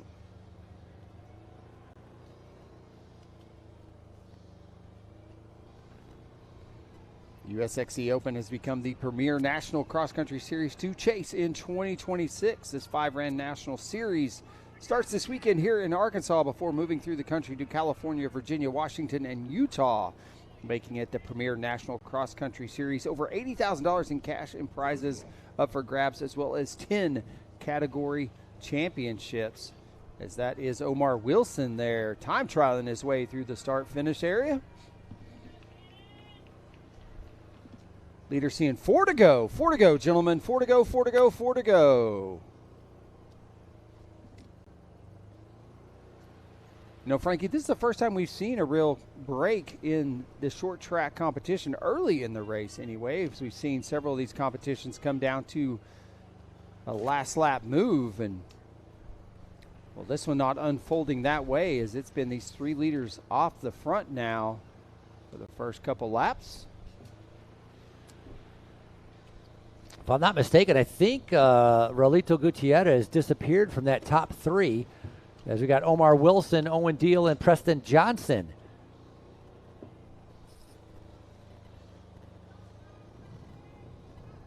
So in the front of the red jersey, that is Omar Wilson. 53 sitting on the back there, that's Preston Johnson, Roulaire National Team. And then number 200, that is Owen Deal with team segment 28. So Rolito Gutierrez, he was in that top 3, came out the back and was passed up as these 3 riders coming through, seeing 3 laps to go. When they come around, we'll be seeing 3 laps to go, to be corrected. Diving in the woods there, getting a little loose in that corner was Omar Wilson. Again, course conditions dry and dusty. There's really no precipitation to speak of this week. Lots of high winds, though, earlier in the week, drying everything out here at the venue. It was 19 degrees on Monday, going to be almost 90 degrees later today. Big swing in the weather as we welcome in spring here in Fayetteville and Northwest Arkansas. Hey, as a reminder for our 15-16s, if you're going to be in qualifier number 1 or qualifier number 2, top 30 will transfer. You can find that online, my.raceresults.com. Just look it up, My Race Results, and you can be able to figure out what heat you are going to be in for our junior men 15-16. That's coming up at 1:30. As a reminder, top 5 for all of our earlier categories. Podium coming up in 5 minutes. Podium coming up in 5 minutes. Might be a little bit late. As riders start to crest that stair-step power climb, you can see the steps there. It does have a false flat. You think you're done and you're not. Again, about 1.2 miles each and every time around, right at about 100 feet of elevation gain with every lap. Most of that elevation coming in that power line section. About 0.2 of a mile is where you find most of that elevation. It's where we've seen the moves made all morning long. That's been the big separator in the competition, is that climb, as several of our competitions stayed all together earlier in the day. Waiting on that last lap magic. Here we go. Well, this rider's not waiting on any last lap magic. Going off very early on, because when he comes through, he's going to be seeing, I believe he's going to be seeing 3 laps to go. Lap car's just changing right now to 3 laps to go. You're welcome. As that's going to be Deal making his way through. So Owen Deal with about a 3-second gap on the 2 chasers. Deal going off on his own. A lot of racing still to go. Omar Wilson trying to be able to bring him back, along with Preston Johnson. Lap time 3:30. That's very consistent to what they did the lap before. So sitting at about 3 minutes and 30. Hampstead, Verreek, Moat, Tyler Lambert all coming through as well. Time gap is 20 seconds to our leaders.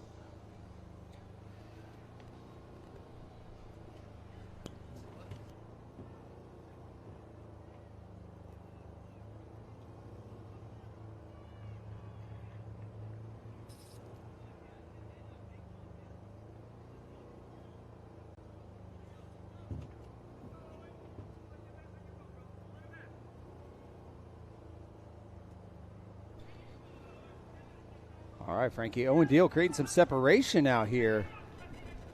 First time we've seen this on the day is Omar Wilson. See if he can't close that back down, but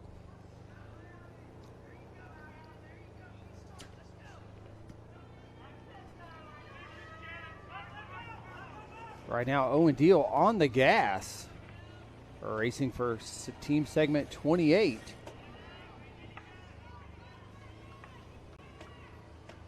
A couple second gap there from first back to second and third.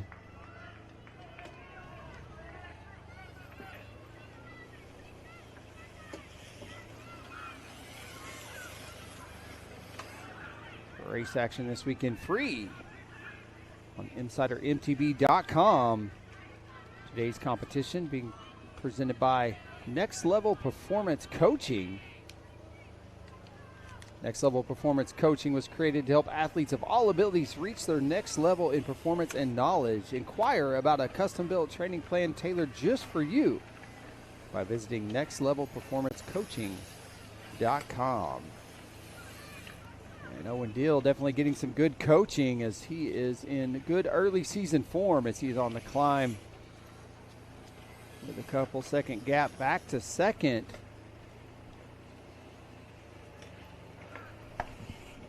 Owen Deal starting off earlier this year with some races down in Puerto Rico. He already has about 6 UCI races underneath his belt.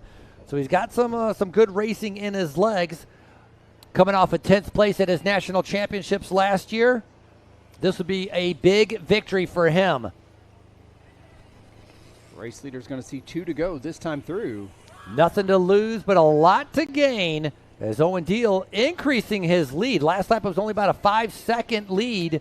And now making his way around, getting ready to be able to see 2 to go.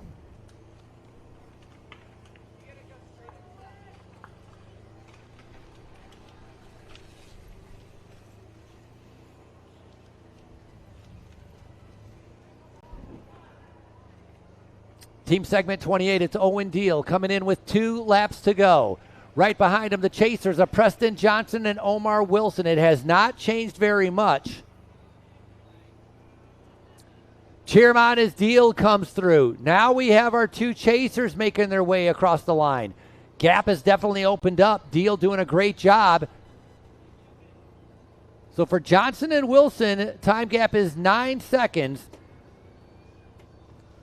Now making their way down to the finish a little bit further back. Pichet, Lambert, Verreek, Perodon, Gutierrez is in that group. Adam Moat and Shannon Hempstead.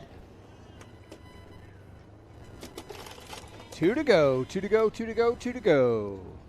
Chase group, you are going to be 30 seconds back on our leader, 30 seconds back on the leaders.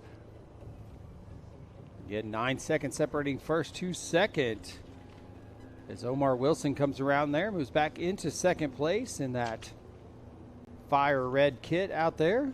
2 hot laps at 3 minutes and 30 seconds, followed by that last lap at 3 minutes and 36 seconds. So only about 6 seconds slower, not much. Once again, Deal trying to be able to hold on to a 9-second lead. Battle for second place happening out on course. Yeah, Omar Wilson now's got his head down. He's leading the charge in that red jersey. He's like, all right, Preston Johnson, keep up if you can, but I'm trying to be able to go after our leader.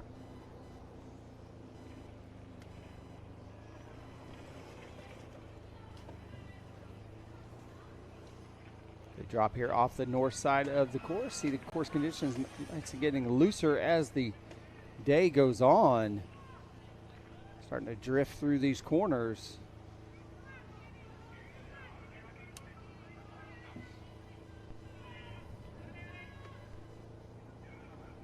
Getting a look here at our second and third place. They make their way through the woods. Again, leader going to see 1 to go next time through. 2 to go, gentlemen, 2 to go. Our athletes starting to get spread out on the course as the pace just too much. By Owen Deal. Good look at Deal there as he approaches the climb.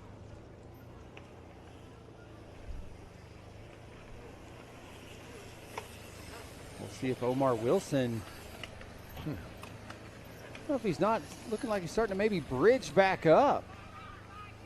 Omar Wilson trying to be able to get up to our leader coming out of South Africa. Last year in 2025, he only raced in South Africa, competed in his national championships down there as well as first time coming over to the U.S., went to Rock Creek, did well at Rock Creek, and now in the short track has taken over the lead here in Fayetteville. Hanging on to him, Owen Deal, not letting him get much of a gap right now. There are 2 leaders now trying to be able to make their way up. Sorry, that was Preston Johnson latching onto the back of Omar Wilson. Yeah, time gap was 9 seconds last time through. See if they were able to close that gap at all. I don't know that they have an answer for Owen Deal and Team Segment 28 Racing today. As Owen about to get the bell lap this time through. Going to be 1 to go for our race leaders. He makes his way through that Talladega-like turn. You see the rest of the top 10 working together several seconds back, but going to be 1 to go. 1 to go, 1 to go, 1 to go. You got a 10-second gap, 10-second gap. Deal comes through, lap time, 3:41. Again, it's about 6 seconds slower. Oh, the 2 chasers are closer. Remember, it was 9 seconds. It's down to 8. That actually seemed closer than 8 seconds when they came through right there. So they we're going to see what happens on this last lap. Deal trying to be able to hold them off for the victory. Looks over his shoulder there, sees the competition coming. Got about 3 more minutes of race action here in our U23 competition. Day 2 of the 2026 Walmart Pro Cup, fueled by Honey Stinger. 1 to go, 1 to go, 1 to go, gentlemen. Pretty interesting that the South African rider doing all the work right now. Preston Johnson just sitting behind him as that red jersey trying to do all the chasing by himself, trying to be able to get up to Owen Deal. So Omar Wilson, again, 20 years old from South Africa with that red jersey on, putting in a great ride, currently sitting in second, and third is going to be Preston Johnson sitting on his wheel.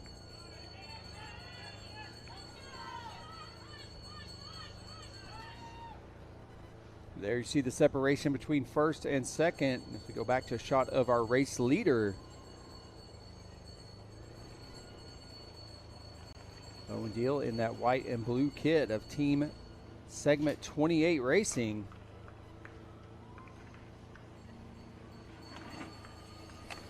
This year so far, Owen Deal has been top 20s. This will be the first victory for 2026, and what a victory it will be here in Fayetteville in the short track. Half a lap to go, 1.2 miles around for a full lap. 2 chasers only 8 seconds back. Can't make a mistake, can't have the legs falter. Little glance over the shoulder as he senses the 2 riders starting to be able to try to make their move to catch up to him, but man, he's turning the legs over. Looks like he's not slowing down, and now here comes the South African. One last lunge on the last uphill leading up towards the finish. Deal starting to feel the effort. He knows he's got one climb left.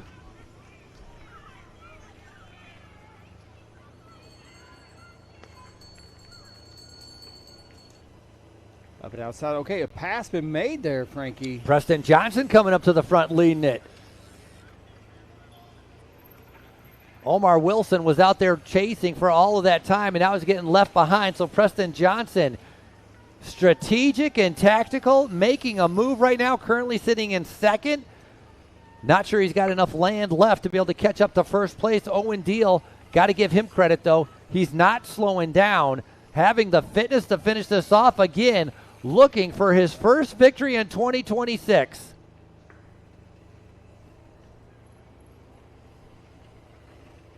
Couple more left-hand turns and a big sweeping right-hand turn around that Talladega-like turn through Stonehenge. All that early season travel, all that early season racing paying off. The form finally coming together as he reaches up to the Talladega turn. It's going to be one rider all by himself. Coming in with a celebration here in Fayetteville, the U23 short tack winner, Owen Deal.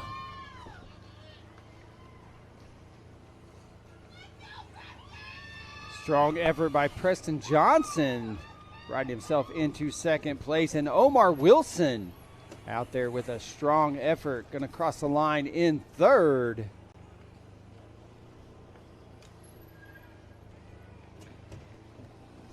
Pretty happy with the top three result. Again, podiums 5 deep. And we'll get those podiums underway shortly once this competition wraps up. It's Tyler Lambert, Johan Paradine, Kevin Breck, Shannon Hempstead, Adam Moat, Raphael Piche.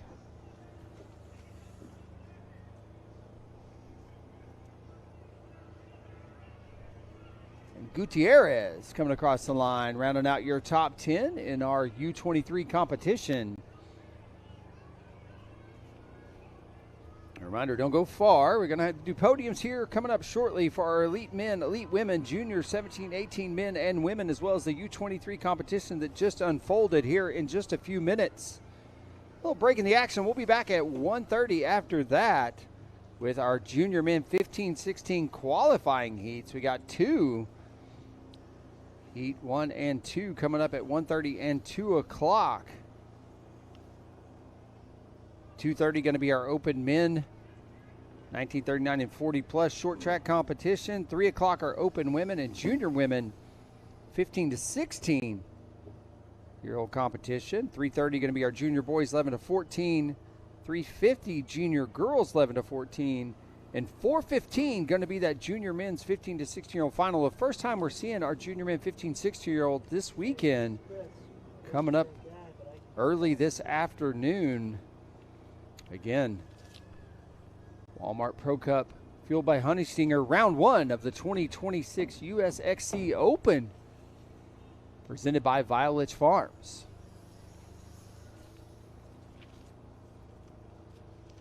As this race wraps up, quick shout out to a few of our sponsors. How about thank you to our host city, Experience Fayetteville. Fayetteville, Arkansas, home of the U.S. Pro Cup, invites riders to explore over 120 miles of trail within city limits and over 1 million acres of national forest just out of town. At the end of the day, settle in for a craft brew, bookstore, or one of more than 300 restaurants. Come see why Fayetteville is our Favoriteville. Shout out to Orange Seal. Stop flats dead in their tracks with Orange Seal, trusted by more pro riders than any other sealant. Orange Seal, the official sealant of the 2026 USXC Open Series, presented by Violet Farms.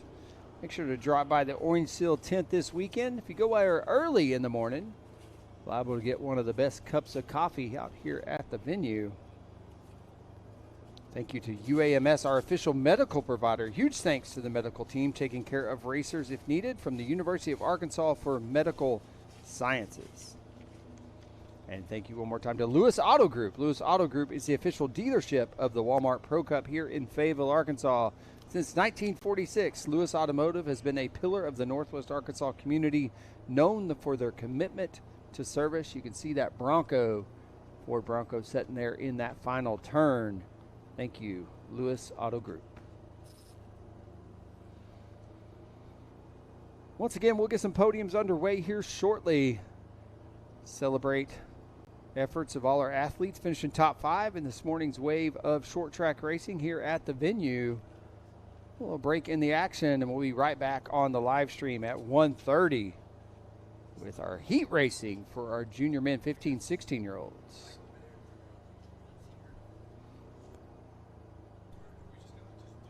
Once again, if you're at the venue, finish top 5 in this morning's elite competitions, as well as our junior men and women 17, 18-year-old competitions and the U23 action that just unfolded. Ask you to make your way over to the podium area. We'll get those underway here shortly. Once again, podium's coming as soon as we get results in our hands.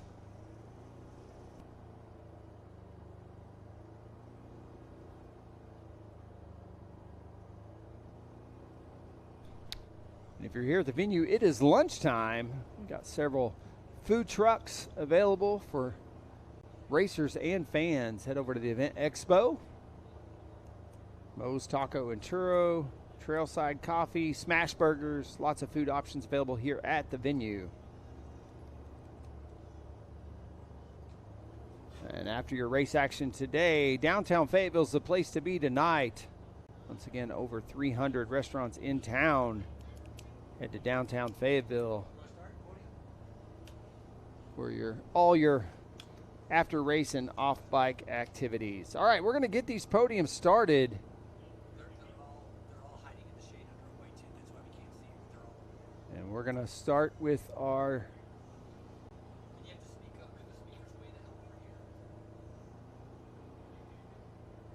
here. Make sure we got our podium awards in place as well. And then we're going to turn this camera here on the live stream over to the podiums. Wait for them to get that camera in position. There we go.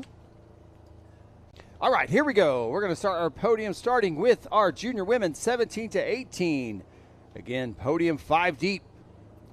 In 5th place, racing for Charge Racing, Lacey Dennis.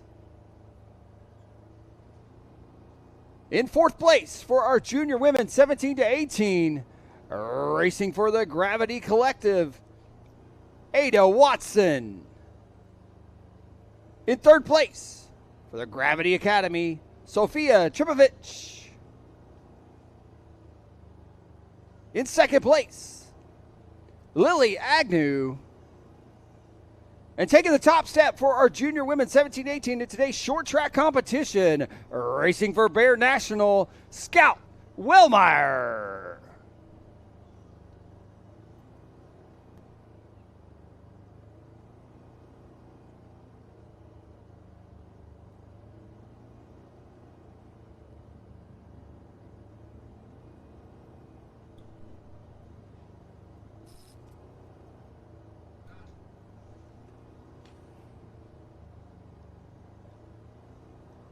Go again running back in the order. In 5th, it was Lacey Dennis. 4th, Ada Watson. In 3rd, Sophia Tripovich. In 2nd, Lily Agnew. And taking the top step for Bear National in our junior women 17 to 18-year-old competition, it was Scott Wellmeyer.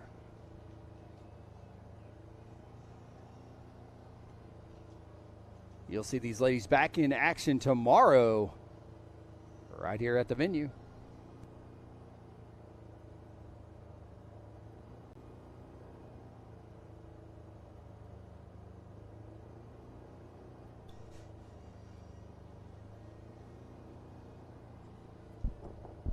All right, moving on to our elite women. Exciting race this morning. In 5th place, racing for Live Factory Racing, Madigan Monroe.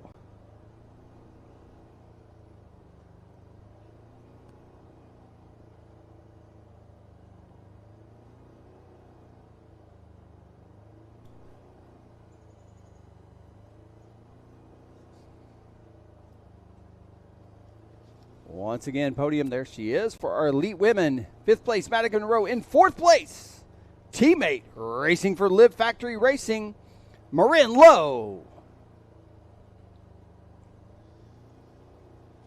In 3rd place, for Trinity Racing, Raphael Carrier. In 2nd place, for Trek Unbroken XC, Gwendolyn Gibson. And taking the top step for our elite women's UCI XCC competition, racing for Specialized Factory Racing, Haley Batten.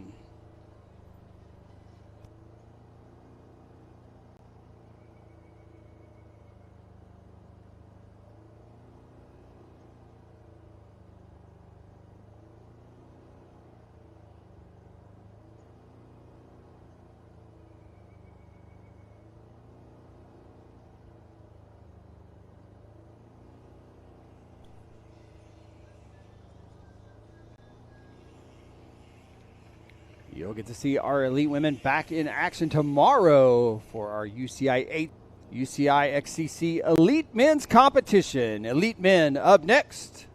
Racing for Pivot Cycles in 5th place, Owen Clark.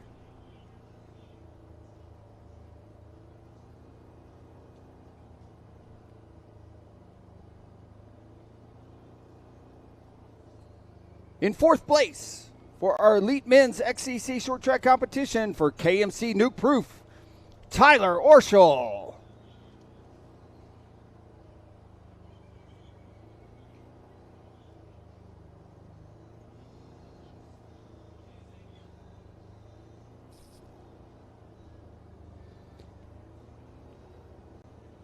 In 3rd place, racing for Giant Factory Off-Road Team, Carter Woods.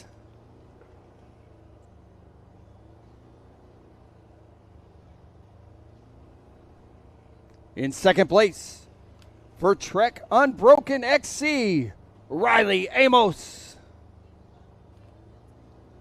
And taking the top step in our UCI XCC Elite Men's Competition, racing for Specialized Factory Racing, Christopher Blevins.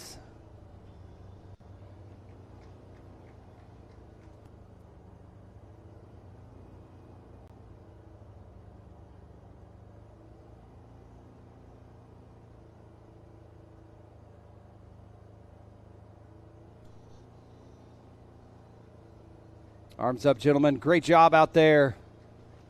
That was a fun race to call. Look forward to seeing all these gentlemen back in action tomorrow here at the venue.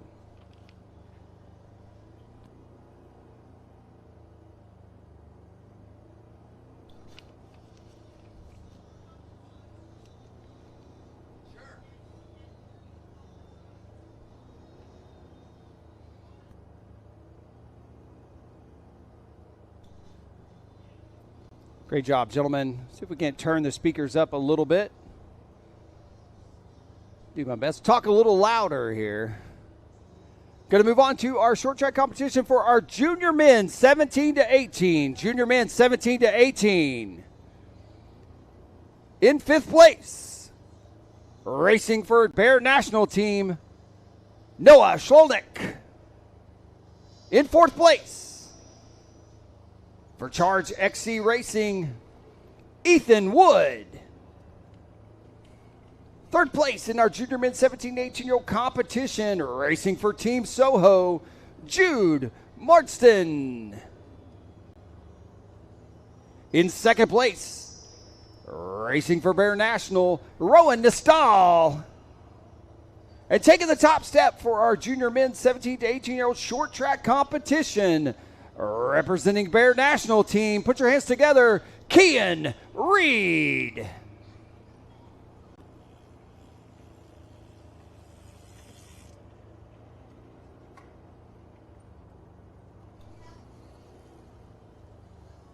Arms up, gentlemen. Great job out there. It was 2 rounds of heat wave racing coming down to that finals. All right, final podium of the morning, going to our XCC Men U23 competition where that action just unfolded just moments ago.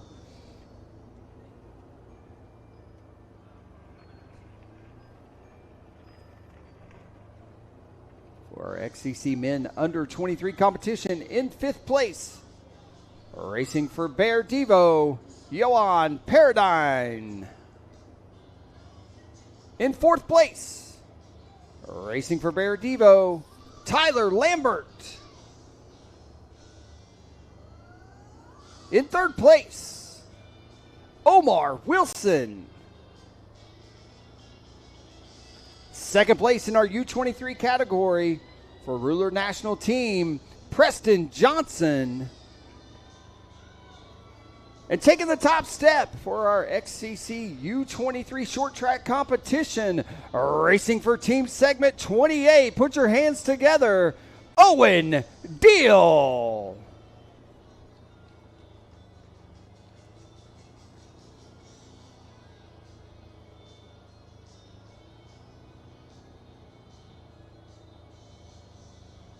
Strong effort out there, gentlemen.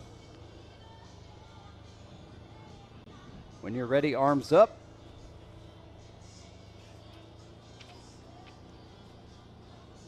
See them back in action this weekend.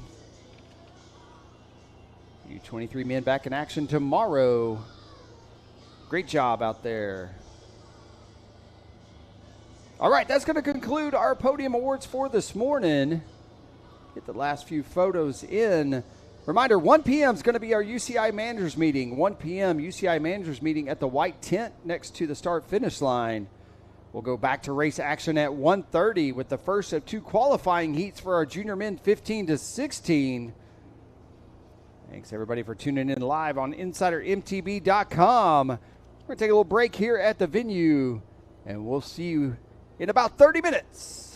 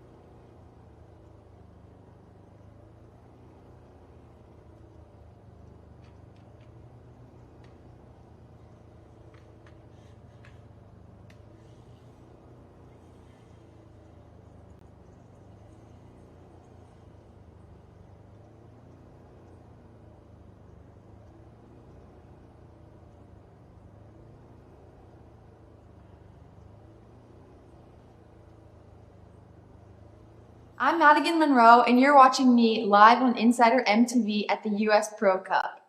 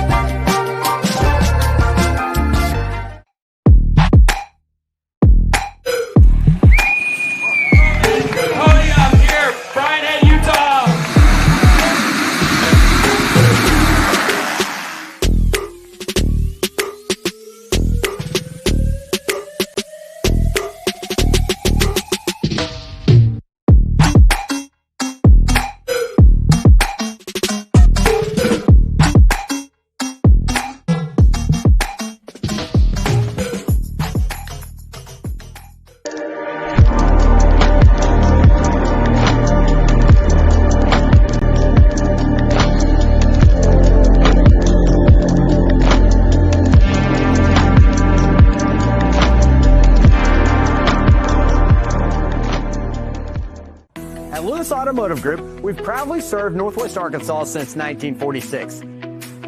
Family owned, locally trusted, and dedicated to giving you the experience you deserve. Everything you need. No pressure, no gimmicks, just people who truly care. Lewis Automotive Group, family owned and operated since 1946, and home of the Lewis Guarantee.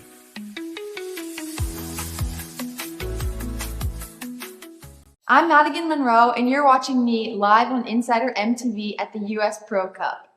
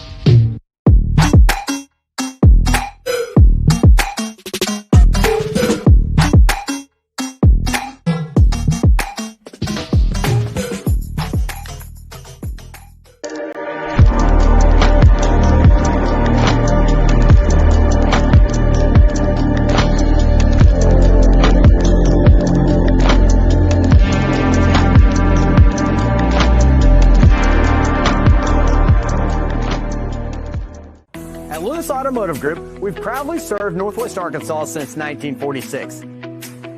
Family owned, locally trusted, and dedicated to giving you the experience you deserve. Everything you need. No pressure, no gimmicks, just people who truly care. Lewis Automotive Group, family owned and operated since 1946, and home of the Lewis Guarantee.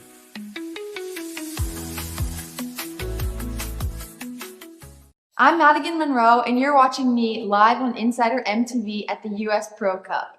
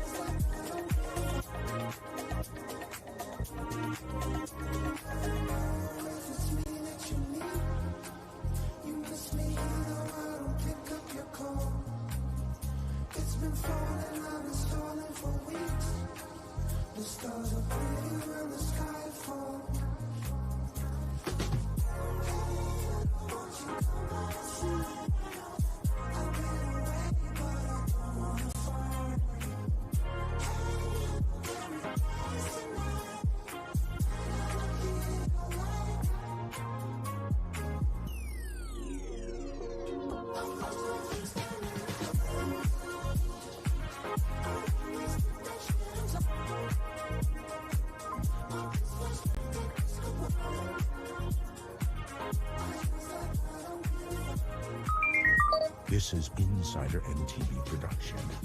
Watch us on YouTube and follow us on Instagram.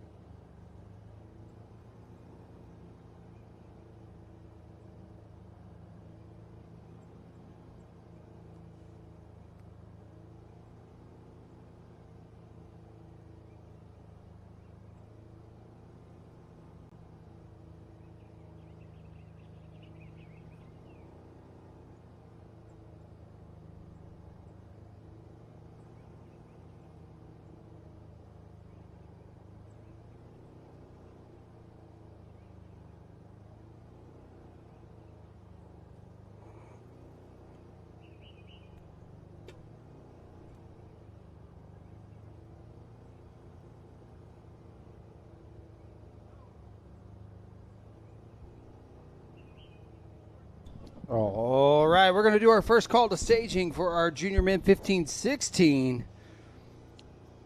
Heat number A, or Heat A, Wave 1. If you're in Heat A, qualifier number 1 for our junior men 15-16. Again, call to staging for qualifier number 1. For our junior men 15-16, make your way over to the staging area if you haven't already.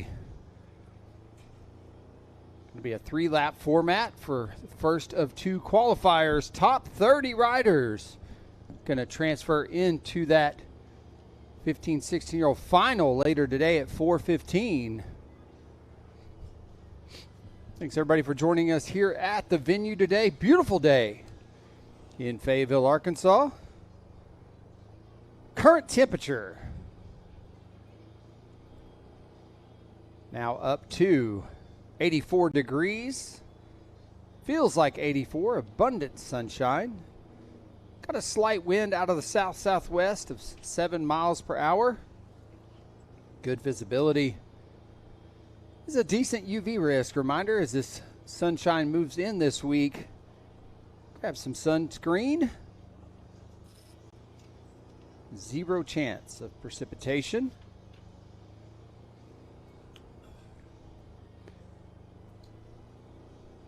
Low of about 60 degrees tonight for those coming back tomorrow. Going to be right around 60 degrees in the morning. High of 90 degrees tomorrow for tomorrow's HC competition.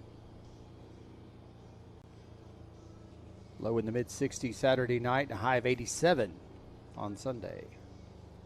Once again, call to staging for our qualifier number 1 for our junior men 15-16-year-olds. First time we're going to get to see our junior men 15-16 in action this weekend. Starts with today's short track competition.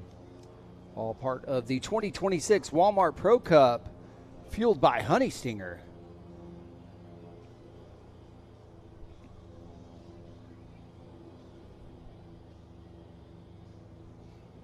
As we get set to go back with some live racing here in about 10 minutes. We'll start call-ups here in about 5.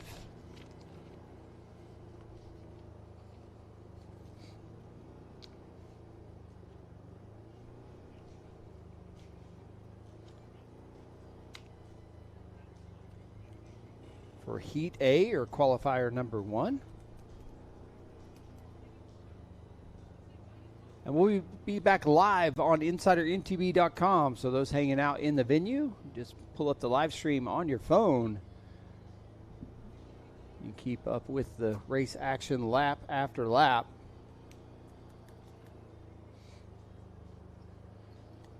Hope everybody got a chance to get some lunch. Plenty of food options available here at the event venue. Go see our food partner friends out there in the expo. Make sure and swing by the Experience Fayetteville Vanny.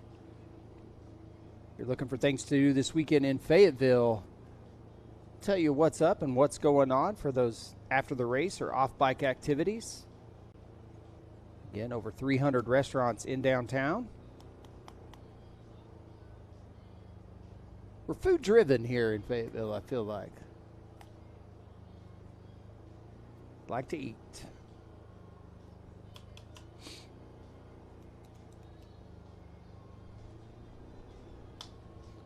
Once again, in the staging area should be our junior men 15-16 racing in that qualifier number 1 or Heat A. Going to be a 3-lap race. Top 30 will transfer.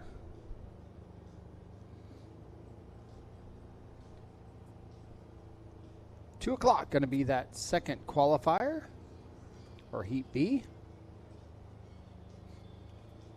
2:30 going to be our open men 1939 and 40 plus. 3 p.m. going to be our open women and junior competition. 3:30 going to be the junior boys 11 to 14. 3:50 our junior girls 11 to 14. And then we'll tie a bow on a day of short track racing with that junior men's 15-16 finale at 4:15. 5 o'clock going to be podiums for our junior men, junior boys and girls 11 to 14, our open men and women categories, as well as our junior women 15 and 16-year-olds. We'll do that podium at 5 o'clock. And for those looking to pre-ride, reminder that the course will be back open following the junior men's 15 to 16-year-old final, but no medical will be on site. And the public could be out here riding around as well, so just make sure you use caution. We go back to racing.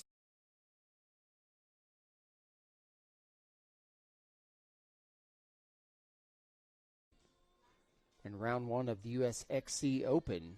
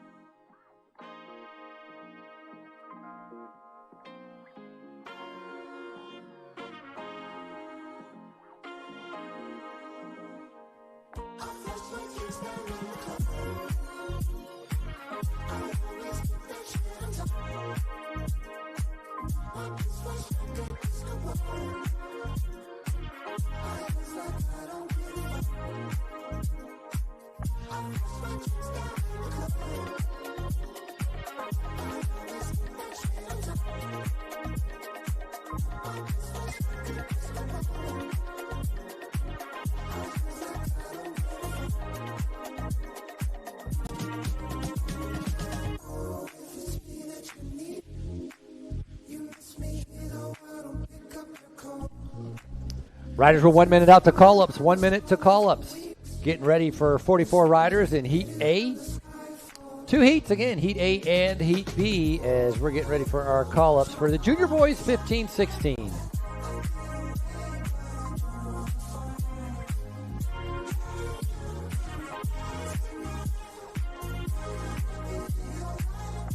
Junior boys will be covering for our Heat A, and Heat B will be doing 3 laps.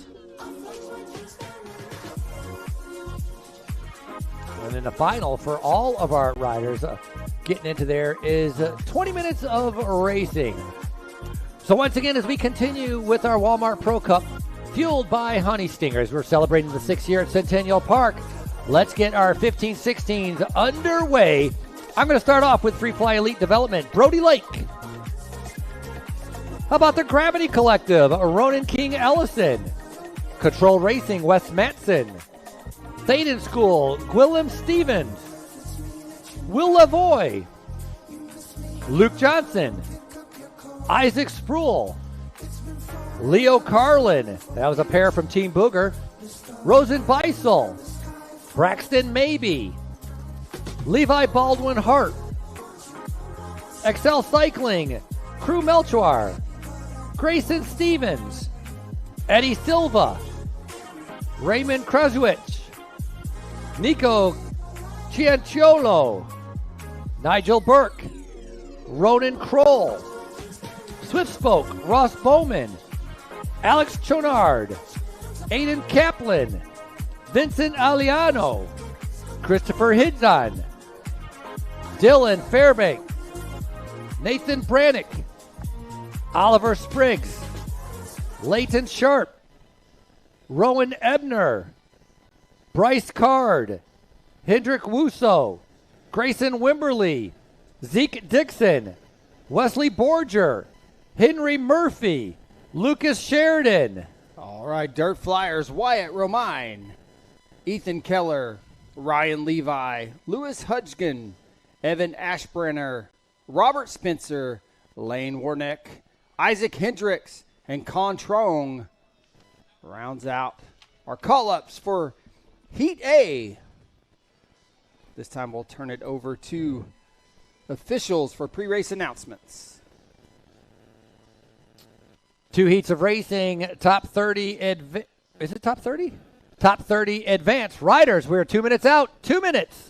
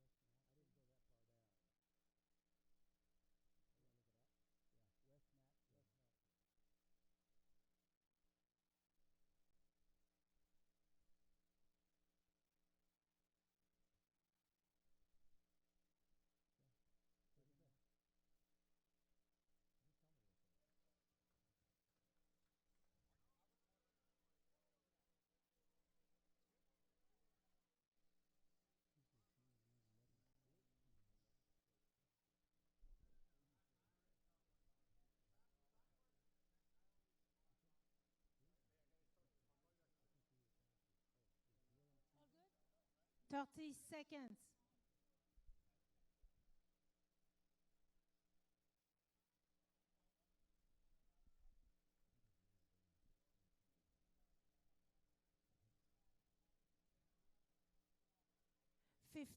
Seconds.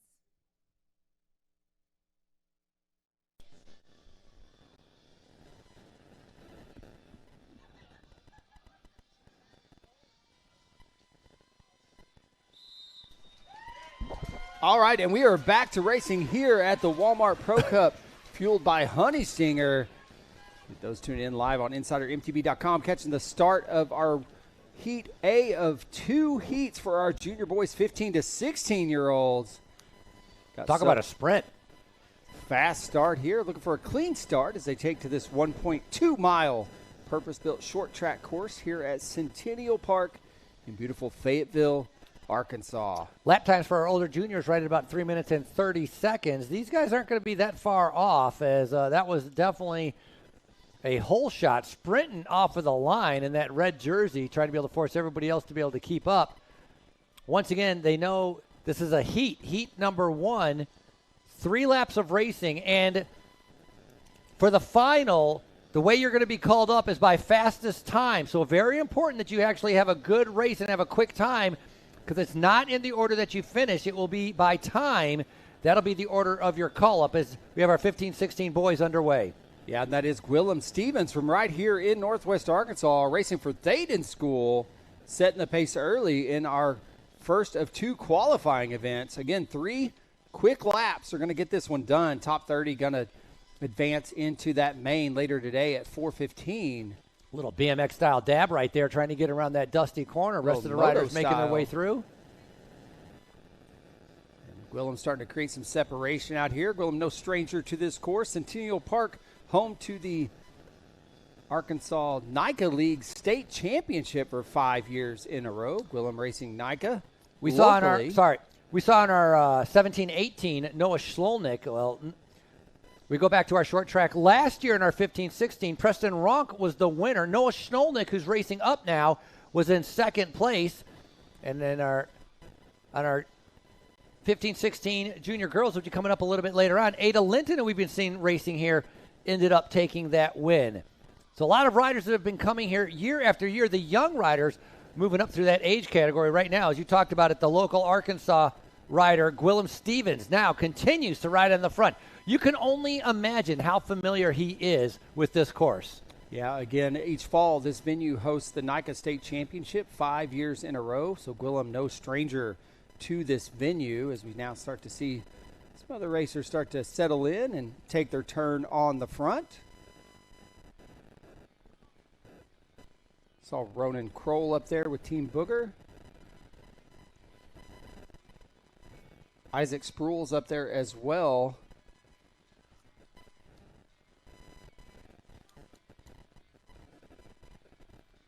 Once again, 3 quick laps out here, 1.2 miles around each and every time.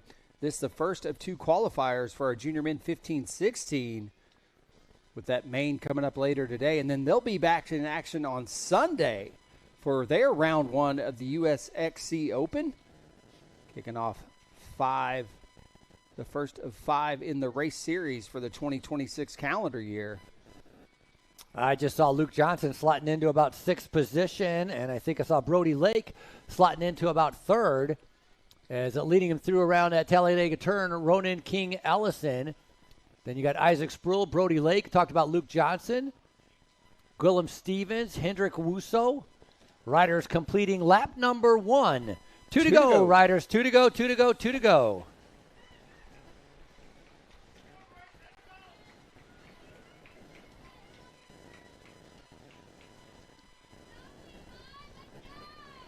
One of our Team Booger athletes there making a move. Moving to the front. As Rowan King Ellison with Gravity Collective in the mix as well. Gwillem Stevens setting 4th in that blue kit. That group going through right there, that's in your 30th bubble right there. That was like 30 to 35 is that group going in towards that turn number 1. So that's your cutoff line. Some of those guys are going to have to be able to make a decision on what they want to be able to do. Still 2 laps to go, so plenty of time for them to be able to make a move a little bit later on. Now, time does matter, though, so the faster you go, obviously, the better your call-up going to be. Even though if you make the selection into the top 30, when it comes to that main, it's going to be time that sorts out the call-up position for that final later today. Up and over that flyover, they're going to drop off the north side of the mountain here. On the attack, Isaac Sproul. He was the one that attacked coming off of the start line immediately. So Sproul finds himself on the front once again. Now Team Booger having a good little moto style. There you go, that 1 foot out. You can see the dust starting to kick up as we're into the 80s here today. First day of spring. Couldn't ask for a prettier day for a bike race. There's going to be some riders sitting in about 6th or 7th position just kind of riding because they know they're going to be able to make that top 30. They don't want to expend too much energy, perhaps saving something for a little bit later on. But if you're in that 20th position, you're definitely going to expend a lot of energy. You do not want to take any kind of chance. The other part is you don't know if you're going to slide out or have a little bit of a bobble and get passed by 2 or 3 people. So got to make sure you're up in a pretty good position.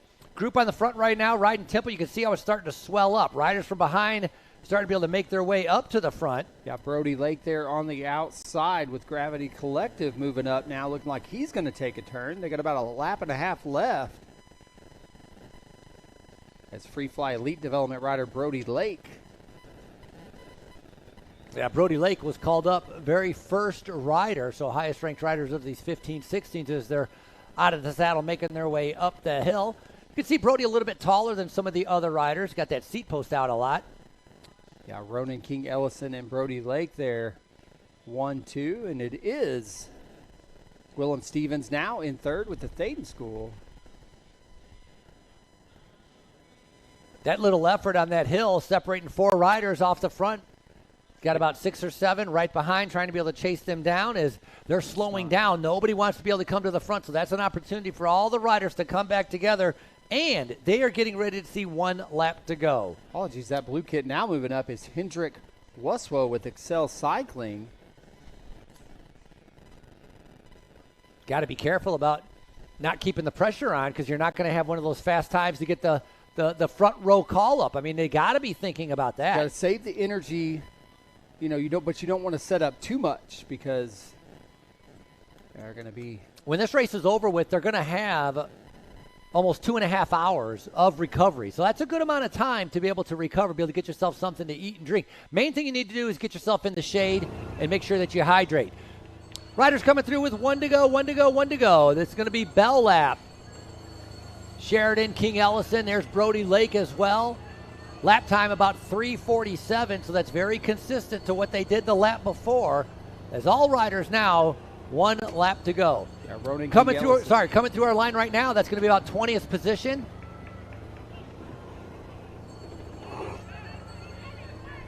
It was Ronan King Ellison leading them through, but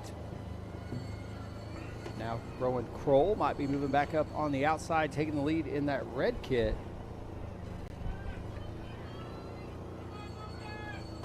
Again, they're 3 wide as they dive back into the woods for a final time on this first of 2 qualifying heats for our junior men 15 to 16. That's Kaplan sitting right at about 29th. Unofficially, of course. And sitting in 30th right now, Christopher Higdon with Aschenbrenner trying to get up there along with Bryce Card and Zeke Dixon.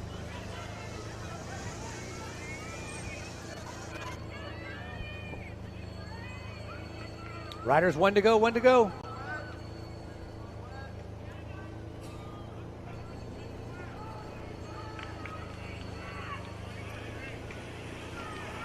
They start to get all bunched up here as they make their way down off the north side of the course. Lap number 1, the red jersey took to the front. Lap number 3, the red jersey remains on the front. Red jersey, Team Booger, Isaac Spruill. So Spruill controlling things.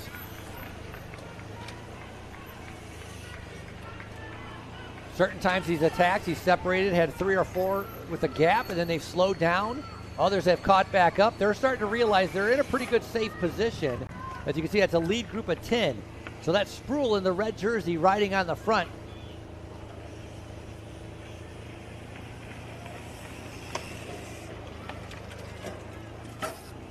Too wide as they make their way through there. Brody Lake now moving back into position, looking to lead him up that climb. We've seen him do this a couple other times. Out of the saddle, trying to be able to stay on the wheel. Again, all these athletes pretty good shape to. Hedrick, sorry, I couldn't find his name on my list. Hedrick Wuso, number 567. He was called up 60th, or not 60th, it couldn't have been 60th, but he was called up about 25 riders and definitely has made a good impression and moved up to put himself in a qualifying position. Brody Lake in second, looking very comfortable right now as they're getting ready to come into Stonehenge. Going to make a few more turns. Again, that lead group, 9 riders in the front with a little bit of a chase group about to finish up their 3 laps of qualifying.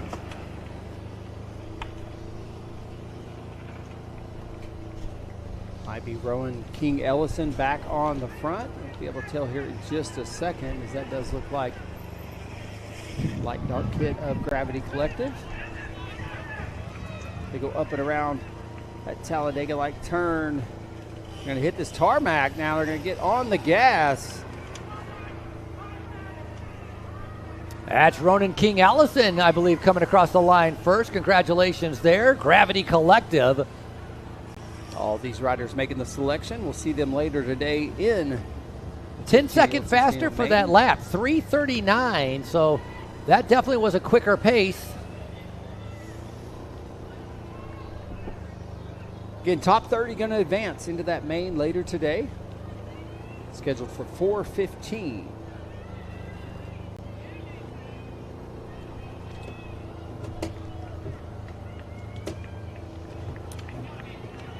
Unofficially, I believe this is 17th right here. This will be 18, 19, and 20. More riders fighting for position as they come across the line. You don't want to be on the outside looking in, and we're getting close to that top 30. This is 25. Unofficially 26, 27, 28.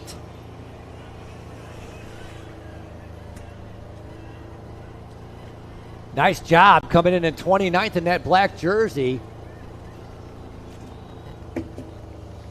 That was Kaplan, and number 1112, Higdon, top 30 to make it into our finals.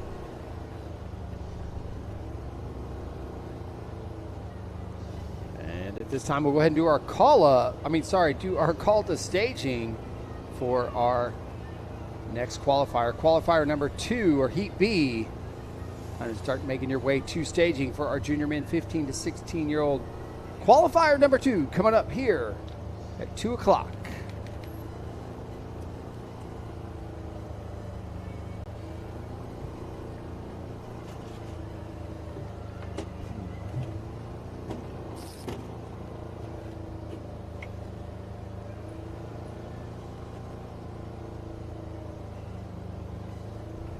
This will get our first look at our junior and 15, 16-year-olds for the weekend. As development teams from all over the country joined us here in Fayetteville, Arkansas.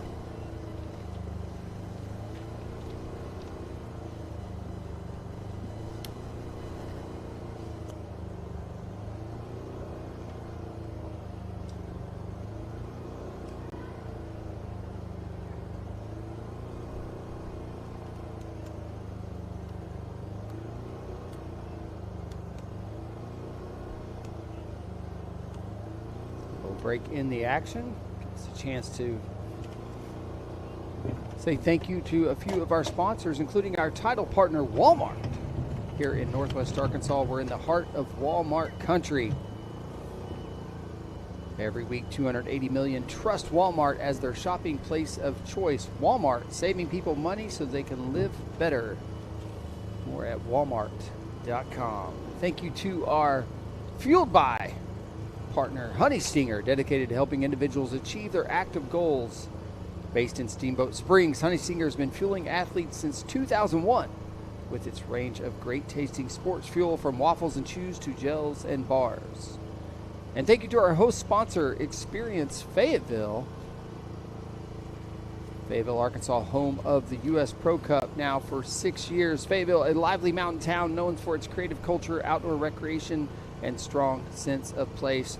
At a population of 103,000, Fayetteville is the second largest city in Arkansas. That does not include the 35,000 students that attend the University of Arkansas, which has a beautiful campus that sweeps across the hilltops just across the highway from here.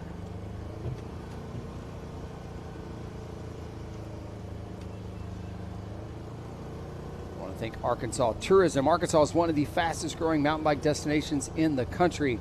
Host city of Fayetteville sits in the Ozarks, where hundreds of miles of purpose-built trails give riders incredible terrain to train and ride throughout the year. Find your next riding destination at arkansas.com.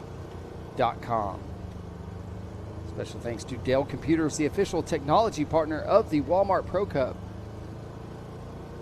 and Arvest Bank, the most trusted bank in Northwest Arkansas and longtime partner of the U.S. Pro Cup. Arvest believes in donating time and resources to help shape, support, and strengthen the communities it serves. Arvest Bank, serving the four-state region of Arkansas, Missouri, Kansas, and Oklahoma.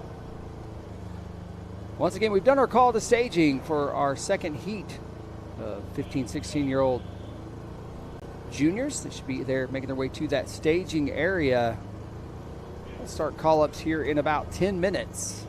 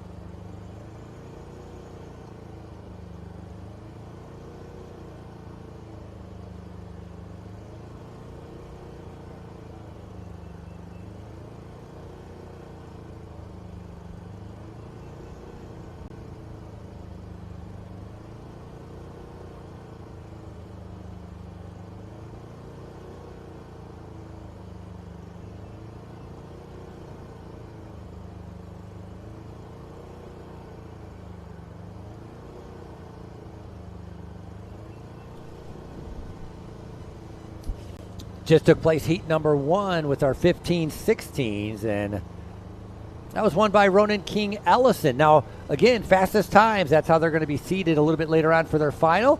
So make sure if you're watching, a big thank you to our live web stream today is brought to you by Next Level Performance Coaching, founded in 2013 to help athletes reach their next level in performance and knowledge. You can get a custom-built plan, nutrition, training, nextlevelperformancecoaching.com. So that junior men final will be coming up at 4:15. In between this next heat, we have a couple of our open divisions, I guess I'll call it, the open men, open women, and some of the other ones. And we're also going to have our 11 to 14, some of our younger riders coming. And, of course, what we're looking forward to, the junior women 15-16s, and they're just going to be straight into a final. We're about 2 minutes out to our first call-ups as we're getting ready to continue our Walmart Pro Cup, fueled by Honey Stingers. We're celebrating the 6th year here at Centennial Park. Oz Trails here in Centennial Park, built from the ground up with the cross-country Olympic format in mind. The cross-country course, which you're going to be seeing tomorrow, the HC, a 2.9-mile lap with 350 feet of climbing. Today is called the short track, 1.2 miles that the riders are going to be tackling. Beautiful day, temperatures about 85 degrees, not a cloud in the sky, the sun shining down on Fayetteville as we're getting ready to continue with our mountain bike racing here at Centennial Park.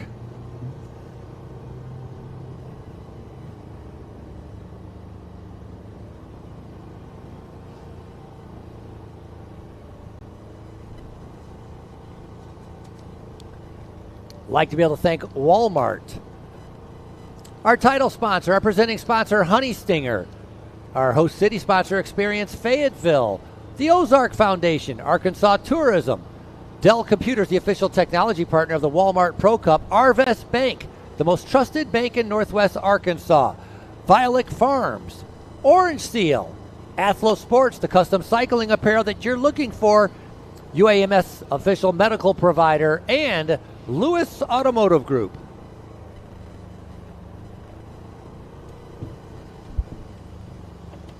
All right, at this time, we're going to start our call-ups for our junior boys 15 to 16 Heat B. Qualifier number 2, starting with racing for Atlas Racing, Callan Husser. For Bear National Team, Nate Beaver. Control Racing's Aiden McLaughlin. For Free Fly Development, Jesse West. Bear National Team, Reed Pfeiffer. For Donovan Racing, Axel Farnham. For Donovan Racing, Jake Huzar. Daniel Flukiger. For Keir Racing, Braden Keir. For Team Stampede, Jack Peed. For Stinkbug Naturals, it's Josiah Bauer. For Bear Development, Jack Abel. For Thaden School, it's Ashton Pease. For Oz Devo, it's Jackson Thurman, Titus Agnew, Arnav Singh, Lucas Harper, Salomon Perkins, Isaac Schultz, Asher DePietro, Ryan Fulton, Caden Martin, Dexter Venom, Ivan Brown, Matt Holtgren, Jonathan Clark, Robert Stringfellow, Owen Hall, Andrew Parrott, Stetson Provost, Isaac Roche, Bodie Yoakum, Trehan Coburg, Nolan Grandorf, Grayson Porter, J-Mo Telford, Cormac Kinchlow, Liam Buell, Bowden Hastings, Bryson French, Julian Entroup, Benjamin Crumps, and Connor Wilson. Gentlemen, you got 2 minutes. 2 minutes.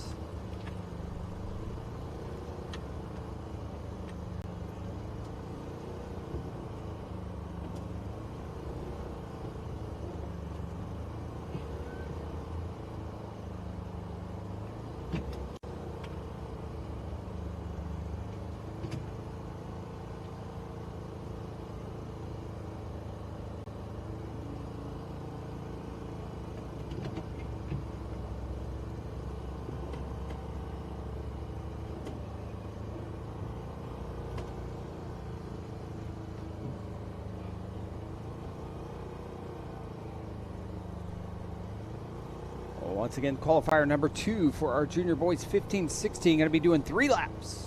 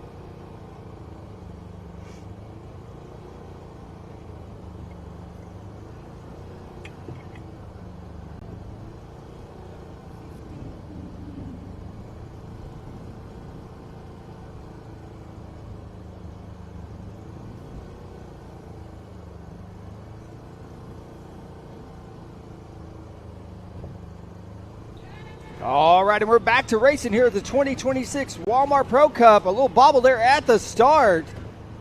Got some athletes down early on. There's one rider now off the front. Again, qualifier number 2 for our junior boys 15 to 16. Looks like we got some early mechanicals as well. Ranking really the first thing we've seen in competition. They've been clean starts this week up until now, but Rubbin's racing, and it's pretty easy to get tangled up there at the start as the engines are running high. But early on, we do have it's like about 4 or 5 riders setting the pace early. Again, qualifier number 2, there's a good look at the leaders, maybe 7 or 8 now, as the rest of the group starts to bridge back up after that little bobble by a few athletes at the start. Again, qualifier 2 of 2 as the top 30 will advance to that main for our junior boys 15 to 16 later today at 4:15. Get a look of who's who and who's doing what. Really our first look this year at our junior boys 15, 16-year-olds is today is their first race. You'll see them again in action on Sunday for round 1 of the US XC Open Series here in Fayetteville. Part of a 6-race series for the national caliber cross-country series here in the States. This is heat number 2 underway for our 15-16s. Heat number 1 had a finishing time of about 11:10 for their 3 laps. So again, timing very important on this pace that they're going to be able to be seated for the final. Riders getting ready to be able to come around and tackle that climb for the very first time. Yeah, a lot of looking around right now. This rider's trying to figure out who wants to go. Black jersey of Kalen Husser, making sure he's not going to get shuffled too far to the back, managing to keep in the front. Isaac Schultz with Free Fly Development now setting the pace. And that is Bodie Yoakum with 717 Cycling setting second wheel as they approach the climb for the first of 3 times. Again, 3-lap format in our... Bodie Yoakum would probably have been on the 4th row, and he's managed to be able to make himself up into 2nd position up there. So a pretty impressive jump from our call-ups to be able to move up so quickly. Yeah, several riders caught up in that crash at the start. I wonder if he just didn't get lucky, able to get around that, stay clean, find some clean racing air early on to get out of that start chute. Able to move up. There's a look at that bobble as those athletes go down. That was towards the back. It happened right in the middle of the group as well. Looks like all the athletes able to get up and finish under their own power as you look at our leader of our Heat B, wave number 2 of our qualifying waves for our junior boys 15 to 16 here at the Walmart Pro Cup. Headed in up and around that Bronco. That Talladega-like turn. They're going to hit this tarmac. They're going to have 2 to go this time through. 2 to go, gentlemen. 2 to go, 2 to go, 2 to go.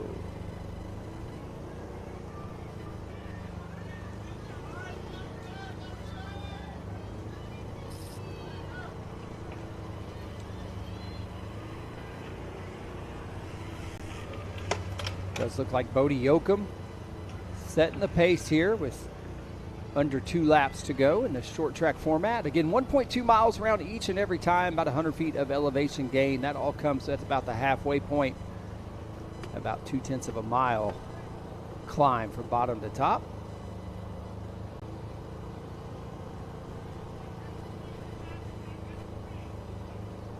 Bodie racing for 717 Cycling.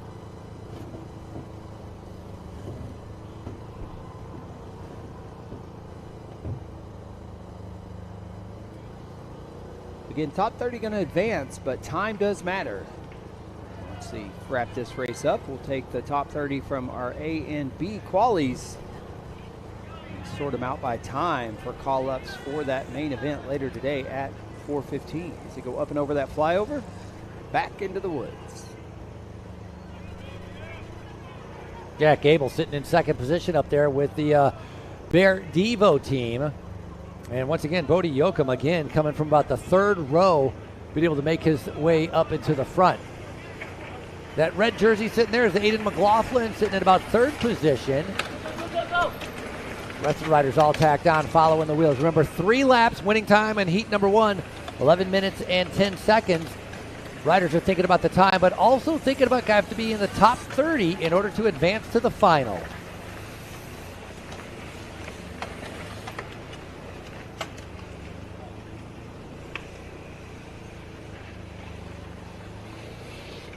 Lead group of 5 now. A couple riders trying to get back on turf, see if they can't bridge back up before this climb starts right about now. We've hit about the halfway point of this qualifying heat. About a lap and a half left to go as Trohan Coburg,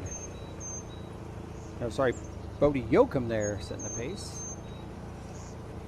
Josiah Bauer also there in the mix.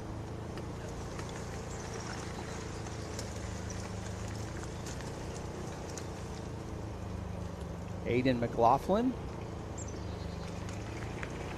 He's there in that dark red kit. Next time through going to be the bell lap for our leaders as they make their way up that experienced Fayetteville power climb.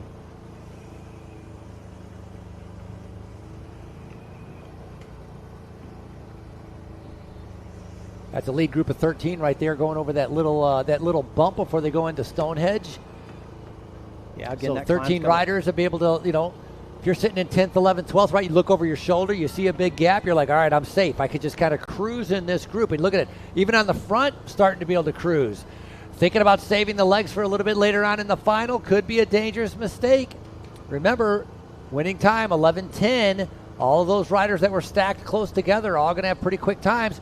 Wait for these riders to come around as they're getting ready to see 1 lap to go. It's going to be bell lap for the 15-16s. Once again, it's heat number 2. Yeah, about 12, 13 riders, but a couple more looking like they're about to latch on to this lead group.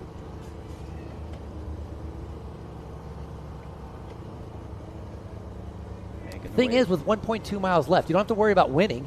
Just go. Just if you're on the front, just go. Keep it split up. You don't want to go slower where you get swarmed and have everybody come by you. Huser and McLaughlin, Jack Abel and Farnham and Yoakum right in there. Piper's in there as well. Riders coming through. That's a top 13. That big group coming through, 14 and 15, so the group has swelled a little bit. Aiden McLaughlin leading them back into the woods for a final time on this qualifying heat in that red kit, red and black. I think that's Jack Abel with Bear Devo. That's 28. Number 612, that is going to be putting him at 26, 27, 28. Right here, this is the group right there. That's 29 and 30 right there coming through. There's a little bit of a battle, and they're together, so they're going to have to see what they can do on that final lap.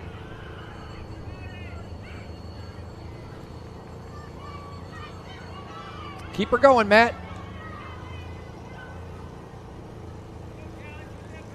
Aiden McLaughlin with Control Racing, Blue Wheel Off-Road Team leading them back into the woods. Up and over that flyover. They pick up some speed here on this descent. Dry and dusty conditions been the story of the day. Imagine those are going to continue throughout the weekend. There's really no chance of precipitation, just abundant sunshine.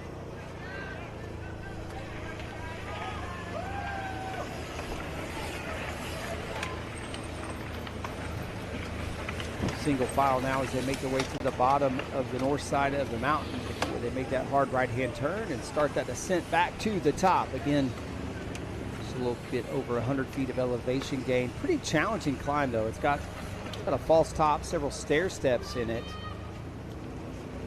Definitely got some punch to it as now we start to see Aiden McLaughlin create some separation for the first time in this qualifier. There's about 4 or 5 bike links from first back to second. But leaders starting to close that gap again. Frankie, looks like they picked up the pace this last lap, though. Well, yeah, I mean, they should be going a little bit quicker. They got to be able to, make sure they put in a pretty good time. There's Callan Husser in that white-black jersey. Number 1 in the call-up sheet for heat number B. Now finds himself on the front Final time up the big climb, trying to be able to stay with all the leaders. Axel Farnham, Donovan Racing sitting in about fifth wheel. Got a couple riders with Donovan Racing with Farnham and Jake Huzar.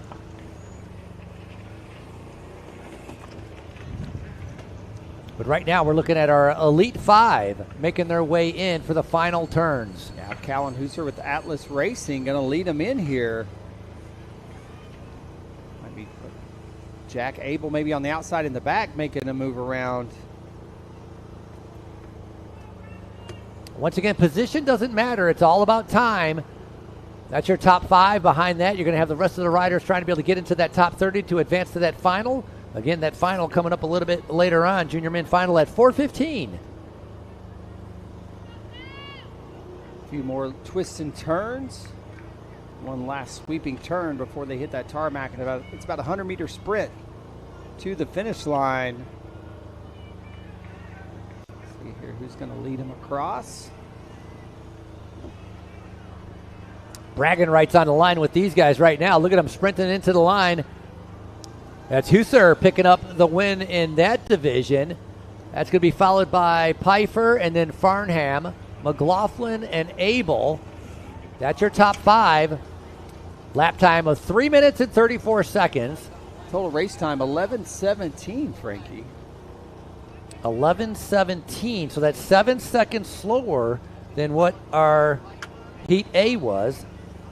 That's right. So just because you finished first in this heat doesn't mean you're going to find yourself on the front row. Is 7 seconds a big separator between that first and second race? Now look to see who's going to advance in the top 30 here.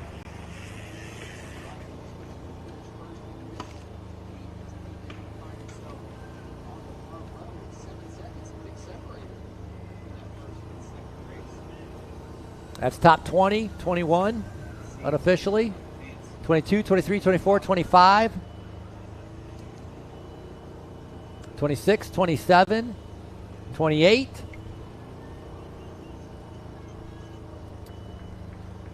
Unofficially, I think Dirt Camp Racing, that's going to be 29, and that's 30. So Roche makes it in, and 30 is going to unofficially be Amav Singh.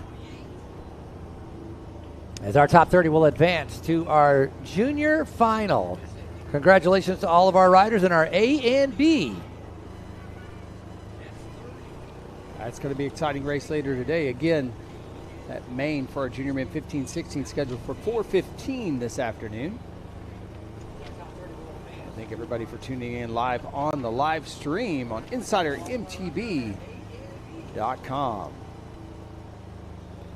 Today's broadcast presented by Next Level Performance Coaching. Founded in 2013, Next Level Coaching was created to help athletes of all abilities reach their next level in performance and knowledge. Inquire about a custom-built training plan tailored just for you by visiting nextlevelperformancecoaching.com.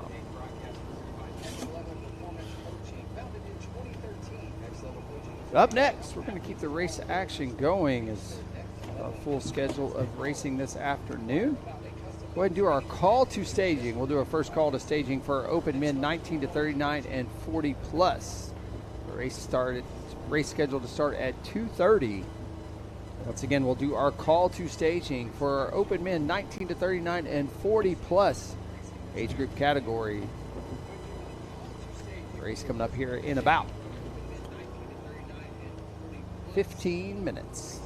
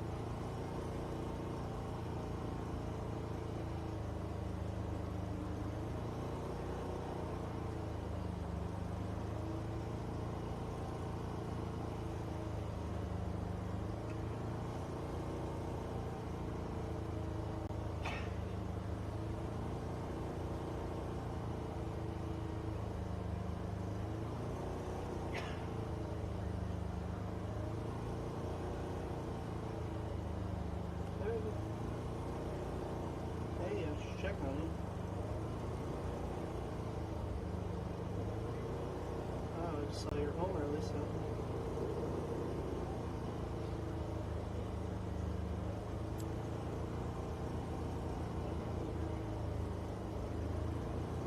What?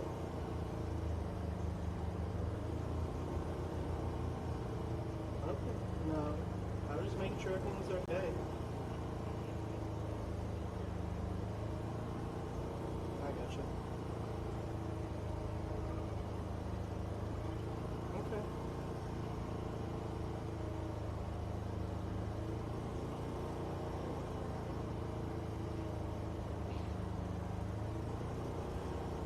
I'm Marin Lowe, and you're watching me live on InsiderMTB at the US Pro Cup.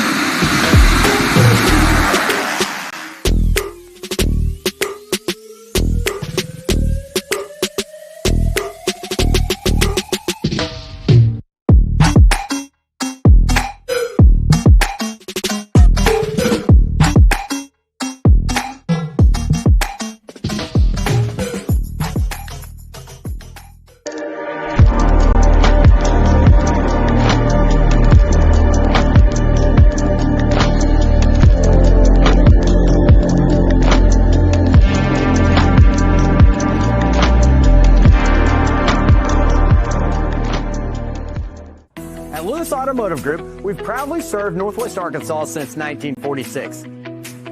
Family owned, locally trusted, and dedicated to giving you the experience you deserve. Everything you need. No pressure, no gimmicks, just people who truly care. Lewis Automotive Group, family owned and operated since 1946, and home of the Lewis Guarantee.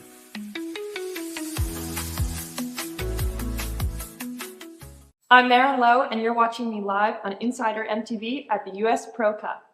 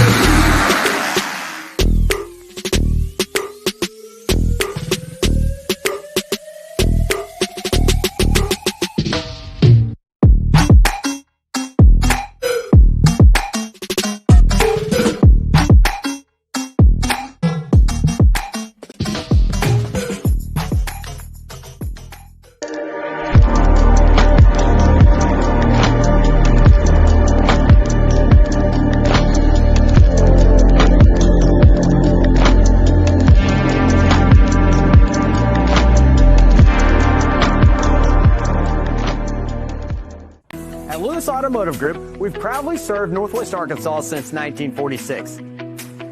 Family owned, locally trusted, and dedicated to giving you the experience you deserve. Everything you need. No pressure, no gimmicks, just people who truly care. Lewis Automotive Group, family owned and operated since 1946, and home of the Lewis Guarantee.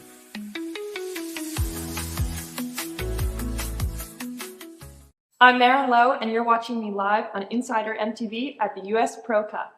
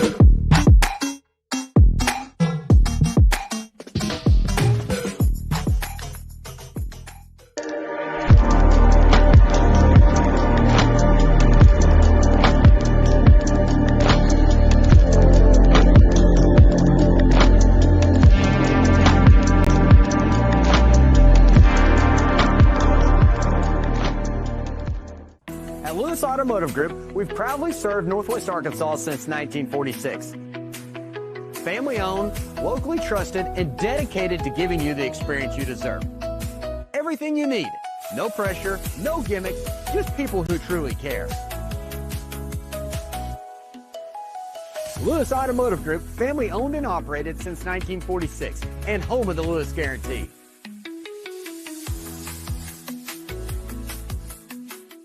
I'm Marilyn Lowe, and you're watching me live on InsiderMTB at the US Pro Cup.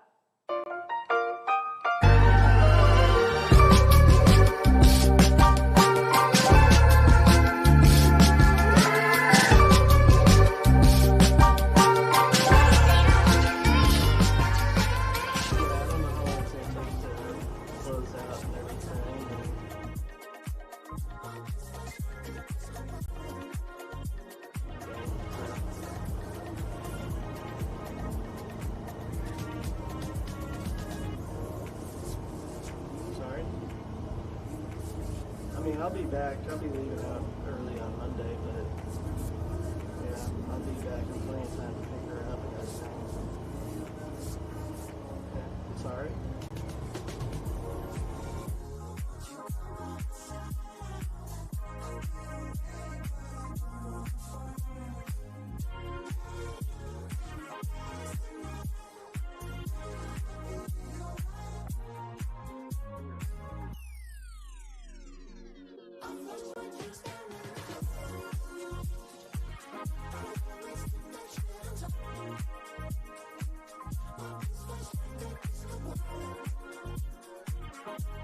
Bus here, so. And then,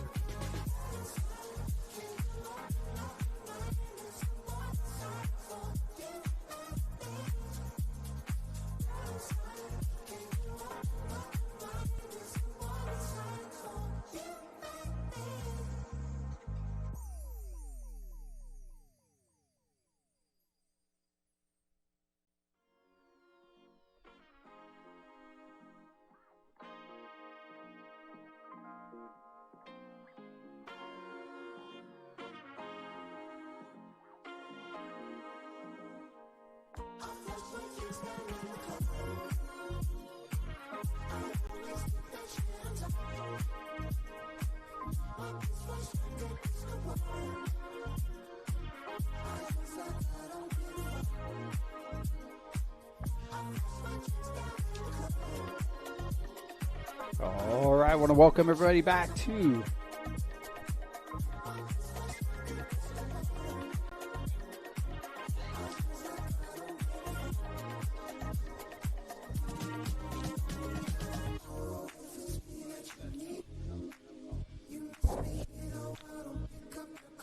All right, we're about 5 minutes away from race action resuming, maybe 4 here at the venue. I'll let the race officials sort out for riders and let them know when it's time to roll up to the start line.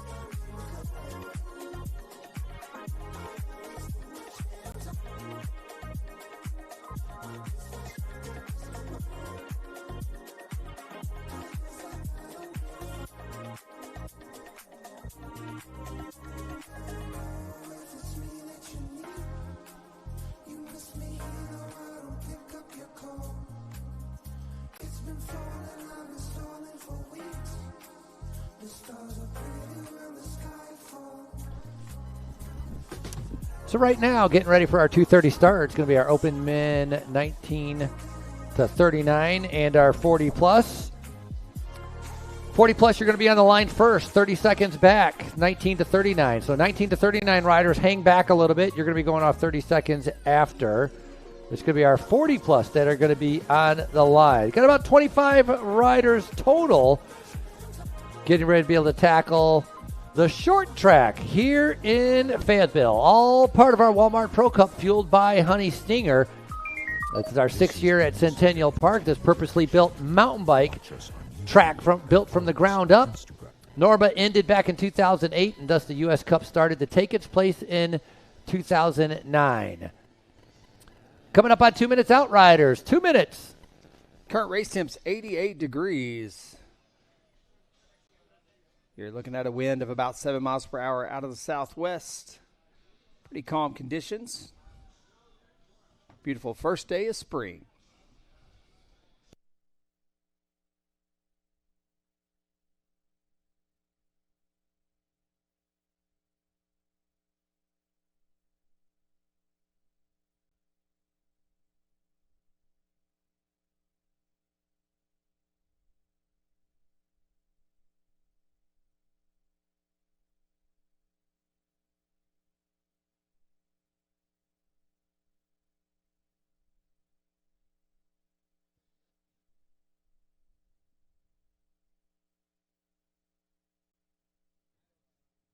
One minute to start, so please, umbrella outside the course, please.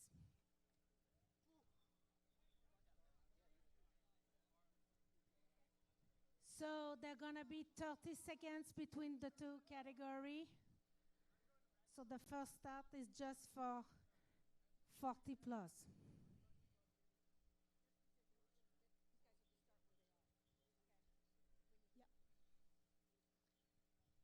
30 seconds. And for the open 19, please stay at your position. Don't go further.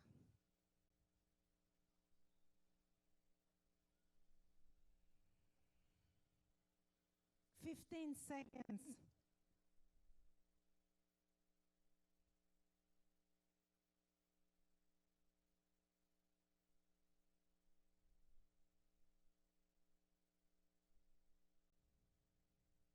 All right, and they're off. There is our men 40 plus taking to this 1.2 mile short track here at Centennial Park.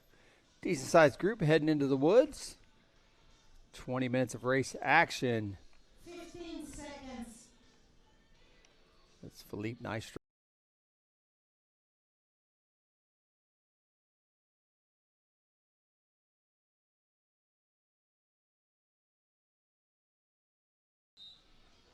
And now off the line is our 19 to 39 open category racing here at Centennial Park. Racing for everybody this weekend, all ages. Out on course now is our men 40 plus and our men 1939 open category races. Do our best to keep up with the race action. Get a look there at our lead group of our 40 plus men making their way down into the woods.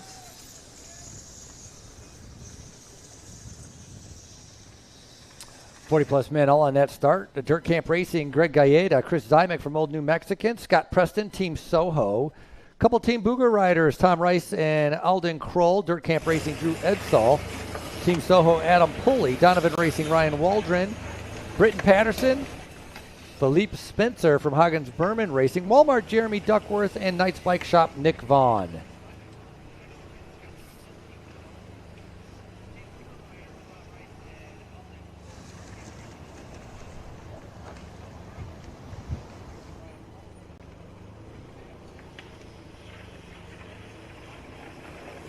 Get a look there of Jake Ingram leading them into the woods. I think that's the lead of our 19 to 39 age group race there. Jake racing for Oz Devo Specialized TRP. Look at the big gear that rider is in. Yeah, that's going to be Drew Edsall. Dirt Camp Racing. And Dirt Camp Racing, pedal about 50 RPMs. Sitting right by him, Greg Galeta with Dirt Camp Racing. So that's a pair of DCR riders as they get ready to hit the hill. Red jersey is going to be Tom Rice, and the tall one in the red jersey is going to be Eldon Kroll. Starting to see a little separation early in this men's 40-plus age group race. There's Tom Rice there with Team Booger on the outside. That was a shot of Jeremy Duckworth sitting on the back of the going on that climb. Still in a big gear. Got a lead group of 2 now as Philippe Nystrom now makes his way up, able to bridge up with that Drew Edsall turning that big gear.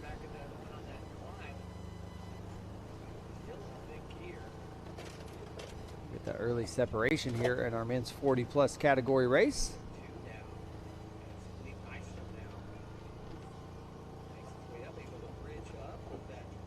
That's our 19 to 39 now on approach. So race of 2 now, though, for our men 40-plus. You know, frankly, we might have to ask why Ty Cady, race director of the Walmart Pro Cup, isn't out here, as this is his age category.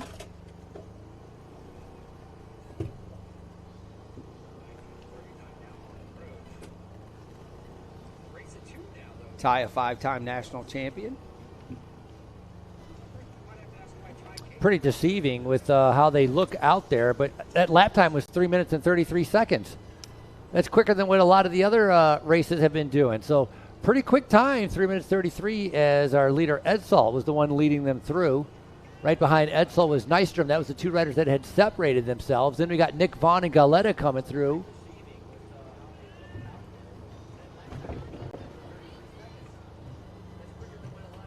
That's our leaders in our 19 to 39 with Luke Ingram making their way through along with Davis. Yeah, Jake Ingram there. Calls Northwest Arkansas home.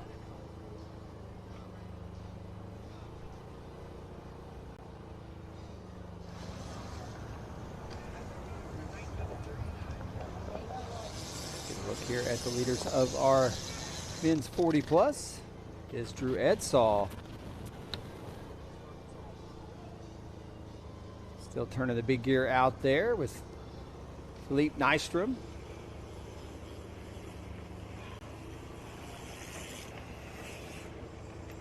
Taking it away to this 1.2 mile purpose-built short track race course here at Centennial Park. He's looking to pick up the pace out there for our 19 to 39-year-old or 19 to 39-year-old open category race. I believe that is Jake Ingram with Oz Devo, Specialized TRP, setting the pace. I know that style anywhere as he takes that corner. Jake, a champion here in Arkansas in gravity, winning the Arkansas Enduro Series 2 years in a row.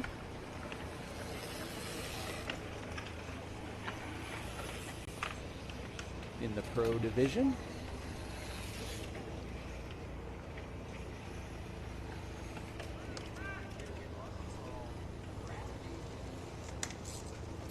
Drew Edsall using the gears and the power to be able to keep that speed going. Remember, 3 minutes and 33 seconds the last lap. Philippe Timatoya, Nystrom Spencer, August Berman Racing Seattle, trying to be able to stay on the wheel. Look at the difference in the cadence. They're going up that hill. Huge difference in the cadence. Drew just powering up that thing in the big gear.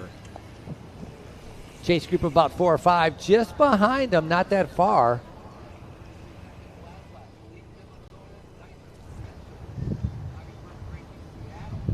Going to see 3 to go this time through on the lap card.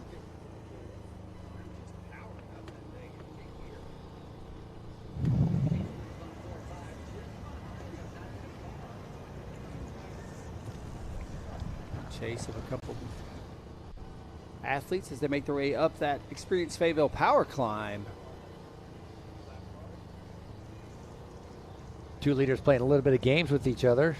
Shot Looking at Brendan Limp right there in the blue jersey. Jeremy Duckworth in that shot as well.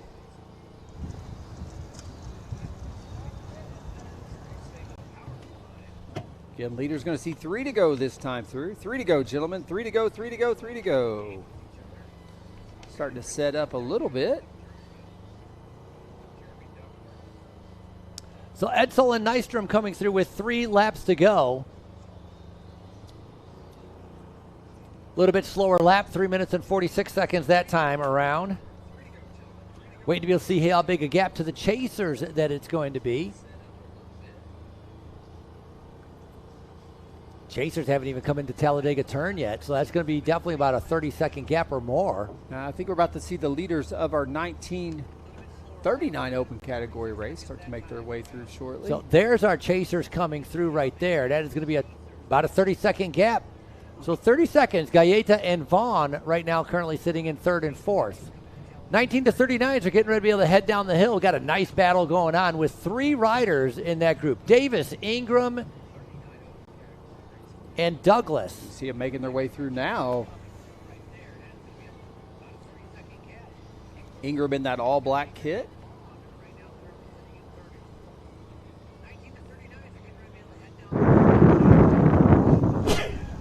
Look back at our leaders here in our 40 plus.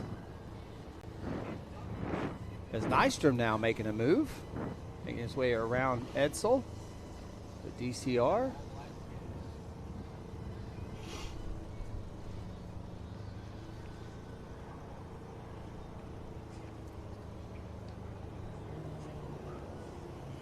Look at the leaders of our 19 to 39 age group race here. Again, all of our riders seeing 3 to go on the card that time through. Back to this battle in the front of our 40 plus.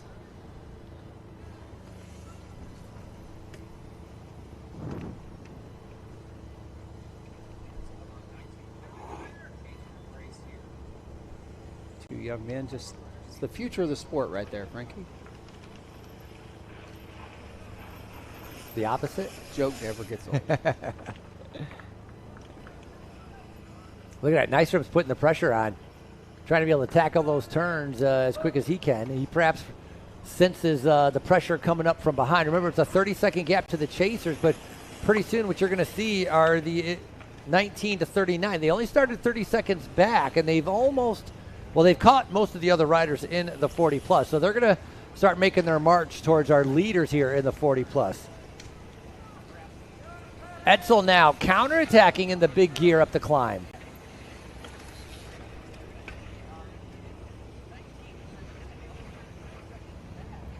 That was Jelani Davis, followed by Jake Ingram and Nathan Douglas in our 1939 competition. Yeah, Ingram with Oz Devo team, Nathan Douglas with Dirt Camp Racing, and Jelani Davis also with Dirt Camp Racing. So, yeah, nice shot right there of our leaders. 936, that's Jelani Davis, Dirt Camp Racing, leading them through. On the back of that group, that's one of our riders, Eldon Kroll. In our 40 pluses, it's all mixed in. So a couple good races, though. A race for first and second in our 40 plus, and a race of 3 for our 1939 open category. Race car going to read 2 to go this time through for our leaders. Who makes these numbers? Like, why would you make the 1939 with 8s and 4s and 9s, and then you have the same thing with all the 8s here with our 40 plus? It's like you got them all mixed in.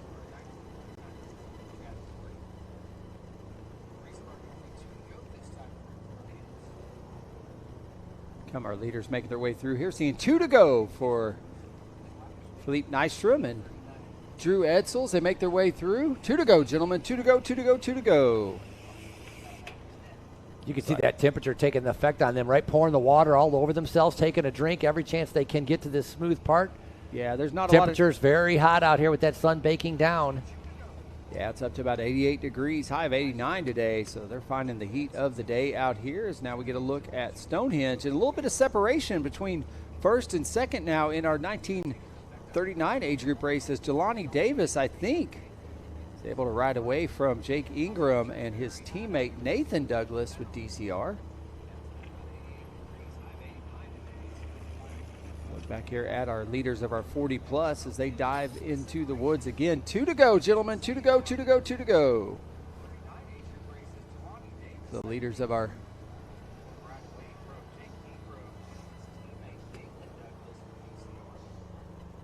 Here comes this group of there's our leader of our 1939 coming through, 2 to go. Here comes the chase group. This will be Jake and Nathan Douglas.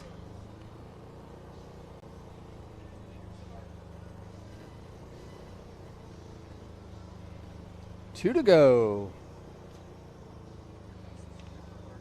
Great shot of the venue and just the intentionality of development here at Centennial Park, home to both a purpose-built XCO Olympic-style mountain bike race course as well as a cyclocross course used in the 2022 Cyclocross World Championships, and makes up portions of this short track course we're using today.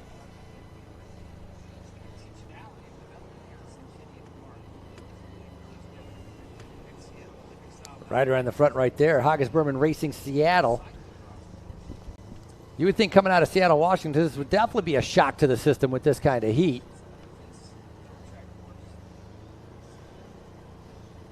As Felipe Timoteo Nystrom Spencer turning the pedals over, continue to be able to push the pace.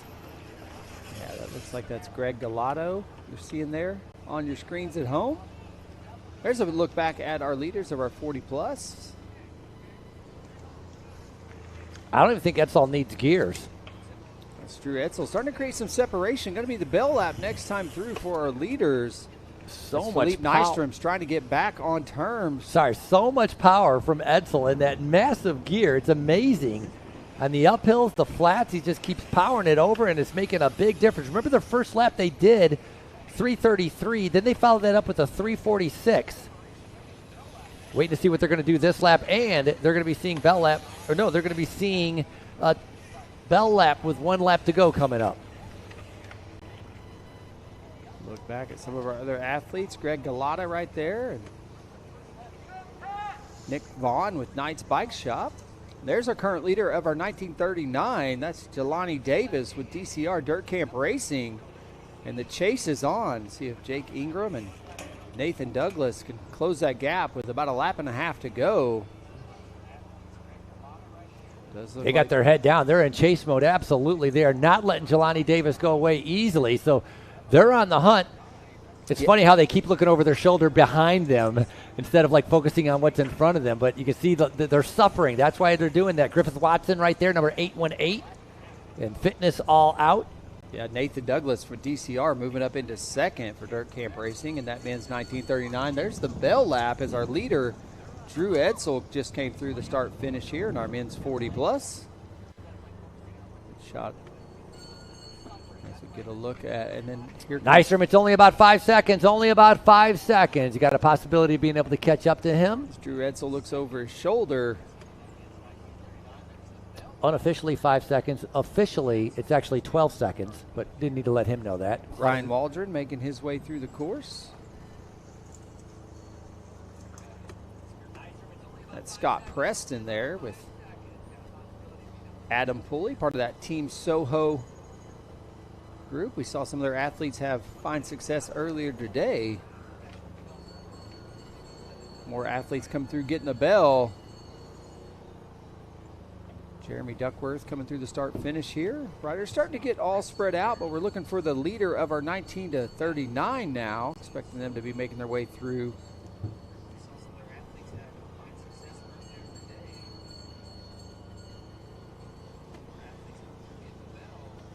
As Greg Galata comes through.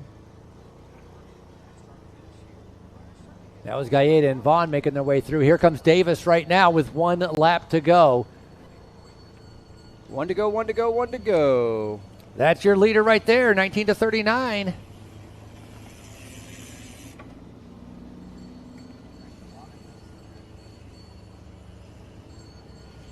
Here comes his teammate there, Nathan Douglas. Looks like they've been able to create some separation there. Jake Ingram still finds himself set in third, but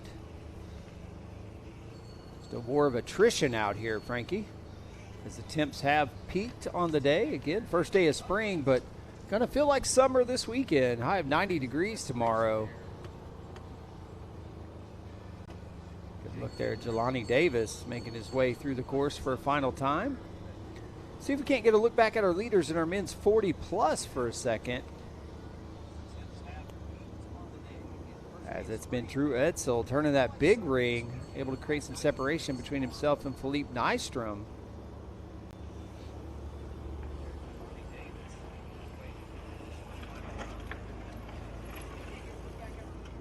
Back at some of our athletes dropping into the woods here for a final time in our men's 1939 and 40-plus competitions.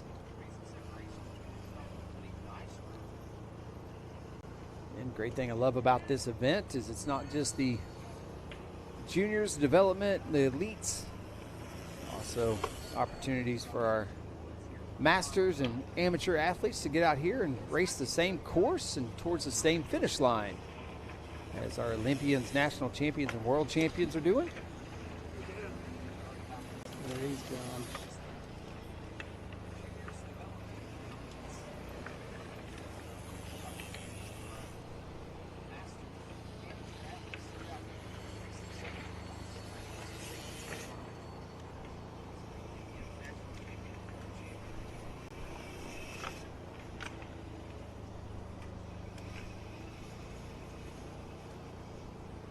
Should be seeing the finish of our men's 40-plus shortly.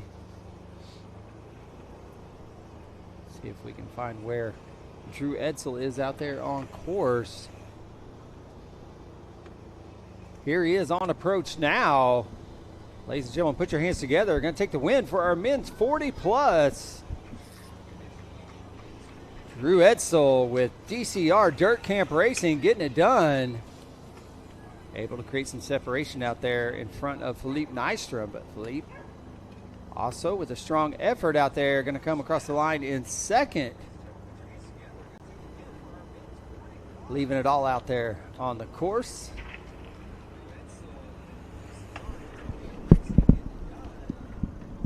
Philippe, part of that Hogs Berman Racing out of Seattle. Now we await the finish of our men's 1939 competition. It's Jelani Davis, been leading that with Dirt Camp Racing. Teammate Nathan Douglas was in the mix as well as Jake Ingram with Oz Devo.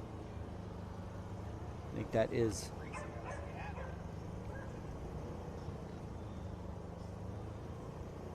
Benton Patterson making his way in. Well as Greg Galata.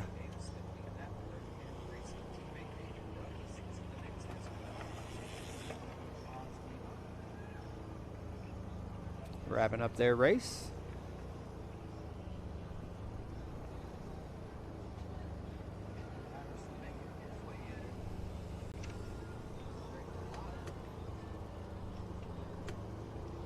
And here comes Jelani Davis with Dirt Camp Racing.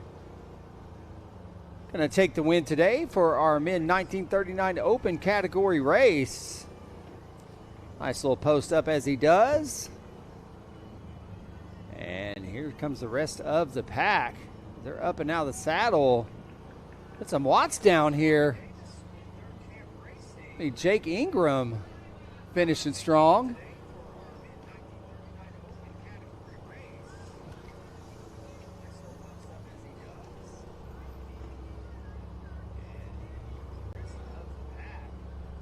So unofficially, Jelani Davis taking the win for your men 1939.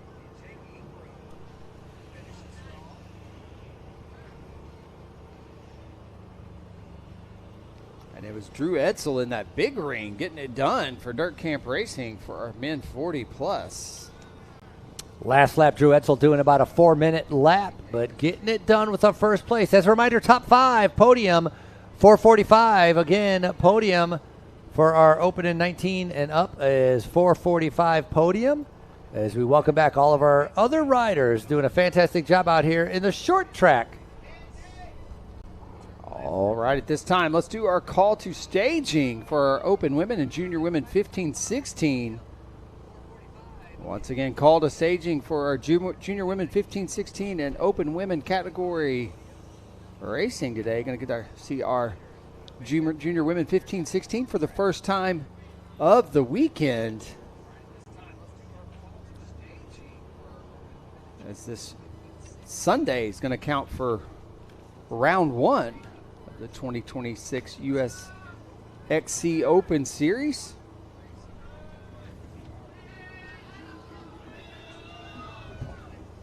The fans are cheering our athletes across the line. Love to see that.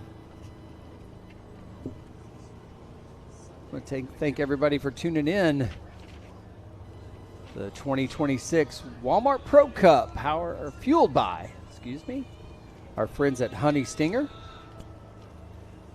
Still got a good slate of racing this afternoon as we're about to see our 15, 16-year-old women and our open women categories take to this 1.2 mile course. Our junior boys at 3:30, 11, 14-year-old junior boys at 3:30, 3:50, 11, 14-year-old junior girls, and then 4:15.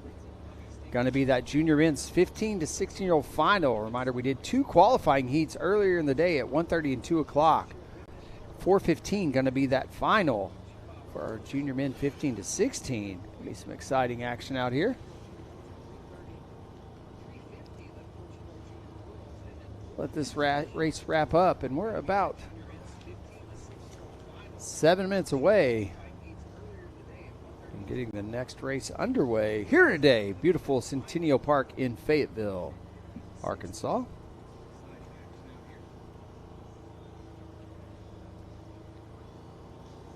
And we've got a big field of racers coming up next.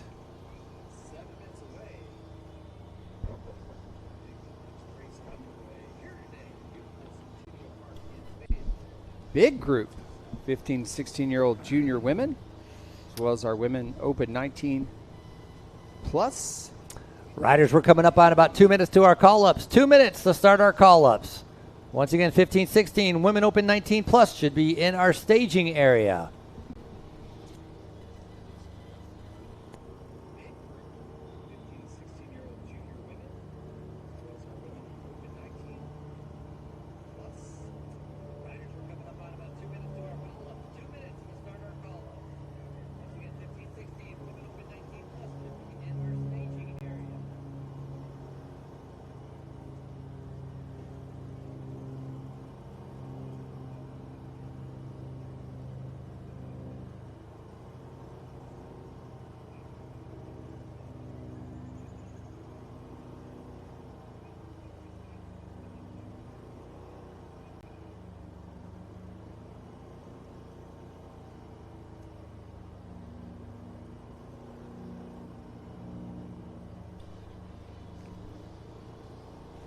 All right, we're about 5 minutes from going back to racing here.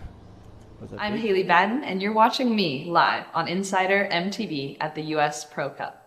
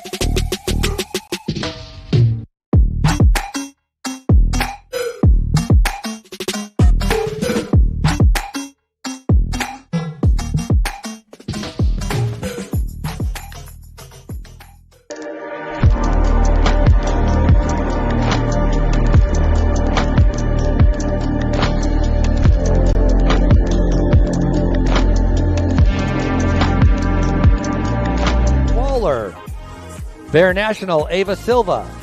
Donovan, Kinsley Oberding. Oz Racing, Bailey Brown. Mia Troiani. Amelia Lopez. Maggie Daly. Elizabeth Williams. Ariel Edens. Penelope Rintz. Zoe Leclerc. Pepper Smith with Excel Cycling. Roulaire Devo, Hannah Kirsch. Paisley Smith. Malaya Gurrell. Allie Agnew. Evelyn Reed. Tinley Kramer. Claire Rust. Willa Cromwell.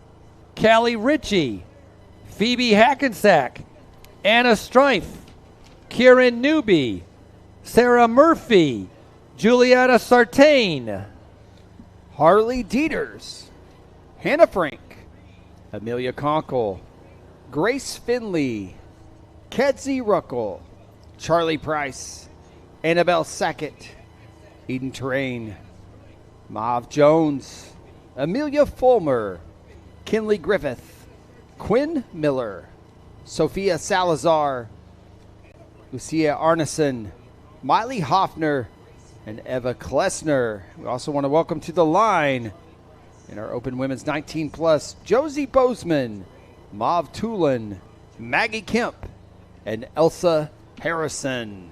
Riders, we are 2 minutes out. 2 minutes out to the Junior 15-16 and our Women Open 19+.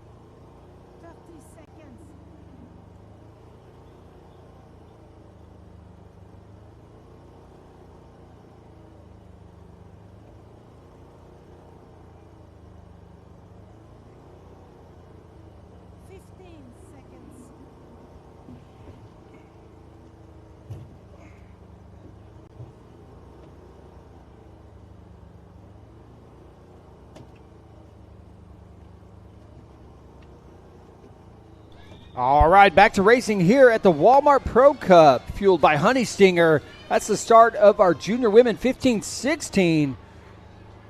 Over 50 athletes taken to this 1.2-mile short track course here at Centennial Park. First time we're getting a look at these athletes on the weekend. You'll see them again this Sunday.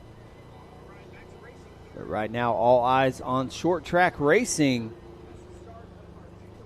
Again, 1.2 miles around each and every time, about 100 feet in elevation gain with every lap. Most of that elevation coming at about the halfway point. As the sun starts to shine out here, well, the temps start to warm up. Sun's been shining all day, but now we're starting to approach the high of the day, around 90 degrees here at the venue. As we got the pace getting set early on in this one, Frankie. Yeah, riders got their hammer down, absolutely. Looks like Anna Morawicz with Bear National up there setting the pace early. Bib 577. Yeah, the Morawicz sisters, they've been multi-time national champions, very good bike riders. Leah Morawicz, second here last year in the short track, and she was second to Ada Linton. Ada Linton has aged up. And so Morawicz still in here as the two riders now battling almost each other, trying to be able to make sure they got that first and second. One rider challenging them on the outside as they're making their way around. 50 riders on the start line as we continue on with our short track racing here in Fayetteville. Yeah, good look at the leaders here as you got the sisters now in the front. There is one more rider up there in the mix. We'll pick them out here in a second. Get a look at who that might be. Might be someone in a Gravity Academy kit. As a reminder, also, this is a final. As we had our junior boys, we had heats. There's no heats with our junior girls 15-16. This is the final. And that's actually, looks like Kinsley orbiting with Donovan Racing up there. Zoe McGuire getting shuffled a little bit to the back. She started on the front row and currently sitting in about 6th. Morswich sisters still in the mix there.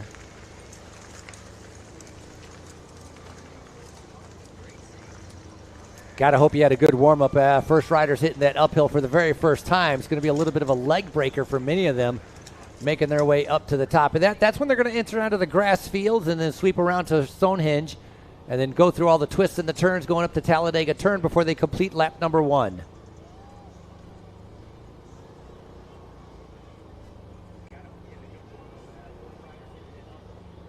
Yeah, a lot of these riders just trying to hold on early to the pace being set by the Bear National team. As it does look like you got a group of maybe about 15 riders up there in that selection. Several light blue kits of Bear National team in that top 10.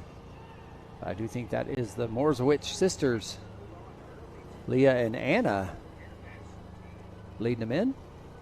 11 riders in the group. They got 4 chasers right behind, and it looks like they're about to latch on to make that group of 11 into a group of about 16.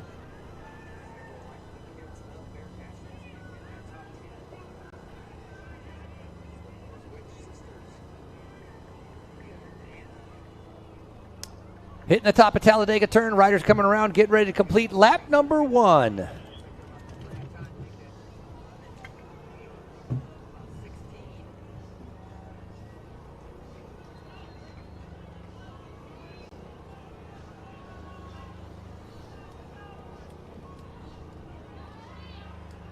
Saw at least 4 Bear National kits in that top 10.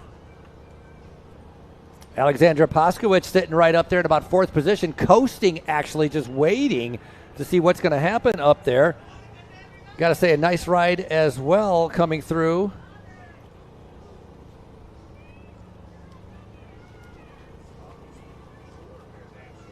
It's Phoebe Hackensack. Phoebe called 30th to the line, way down, as now finds herself up there in that top 10 for Phoebe Hackensack. So a nice job being able to navigate around a lot of the back markers and being able to make her way forward on lap number 1. I think I might have picked out Zoe Leclerc there with the Ruler National team up there in the mix.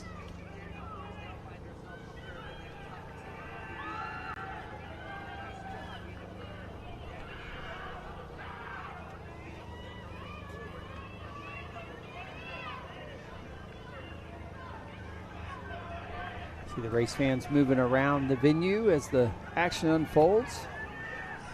Very spectator-friendly development here as course is laid out with spectators in mind, as it is Bear National sisters Leah and Anna setting the pace still. Now on to the second lap. Leader's going to see 3 to go next time through.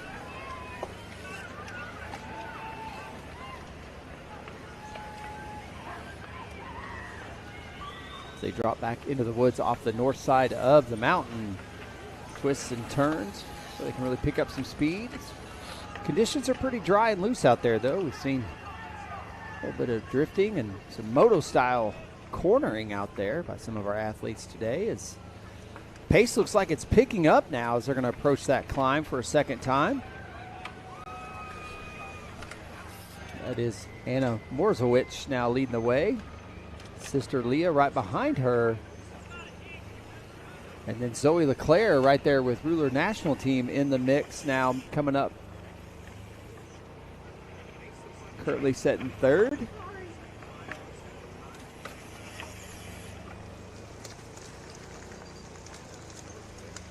I believe that is Kinsley orbiting with Donovan Racing there as well.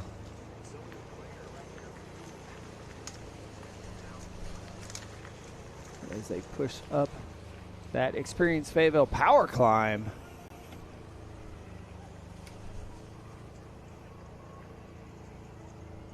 About 14 riders have made this selection, maybe a little bit more, a couple more latching on this climb. About halfway up, we start to see that separation created again as the Morozowicz sisters setting the pace, challenging the rest of the riders to see who has what it takes to go with them, stay on terms in this short track competition. Leader's going to see 3 to go next time through.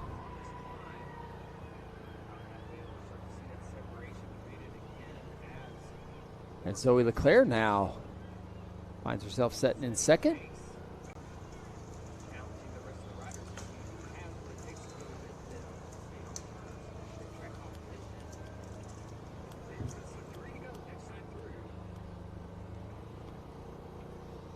Single file as they make their way through Stonehenge.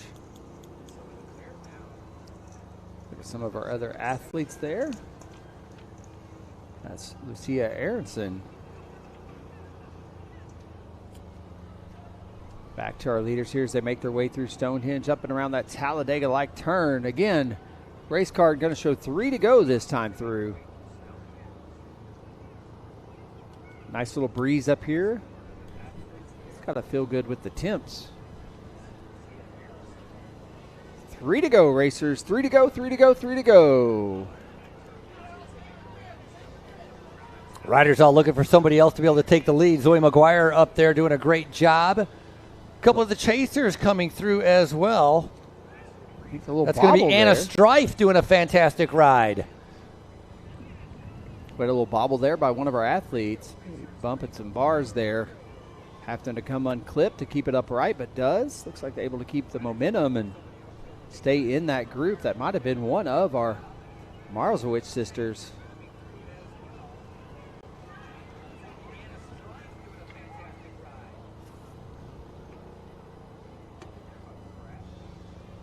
And it's a baker's dozen, it looks like, Frankie. 13 riders making their way into the woods. Look back here, see what happened here. Somebody ended up just kind of getting off balance, coming unclipped there. But good save there, and just right back on the gas.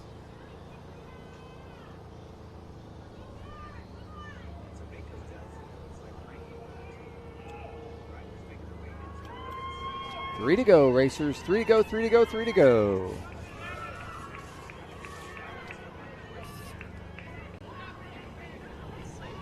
Making their way up and over that flyover, back down into the woods.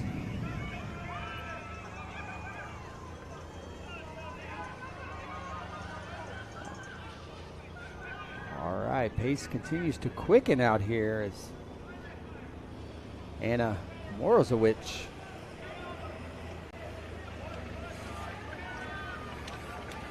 Anna Moreskovich continues to be able to lead. A sister right behind there with Leah Moreskovich. Remember Leah, and ride her down in that dusty section. Taking a little bit of damage. I was going to say Leah, remember second last year at the short track. Obviously a year older now, coming in and returning to Fayetteville.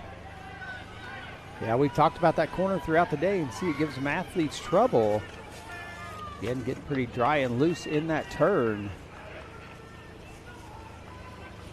Not hard to scrub out there.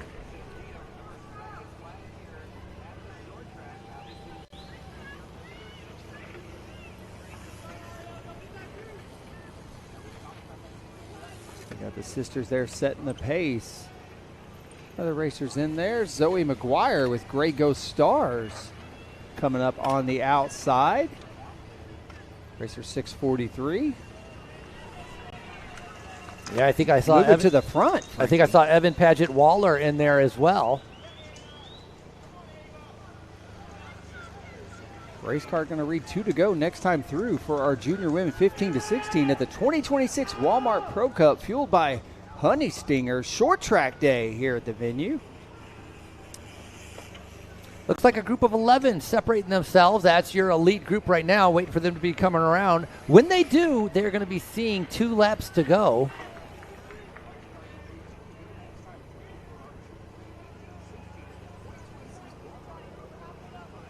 Again, you're getting a look at that kind of false flat. That hill just keeps giving. It's the gift that keeps on giving. It's really a climb all the way back up to Stonehenge. Look at the wind there blowing out of the southwest. Nice little 8 or 9 mile an hour breeze. Pretty warm race conditions though for the first day of spring.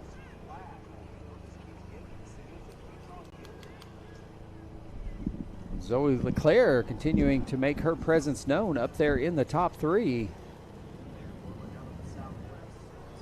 Again, race car going to read 2 to go this time through.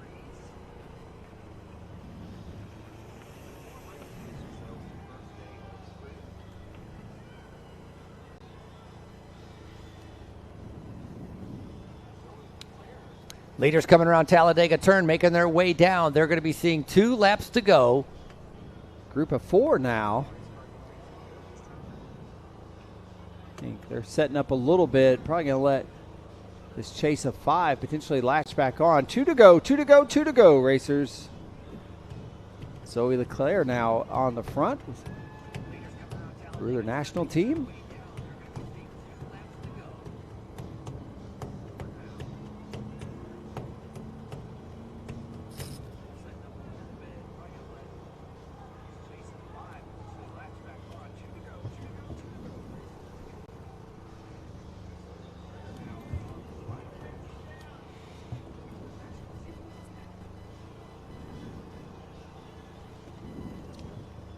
It's Roller Bear right now. 1, 2, 3.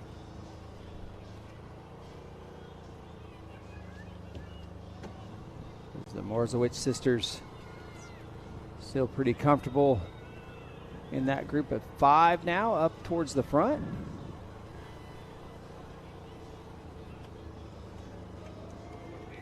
I think that's Kinsley Oberding with Donovan Racing there in the mix still as well, having a good ride out here today. On the front was Zoe Leclerc with Ruler National Team as Mariskovich comes by. Bear Devo, they follow each other. They know each other well, obviously as sisters, training together, riding together, racing together. Both of them coming back up to the front. It's still 1.5 laps to go. Zoe Leclerc doing a good job of sticking right with them. 2 other riders tagging out of the back of this lead group as well.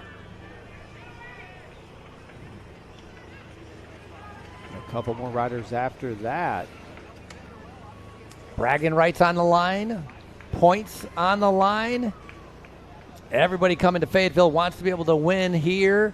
One of the most prestigious races in the United States.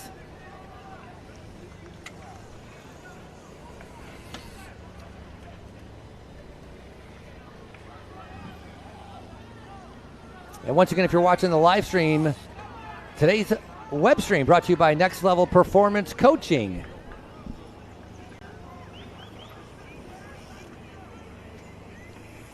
Looks like Bear team starting to pick up the pace a little bit out there. About 1.5 laps of racing left in our junior women 15, 16-year-old short track competition. Last lap when they come through here, Brandon, it was 4 riders off the front by a teeny bit. It looks like the riders in the back have latched on, so that group has definitely gotten bigger, and I think that might be part of their concern as Anna Mariskovich is trying to be able to keep the pace going. Doesn't want too many more riders catching up to them. Yeah, Leclerc, they're able to hold on, though, as they push the pace up that power climb. You see a little separation as they were able to get back together on the descent, but that power climb just hurting some of these athletes. Seen that throughout the day. A lot of moves made. That seems to be the crux of the course, and where a lot of the strategy has been is choosing when to go on that climb. We saw Haley Batten make a move there earlier. Christopher Blevins as well. Both able to carry that across the line in our elite level competition. But it's all Bear National right now. 1-2, followed by Zoe Leclerc with Ruler National Team.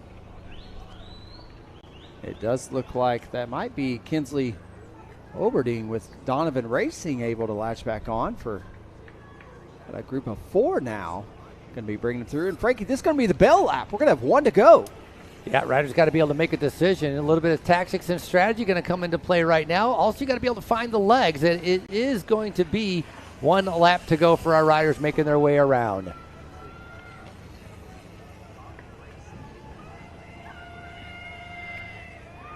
Are they willing to wait for it to come down to a sprint, or do they want to try to be able to break this group apart, trying to be able to win solo? Wow, they might have set up a little bit, and it's come back to a group of 7 as Sister looks over her shoulder.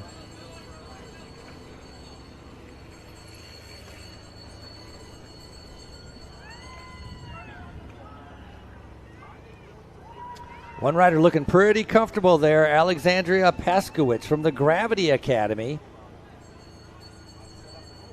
And Zoe Leclerc now second wheel in between those Marzowitz sisters. Paskowitz is the rider sitting in fourth with kind of the gray and white jersey. The 2 Bear Devo riders are the Maritzkovich sisters with Leah and Anna. And then Zoe Leclerc in a white jersey sitting in about third position right now. All riders coming through, 1 lap to go. It's 1 to go. And look at the separation here on the final lap. As you can tell, the pace has picked up with 1 to go. All gas, no brakes.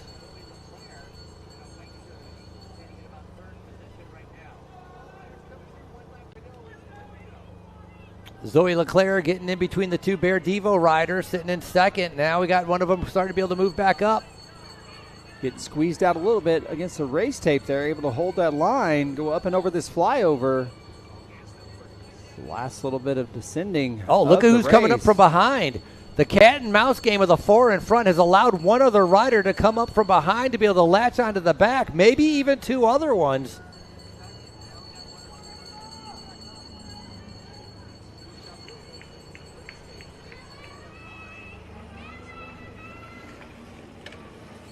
Should get a great shot of our leaders as they make their way on approach of that climb. So I believe that's Leah on the front, Anna sitting in third, and Zoe Leclerc sitting in second, with Paskowitz sitting on the back in fourth right now. All right, here the climb starts right about here. About to start pitching back up. Again, about 100 feet of elevation gain between right here and the top of the mountain. They've had 3 laps to be able to figure out what gear is going to work for them, what kind of cadence they need to do. Now all they got to do is cross their fingers and hoping they have the legs. All 4 what response will come from the other riders as the final time up the climb?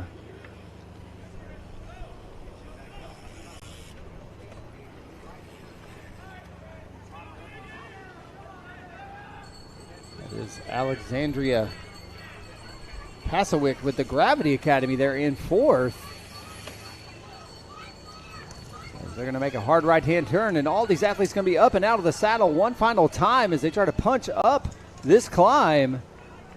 Again, you can see how it stair steps up and actually has a nice little false flat at the top. You think it's over, and well, it's a gift that just keeps on giving.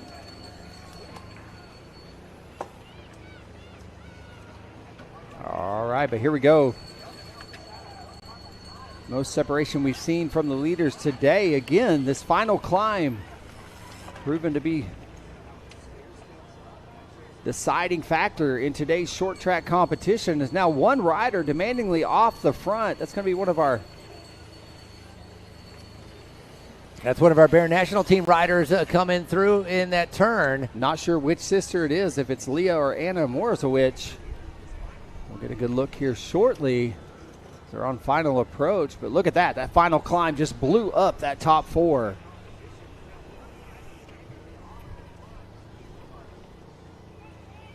Not one to let it come down to a sprint. Create that separation on the climb and ride it in solo. They're now going to hit the tarmac for the final time. And that is going to be Anna Morzowicz. Bear National posting up. Great ride out there. And Zoe Leclerc now coming across the line in second, able to get it done. Strong ride. Leah Morzowicz with Bear National coming across the line in third. And Alexandria Paskowitz with the Gravity Academy officially in fourth place. Frankie, that was a good race. That was a good race. They tactical. Sticking together for a while, then wait until the end to attack, and a great win by Anna. Seems to be the story of the day, as we've seen that tactic play out in several races throughout the morning and into the afternoon. And speaking of afternoon, we're not done. Got our next race coming right up. We needed to be doing our call to staging for our junior boys 11 to 14. Junior boys 11 to 14 be making their way to or be in the staging area. That race scheduled to start right here at 3:30. And at 3:50, 20 minutes later, we're going to do our junior girls 11 to 14. Final race of the day going to be 4:15. That's going to be our junior men 15 to 16 final. Excited for that race as the top 60 racers have advanced from 2 quality heats earlier in the day. And a reminder, racers, family, friends, and fans, we'll be doing that final podium award at 5 o'clock. That's going to be our junior men 15-16, junior boys and girls 11 to 14, our open men and women categories, our junior women 15-16 podium awards going 5 deep right at 5 o'clock. Thank everybody for tuning in live on InsiderMTB.com. What an exciting day of racing it's been already. To wrap up this race, quick shout out to some of our partners helping making our 6th annual year at Centennial Park possible. Couldn't be more excited to be back at this venue. I think our title sponsor, Walmart, as well as Honey Stinger, our host sponsor, city sponsor of Experience Fayetteville. Shout out to the event production partner, the Ozark Foundation. The production partner to the U.S. Pro Cup in Fayetteville is the Ozark Foundation, with a mission to position Arkansas as a premier outdoor recreation destination. Ozark Foundation produces signature events such as the U.S. Pro Cup, Oz Trail Stage Race, and the Arkansas Graveler. Special thanks to Arkansas Tourism. Arkansas is one of the fastest growing mountain bike destinations in the country. Fayetteville here sits in the Ozarks, where hundreds of miles of purpose-built trails give riders incredible terrain to train and ride on throughout the year. Find your next mountain bike destination at arkansas.com. And to Dell Computers, the official technology partner of the Walmart Pro Cup here in Fayetteville. Stick around, more race action coming right up at 3:30 with our junior boys 11 to 14 here in 5 minutes. We'll let this race wrap up and get more race action underway.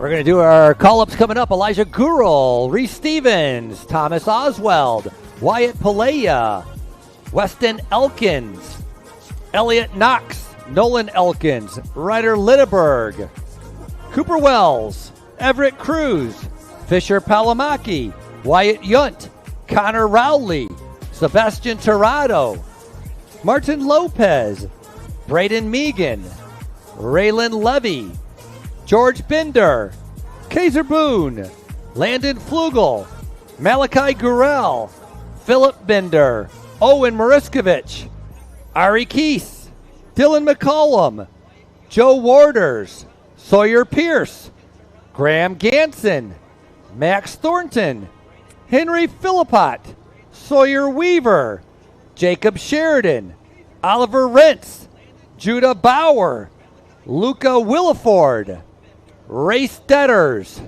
Bradley Brown, Sebastian Falk, Michael Zimmer, Macklin Huser, Ian Barton, Denver Carroll, Bodie Duckworth, Quincy Grotenhuis, Sebastian Garrett, Spencer Kunkel.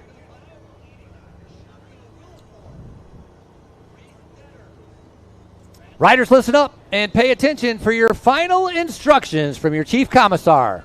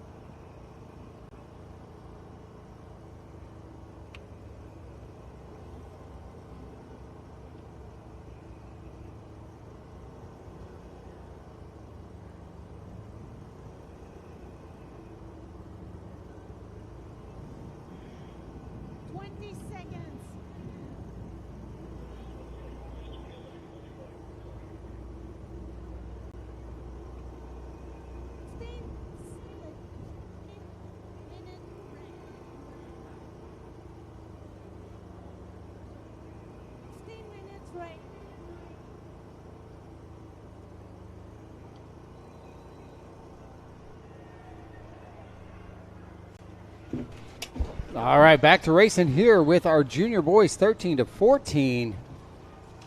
Sorry, 11-14. Battling it out early. Picking the pace up quick, hoping for a clean start there. Looks like we might have had one there, although there was plenty of rubbing happen early in this race. They're going way wide here. Jockeying for position early on in this what looks to be highly contested competition with our junior boys, 11-14. Do have one rider off the front setting the pace here. Bringing a couple riders along with him. Elijah Gurel sitting in about second with our third position right now with about that pink jersey on his shoulders. Just following the wheels.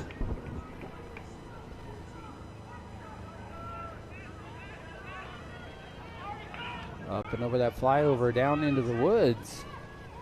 These young men carrying good speed.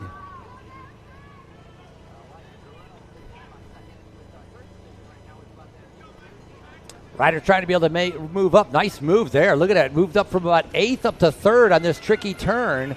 Slowed down just enough time. That's that rider in 3rd place. So a nice job by that. That might have been Wyatt Palea in that green jersey. Going to keep an eye on him. Got some pretty good young riders in this group making the trip here to Fayetteville. 46 riders total, as this is their final as well for our short track.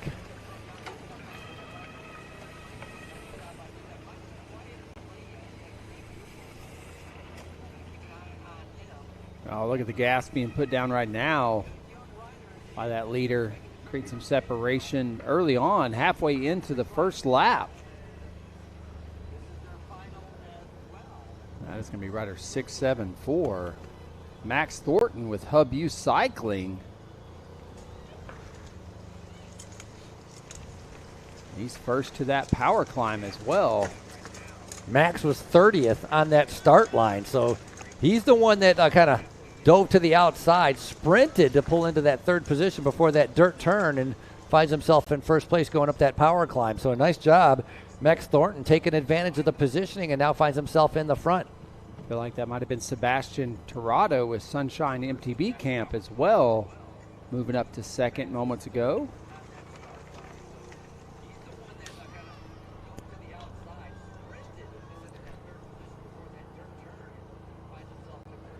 Here's Max Thornton. Current look at your 3 leaders now.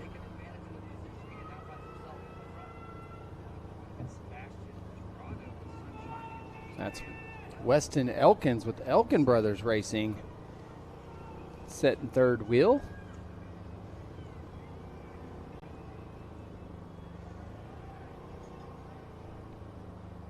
But I do believe that is Sebastian Tirado leading in Max Thornton and Weston Elkins early in this race, as it looks like the selection's a lead group of 5 now. Do our best to pick them out. First time we're seeing our junior boys 11 to 14 on the weekend. See them again in action on Sunday. As the leader seeing 3 to go, gentlemen, 3 to go. And that is Sebastian Tirado leading the way as Max Thornton now moves up. 3 to go.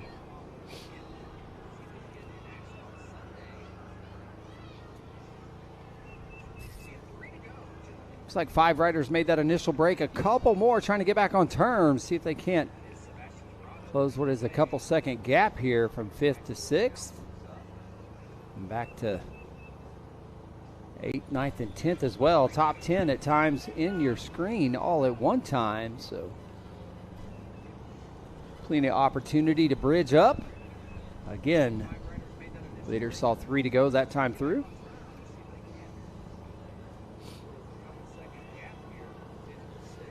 I think Martin Lopez was in that group as well, making their way through, but Max Thornton continuing to be able to push the pace. That's Elliot Knox with Molly Braid, Byron Health and Healing in there as well. Sebastian Tirado, Sunshine Mountain Bike Camp, is the rider in yellow, sitting in second.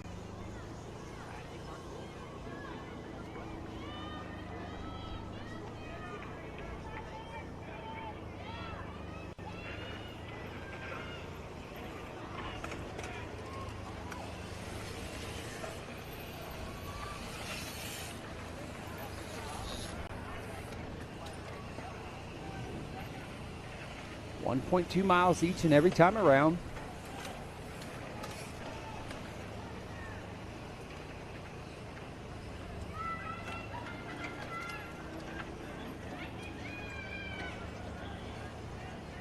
And picking up speed here and about to find right here where the elevation starts.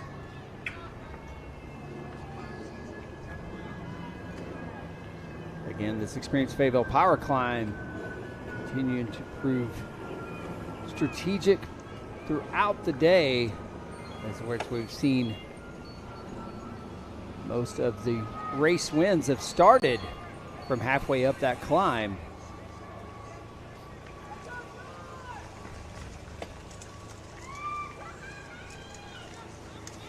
Nice shot of our leaders right there, all kind of tagging on, looking over his shoulder right there. Max Thornton waiting to see if somebody else wants to be able to pull through, come and help him keep that pace going. Riders in the back with an opportunity to be able to catch back up. Big sprint on the right-hand side. Not sure who that was, but he was flying up that climb. I saw Weston Elkins with Elkins Brothers Racing up there in the mix too on the left. And now it's back to that yellow jersey of Sebastian Tirado now.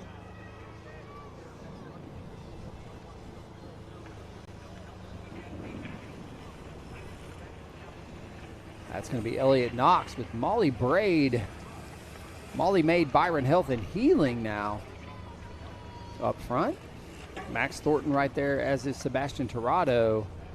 All right, this lead group now back to 7 riders. Seeing if two more can't bridge back up. Leaders race card going to read 2 to go this time through. Lap card going to read 2 to go this time through. They twist and turn through Stonehenge.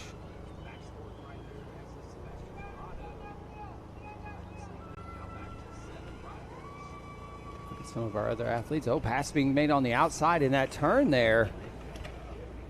Going from like 7th to 2nd. The rider jumping up there as they make their way around that Lewis Brothers Automotive Bronco. And hit the tarmac. Going to see 2 to go. 2 to go, gentlemen. 2 to go, 2 to go, 2 to go. As Elliott Knox sitting there on the front. And that's Cooper Wells there with TWL, sorry, Racer 692. Made that selection. Weston Elkins now sitting in 2nd.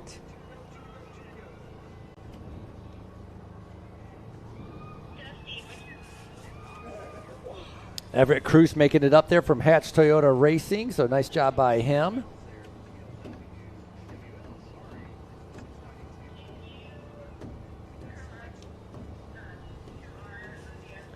Shade definitely a premium here today as race temps around 90 degrees now.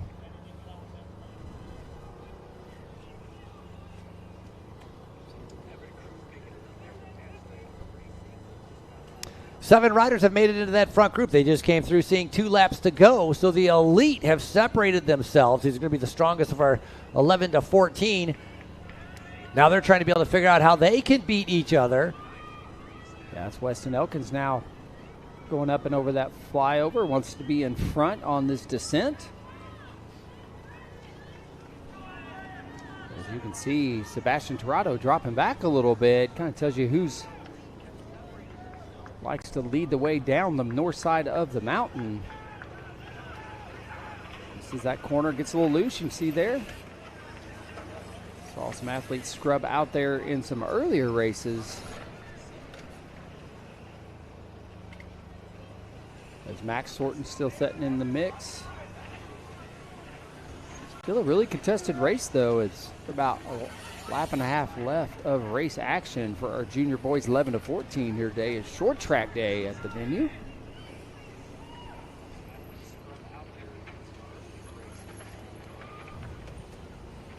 Group of 5 now. 2 more seeing if they can latch back on. Maybe 3 more trying to latch back on. As Elkins bringing him up to climb. There's no Elkins. Both the Elkin brothers now up there in this mix. As Elliott Knox now moves towards the front. Nope. Weston shuts that door down. They're back on the climb. And look at this. Just putting in a big dig on that power climb. Going to get 1 to go for the leaders next time through, and look at the separation. Just turning on the gas on that climb. Creating about 20 bike lengths between him and 2nd place. Impressive move by Elkins. And the rest of them just trying to hold on at this point. Yeah, right now he's established that gap. He wants to be able to hang on to that, so it's head down. This is an all-in move right now, trying to be able to hold off those 4 or 5 chasers. Arguably the easier part of the course right now with the little twisting turns going up to the Talladega turn. When he comes around onto the tarmac, he's getting ready to be able to see. It's going to be 1 lap to go. So bell lap awaiting our leaders as they come through.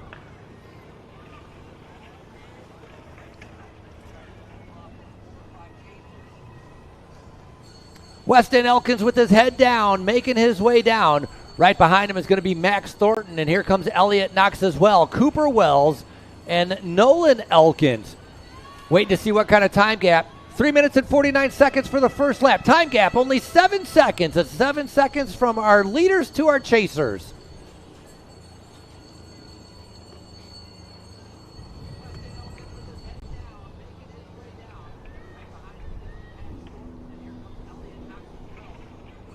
Yeah, that time through Weston Elkins, Max Thornton, Elliott Knox, Cooper Wells, Nolan Elkins, and Everett Cruz.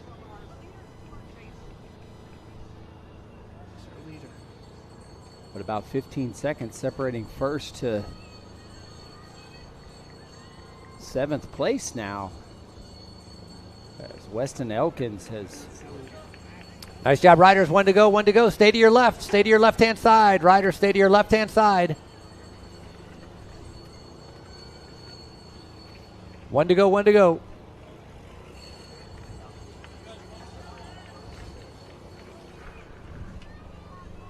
Weston Elkins riding for the Elkins brothers. He's got his brother in here as well, Nolan Elkins.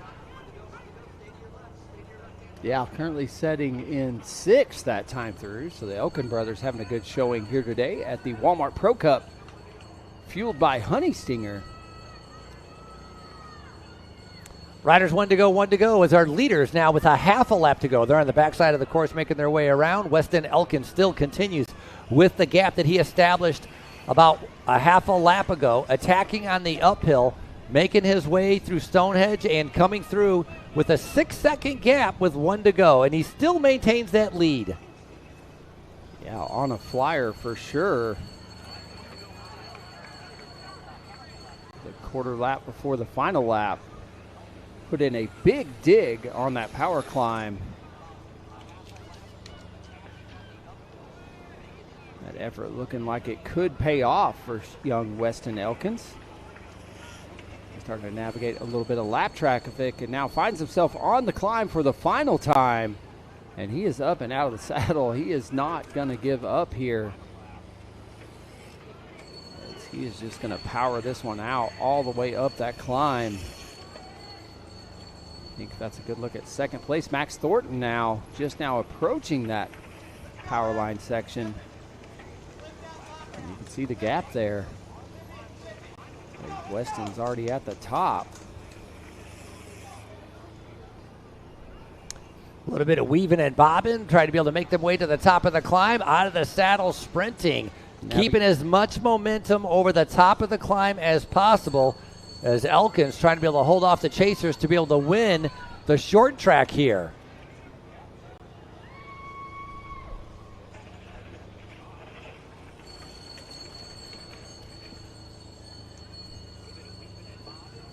Great showing by the Elkins brothers. He makes his way into Stonehenge for the final time, still up and out of that saddle. Wanting to carry speed all the way through this section. Not willing to give an inch. He's got one more big bank turn, that Talladega-like turn, drop him down to tarmac. He's just going to see clean air in front of him. He looks over his shoulder. Really no contention at this point. Put your hands together. Racing for Elkin Brothers Racing.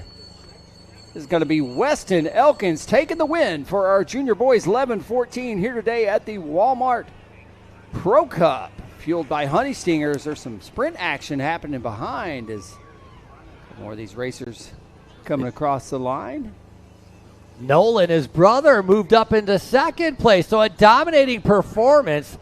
Weston picking up first, Nolan picking up 2nd, and Max Thornton in 3rd with Everett Cruz and Cooper Wells rounding out our top 5. The Elkin brothers go 1-2.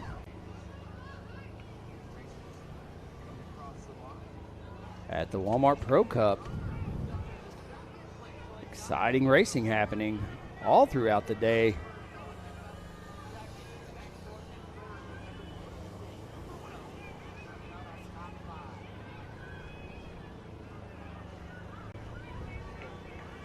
More racers sprinting for the line.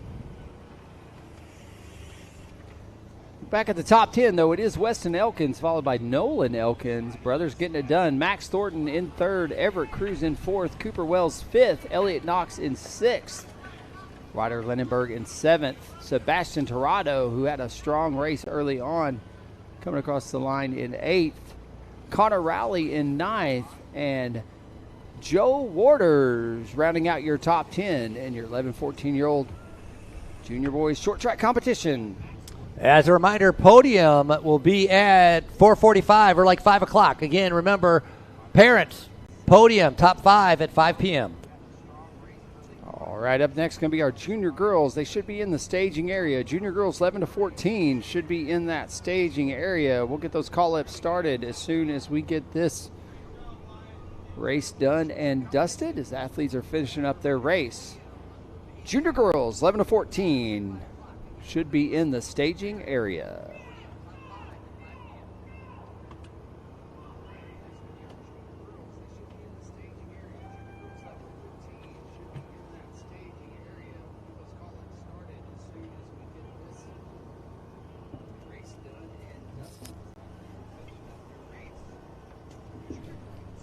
Those tuning in live on the InsiderMTB.com getting a look at the Oz Stage Race. A brand new multi-day stage race coming to Northwest Arkansas May 21st through the 24th. The multi-day Oz Trails experience. 4 days of mountain bike racing, starting with a prologue on the 21st and then 3 back-to-back-to-back days of marathon-style mountain bike racing right here in the Oz Trails. OzStageRace.com.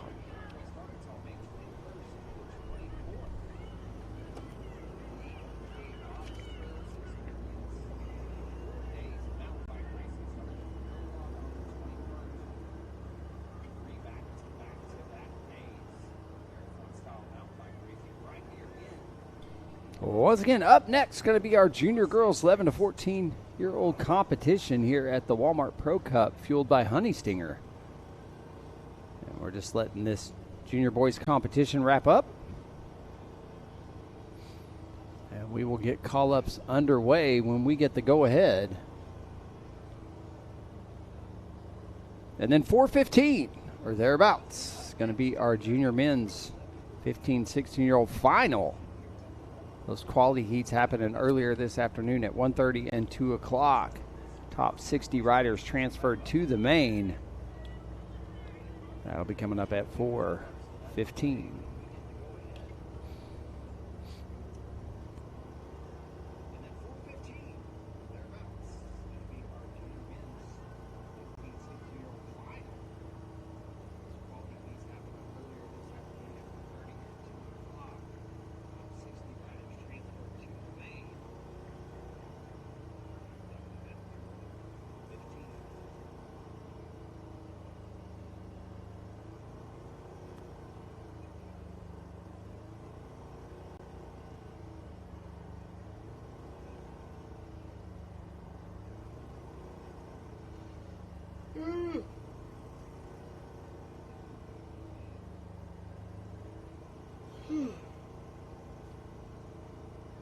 How you doing, Derek?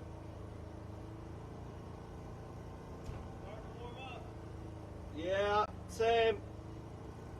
It's getting harder for me to avoid the sun. Losing platform.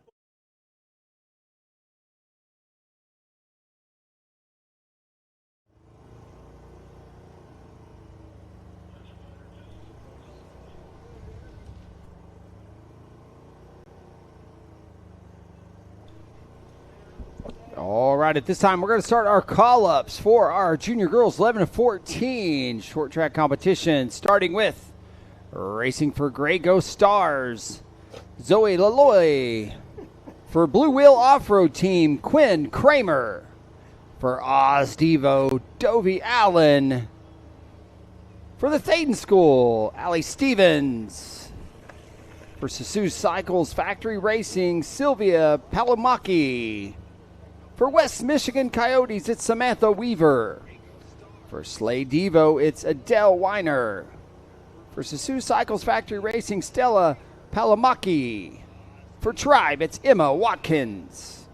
For Wild Rockies, it's Pepper Spangenberg. For Team Booger, Sydney Lehman. Margie Edens. Madeline Williams. Lily Holtgren. For the Ozark Off-Road Cyclists, Avery Reno. Team Booger, Annika Crum. Naya Moctezuma. Evelyn Welker. Carly Freymiller. Abby Milton. Finn Boone. Beyond Racing's Greta Donaldson. Olive Carroll, Amelia Schroeder. For Austin Bike Farm, Lily Aronson. For Oz Devo, Reese Warnecki. And Adeline Husser, 27. Junior girls, 11 to 14, taken to the start line. All right, ladies, this is your 2-minute warning. Team staff, please out of the grid. Team staff, please leave the grid this time.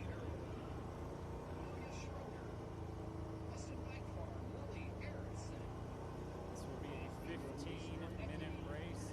Laps will be posted over your right shoulder. 15-minute race. You will receive a 1 minute and 30 seconds, and then anytime after 15 off the whistle.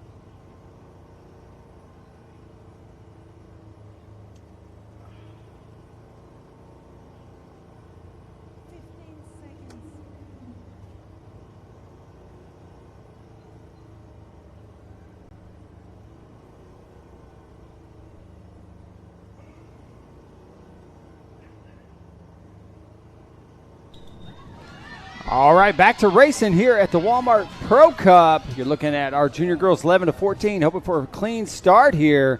There's one rider now setting the pace early. Emma Watkins taking off like shot out of a cannon. So Emma Watkins right now riding for Tribe.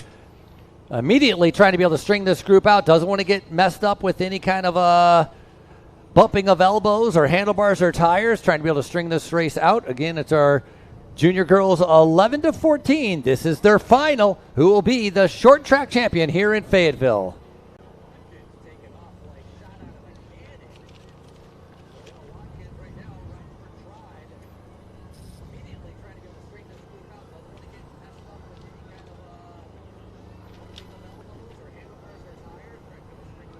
Today's racing being presented by Next Level Performance Coaching. Founded in 2013, Next Level Coaching was created to help athletes of all abilities reach their next level in performance and knowledge. Inquire about a custom-built training plan tailored just for you by visiting nextlevelperformancecoaching.com. Looking at the race action here early as we got about 5 riders, maybe 6, making that initial selection. It was Emma Watkins with Tribe. Like Frankie said, shot off like a cannon off that start line. Hole shot so critical in these short track competitions. Sitting in second place, Samantha Weaver, number 715, West Michigan Coyotes. Got a rider down, slipping in that dirt, hitting the brakes a little bit too hard and sliding out. Able to get up and get back on her bike and get going, but she's going to lose about 6 places. Hopefully he's got the strength to be able to make that back up a little bit later on. Sometimes you got to wait until you get to that climb where you can actually show off your fitness and your strength. Yeah, good to see her be able to get up and finish under her own power back on the bike, but little bobble there backing up some of the race there. As look now at our leaders.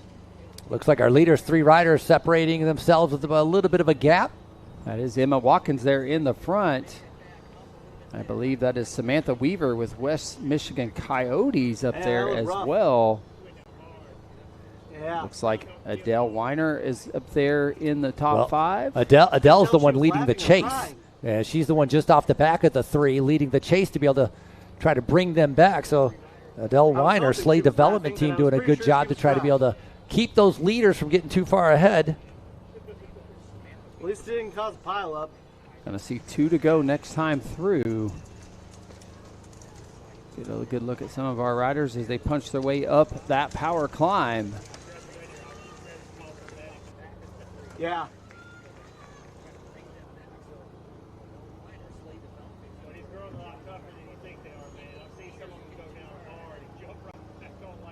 Some clear separation now between first, second, and third. Fourth, fifth, and sixth still in the picture, though. I wonder, could Emma Watkins keep this pace up? Going to be 2 to go next time through for our junior girls, 11 to 14.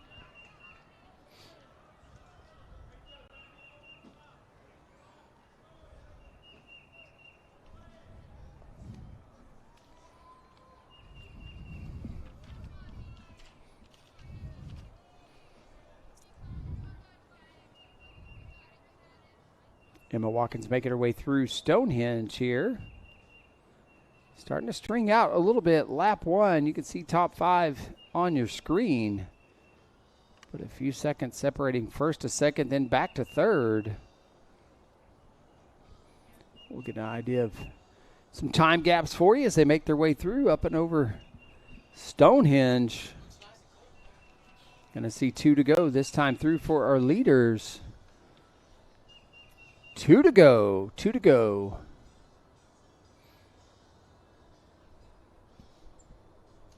That is Emma Watkins, and looks like Sylvia Palamaki in second now, moving up on that climb.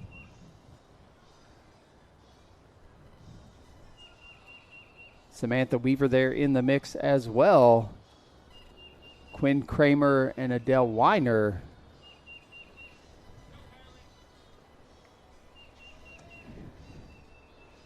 But it is Emma Watkins currently setting the pace.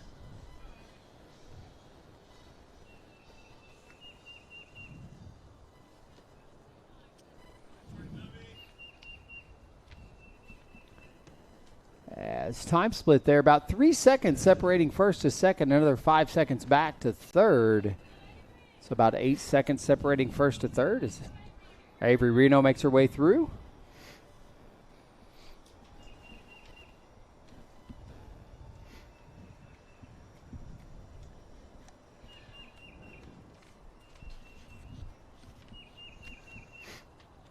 Avery racing for the Ozark Off-Road Cyclists, a nonprofit organization that maintains the trails here at Centennial Park. Want to thank the volunteers for... Emma Watkins riding for Tribe with that pink jersey. She's got the bright orange gloves on, making her very distinctive to be able to pick out from that crowd as she's making her way around. Went away on lap number 1, especially on the uphill. That's where she was able to distance herself. She just came through seeing 2 laps to go. All of our riders coming through are seeing 2 laps to go.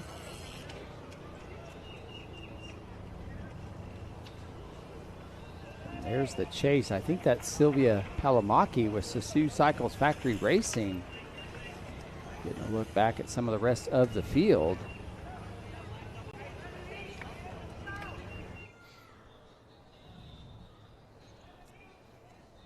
But Tribe getting it done out here as Emma Watkins continues to push that pedal down and keep that pace up. Rider down in one of the turns as well as we're looking at our multi-screen, slipping out in the dust there. So that's a tricky turn. That's the one spot that there's been the crashes. Nowhere else has there been any kind of crashes. We did see one of our junior races a tangle up right at the start, but that's just because they were so packed in together. Yeah, a couple riders back. Again, 3 seconds separated first to second last time through. Rider in second's got the hammer down. You can see it bobbing up and down, pedaling as much with her legs as she is with her upper body. Little glance over the shoulder. Watkins trying to be able to gauge the distance. How much effort does she have to do on this uphill? Because she knows when she comes around, she still has an entire lap to be able to win our short track race here. I think that might be Stella Palamaki sitting in second out of the saddle, trying to be able to catch up to our leaders.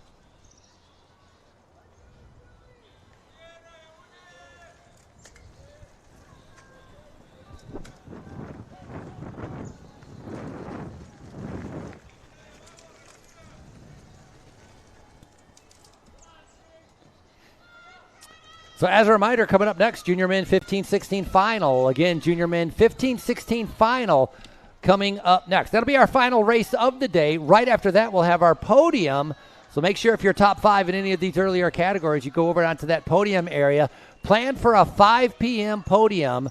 We'll start doing those for day number 2 of the Walmart Pro Cup, fueled by Honey Stinger. In the meantime, Emma Watkins continues to just put in a very impressive ride, the untouchable.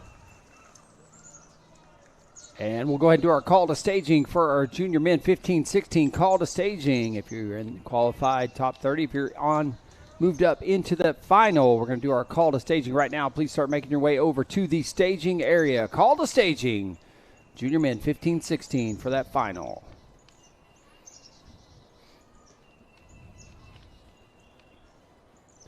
We'll get a good look at the splits here. As the leader about to hit the tarmac here, Emma Watkins with Tribe, going to get the bell, going to get the 1 to go this time through. 1 to go, 1 to go, 1 to go. Watkins, 1 lap to go. 4 minutes and 27 seconds, similar to her time last time. Palamaki now coming in, waiting to be able to see what that split is. There's a 9-second gap between first and second. 9 seconds separating first to second. That's Quinn Kramer in that yellow jersey making her way through. She's only 9 seconds back on second place.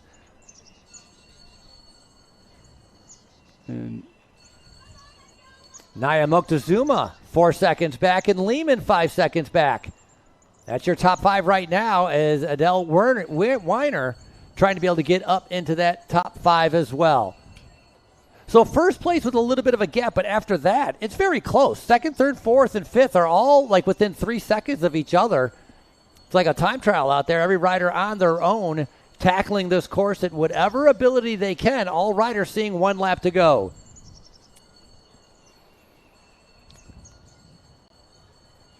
Yeah, as Emma Watkins heads up and over the flyover.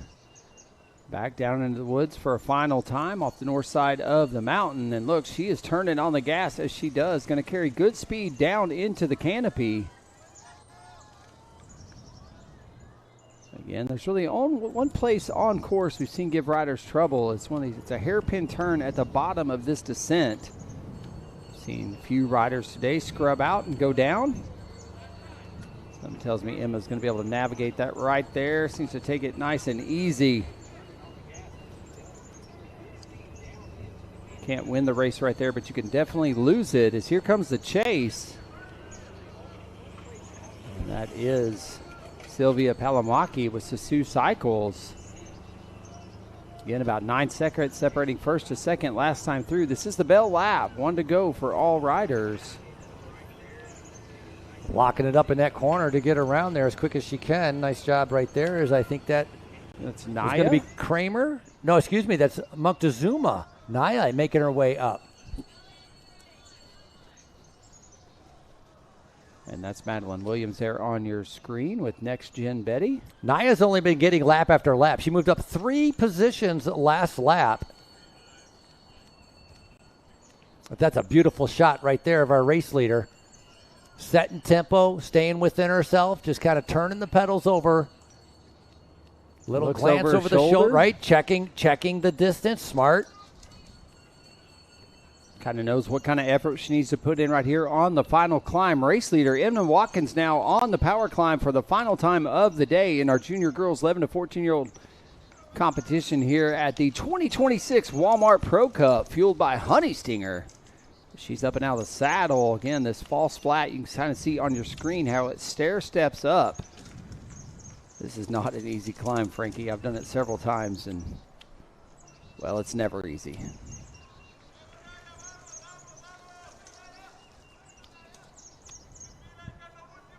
Good cadence there, though, by our race leader. She's got some fans running alongside her, cheering her on. She's going to got one more little up and over of this kind of false flat here. Now she's approaching Stonehenge. Look back at some of our other athletes as they wrap up their race. Navigating that descent. But back to Emma Watkins here. She weaves her way through the twists and turns of Stonehenge.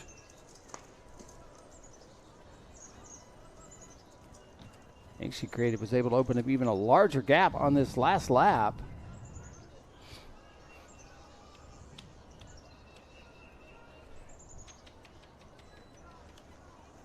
It's been all Emma Watkins the entire race, shot off like a cannon from the start. Has never held any other position than first place on the day. Put your hands together for Tribe Racing. Gonna be Emma Watkins getting it done for our junior girls 11-14-year-old short track competition at the Walmart Pro Cup. All smiles as she does. Dominating performance from Emma Watkins. Great to be able to see. Here comes second, Sylvia Palomaki. Sylvie coming across the line in second. Going to be happy with that result. 19 seconds back. And then here comes the rest of the field as Great ride for Naya. Moctezuma coming in third. Kramer going to be coming in fourth. Or Kramer, excuse me. And then rounding out our top five should be Sydney Lehman making her way down. Congratulations, Sydney.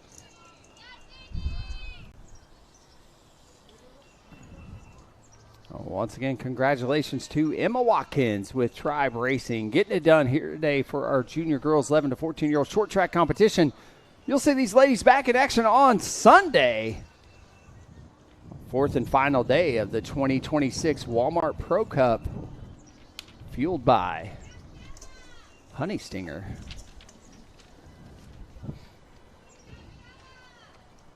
In the staging area now should be our junior men 15-16 as more athletes finish up their race. Adele Weiner, Madeline Williams, Stella Palomaki, Pepper Spangenberg, Lily Aronson,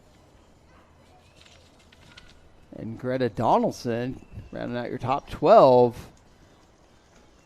Zoe Laloy on approach now, as is Samantha Weaver.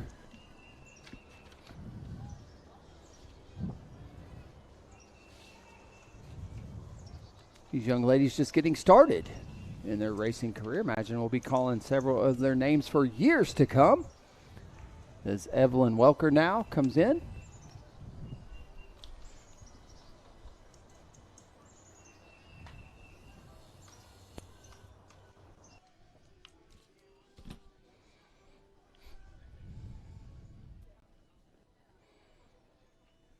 Leah Holtgren, Dovie Allen coming in.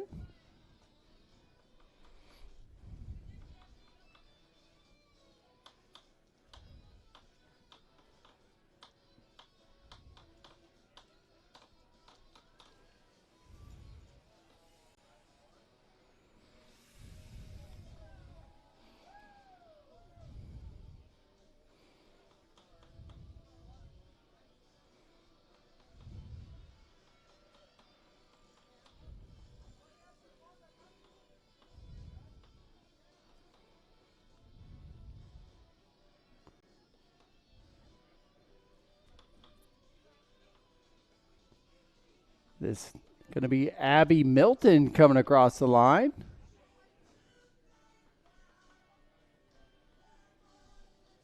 Followed by Avery Reno. Gonna find herself in the top 20.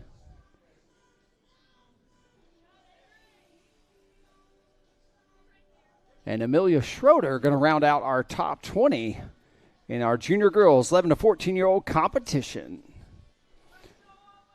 One more race on the slate, race fans, is up next. Going to be our junior men 15 to 16-year-old finals. Last short track competition of the day. What has been an exciting day of racing here at Centennial Park.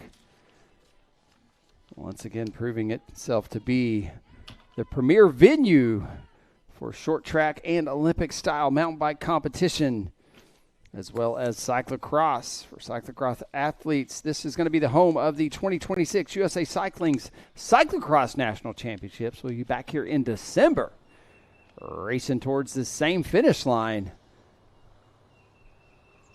but for cyclocross.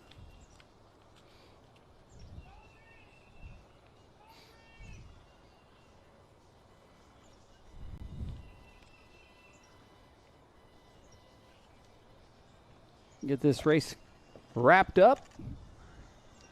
More riders making their way in. Olive Carroll, Adeline Husser, Reese Warnack, Margie Edens, Finn Boone coming across the line as well.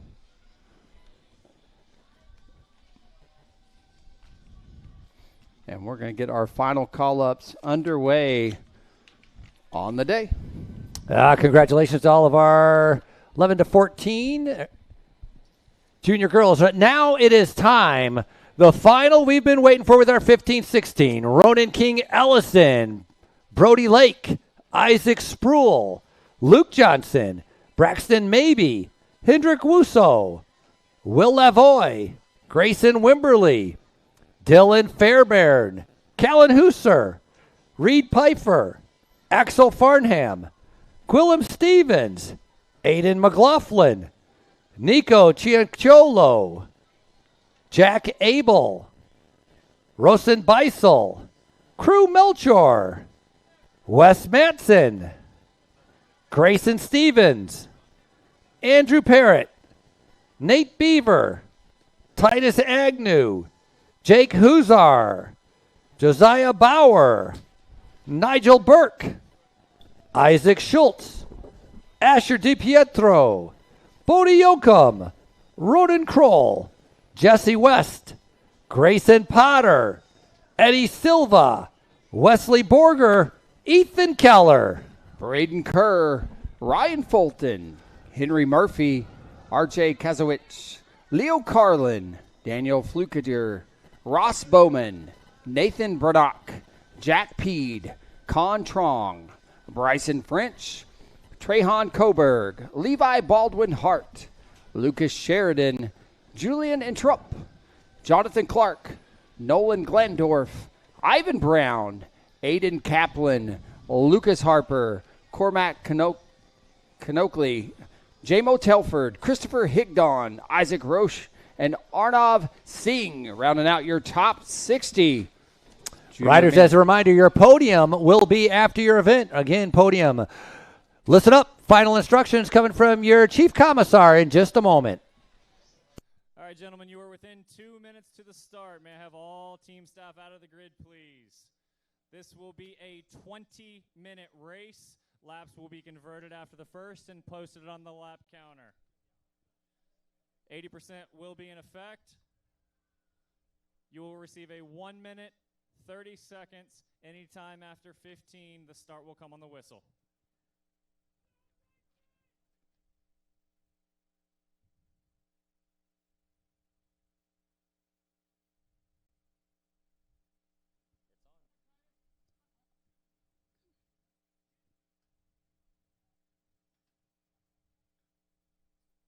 One minute to start.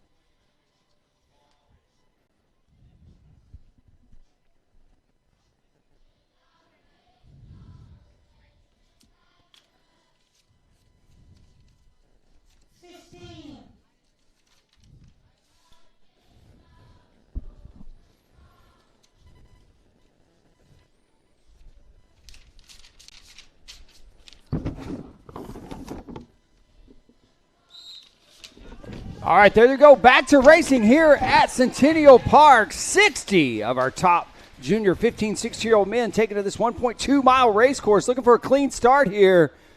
Oh, some riders getting pinched into the tape there, but everybody looks like they were able to stay upright. Got a big group here off the front. Single file the first 5, but just getting started. Again, 20 minutes of short track racing here at Centennial Park, Fayetteville, Arkansas, and live for free on InsiderMTB.com.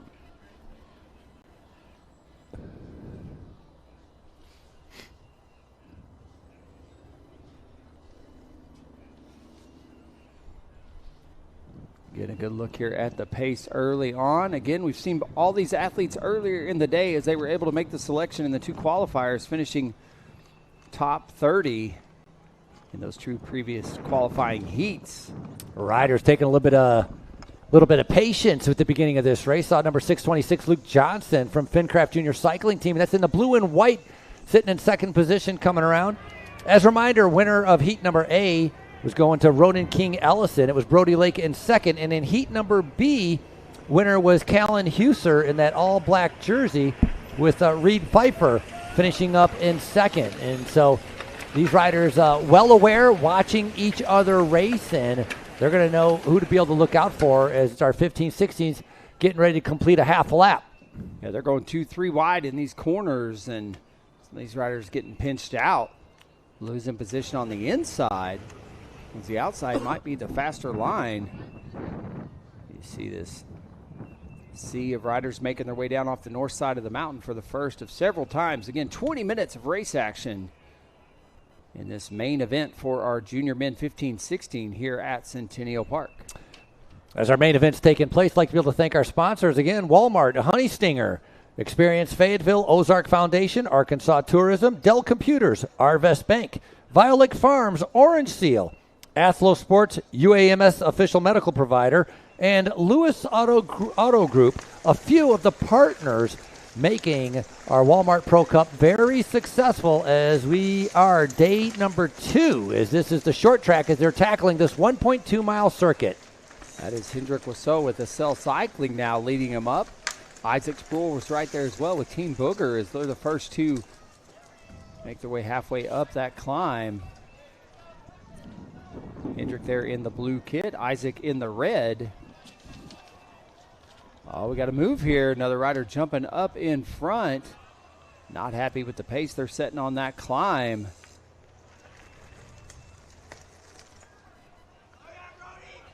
Get an idea of who that rider is here shortly as they make their way around and through Stonehenge.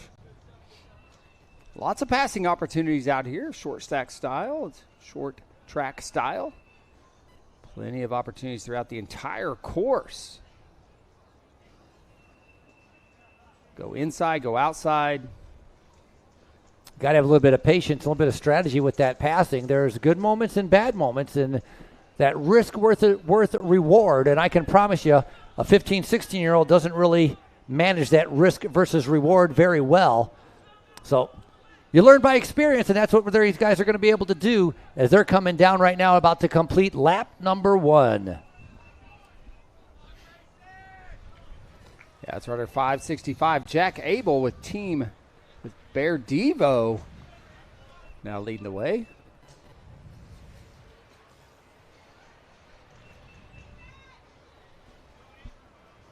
As the entire field makes their way through here. We do have a lead group of, looks like the selection's about. That's Isaac Sproul sitting in second place with that red jersey. That's Hendrick Wasso, the Cell Cycling up there in the mix as well. Maybe a broken chain. Got a rider not able to pedal. So that's the worst of luck, absolutely, especially in a final. Yeah, not where you want Actually, to be. I'm not sure. What do you think is worse, having that happen in the final or having that happen in the qualifying, where you don't even get a chance to be able to make the final?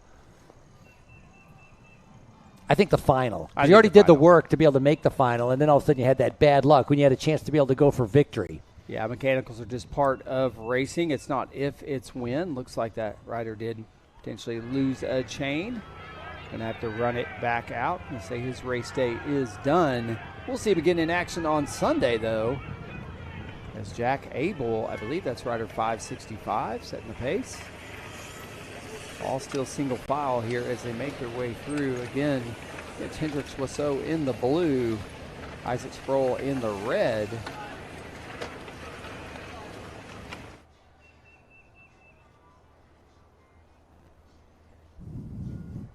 One thing to keep an eye on, I didn't notice him in there, is Control Racing, that rider out of Charlottesville, Virginia, Wes Madsen. He was wearing that Stars and Stripes jersey as a national champion. Wasn't in the top 5 in his heat, but I'm pretty sure he advanced to be able to move on. And once again, the call-up order was done on the fastest times from Heat A and Heat B. It was not on the placing. Moving up on the outside, that's Isaac Sproul in that red jersey. He's up there challenging Jack Abel as they're side by side. 11:61 on the side. That is, I don't have that. Who's 11:61? You got that on your list. That's Callan Husser with Atlas Racing. Oh, and so Callan's somebody to be able to watch out. I'm surprised he's as far back as he is because he won Heat B. So Callan Husser a little bit mixed up in the shuffling of what's happening out here with our 15-16s.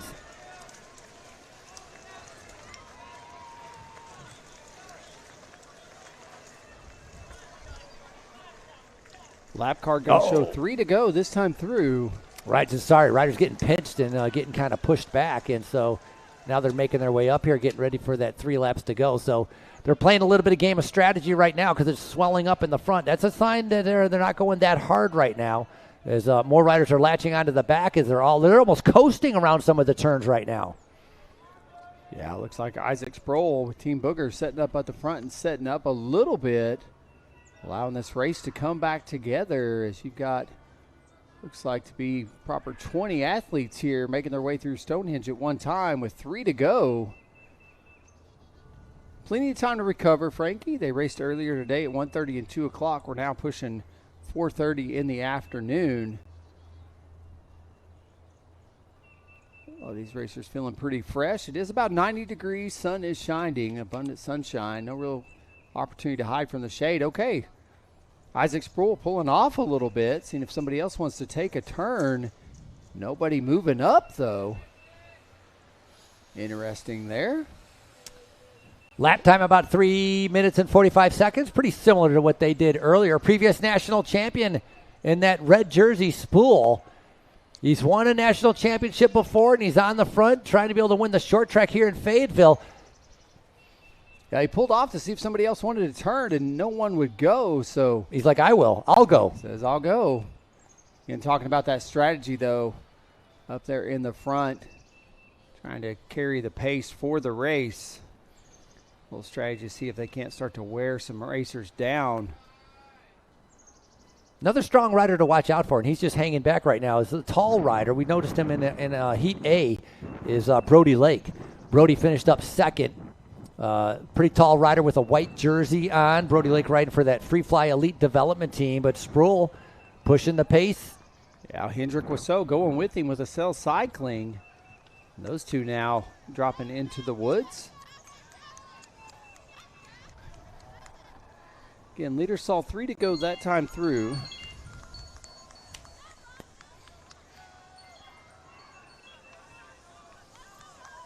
So get a look at some of the riders dropping down into the woods. Dust kicking up all over the course. Again, conditions dry and dusty. We've seen this descent give some riders some problems. It's pretty easy to scrub out if you lose that center of gravity on the bike. All right, this does look like it still is Isaac Sproul with Team Booger. Look, Sproul pulls over, and Wusso does not want to come by on XL Cycling in that light blue jersey. He's going to stay on the wheel as Sproul. So they're slowing down right now. But now Jack Abel, now 565 there, or sorry. Aiden McLaughlin, 622, sitting in the red jersey right behind, starting to be able to move up as well. That's Braxton Maybe with Ruler Devo now up there in the mix on the outside. Rider 566 now finds himself set in second as they approach the power climb. They're too wide as they make their way up the climb. You can see how much more difficult it is in the back when you get to this climb, having to put out that power to be able to stay in contact. The front, they're able to ride, like, let's just call it 80%. In the back, you're having to give out like almost 95% to be able to stay in contact with the group. So positioning so important. And you can see right now, if we switch over to this screen right here, how they're spread out across the road. Front guys, they have their position. They're comfortable being in the front. They're just going to ride easy. Oh, wait 4 to be able to see wide what there. happens. That rider getting pinched there. And that's where the choke point happens, and that can be the danger when you start riding slow. Again, a lot of riders still in this lead group. I'm going to say there's easily 15 riders up here. They make their way through Stonehenge. Going to see 2 to go on the lap card this time through.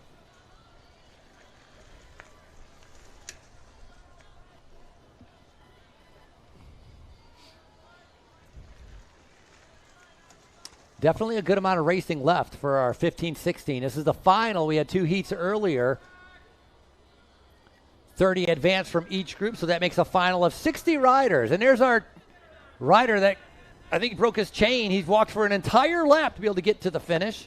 Had to be able to get back to where his support people are. And in the meantime, it's our leaders. Riders, it's 2 to go, 2 to go. 2 laps to go. Lap time, 3:53, so a little bit slower, about 10 seconds slower than what they did on the previous lap. As 3 minutes in 53 as riders making their way through. And now it is Braxton Maybe now. Roller Devo setting the pace. It's Isaac Sproul having a strong ride there, as is Hendrick Wasso. Starting to see some of our Bear Devo athletes, though, start to move up in position. Riders again getting 2 to go this time through. 2 to go, riders. 2 to go, 2 to go, 2 to go. Coming up, there'll be a little bit of fight for position to be able to come into the front, be able to be in a good position before that descent. And Hendrick Woodson, Excel Cycling, light blue jersey, sitting in about 3rd spot, just kind of staying very comfortable in there. We got 2 red kits now up there. We'll have to pick out that other rider. Isaac Sproul, one of the 2.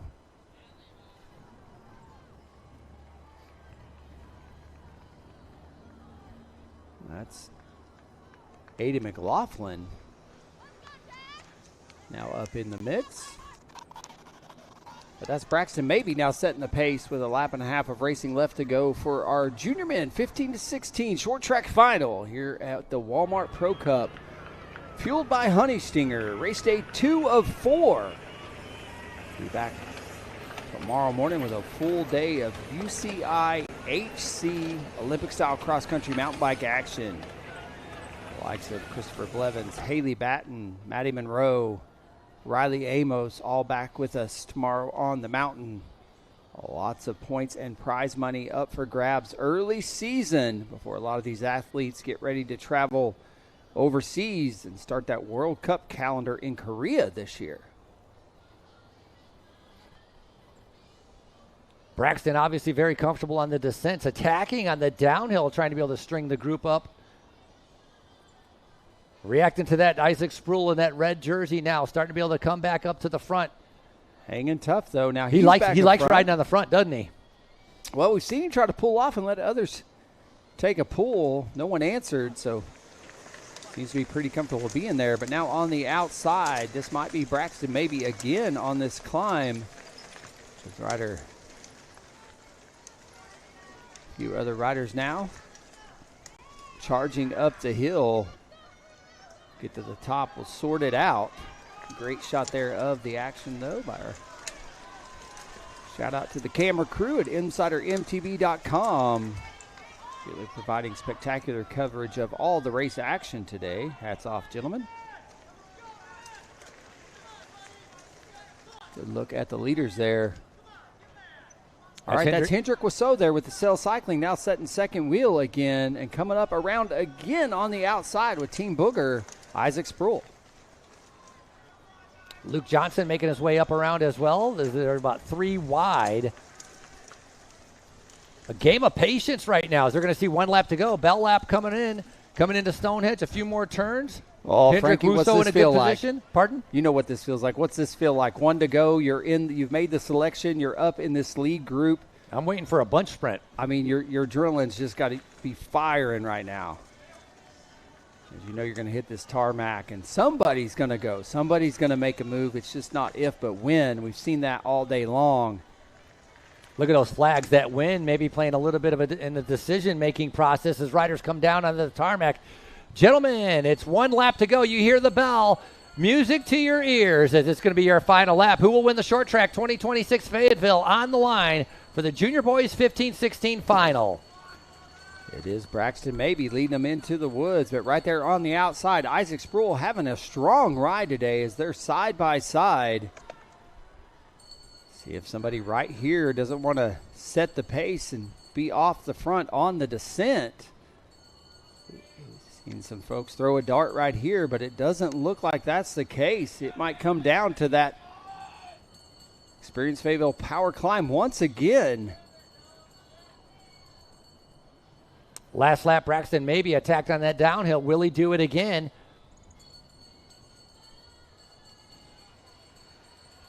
Weaving through the woods here.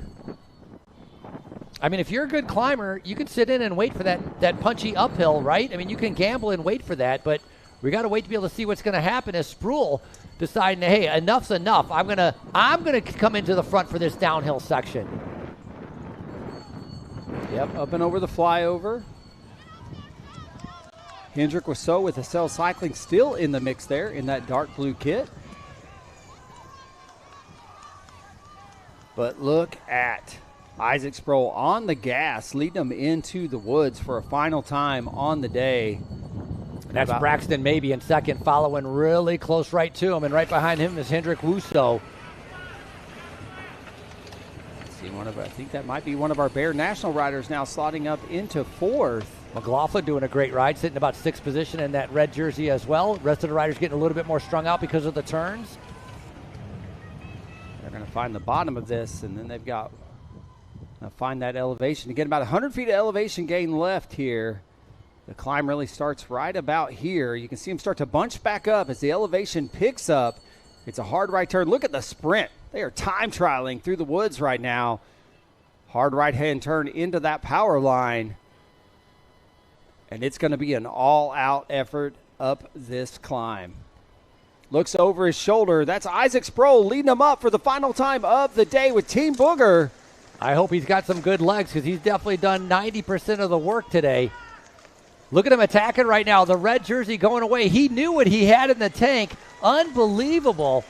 Everybody sat on him, and he didn't care. He rode on the front. He stayed on the front, and now he attacked on the uphill, getting a gap as Alex Sproul getting a little bit of distance between him and the rest of the chasers.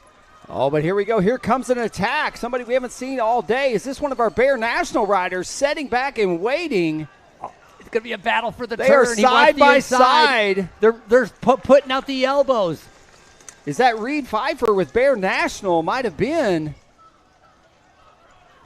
If it is, we haven't called his name all day. That's some great racing if it is. If he sat back there and waited all day long. This is going to be a two-up sprint, ladies and gentlemen. Sproul has done a ton more work than the Bear National Devo rider, so maybe he's got a little bit fresher legs, as this is definitely going to come down to a two-up sprint. Going into Talladega turn.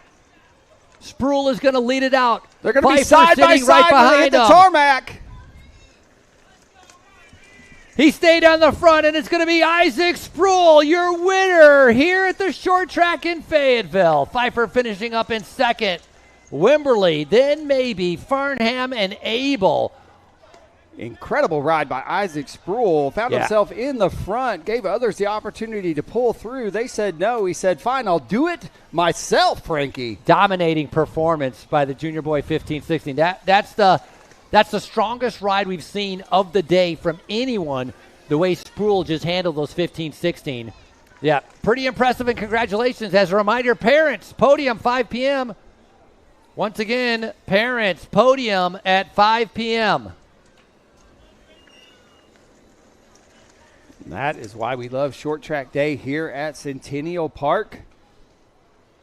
Two riders leading it in side by side through that final turn. And at the end, it was Team Booger and Isaac Sproul out there getting the win at the 2026 Walmart Pro Cup, fueled by Honey Stinger.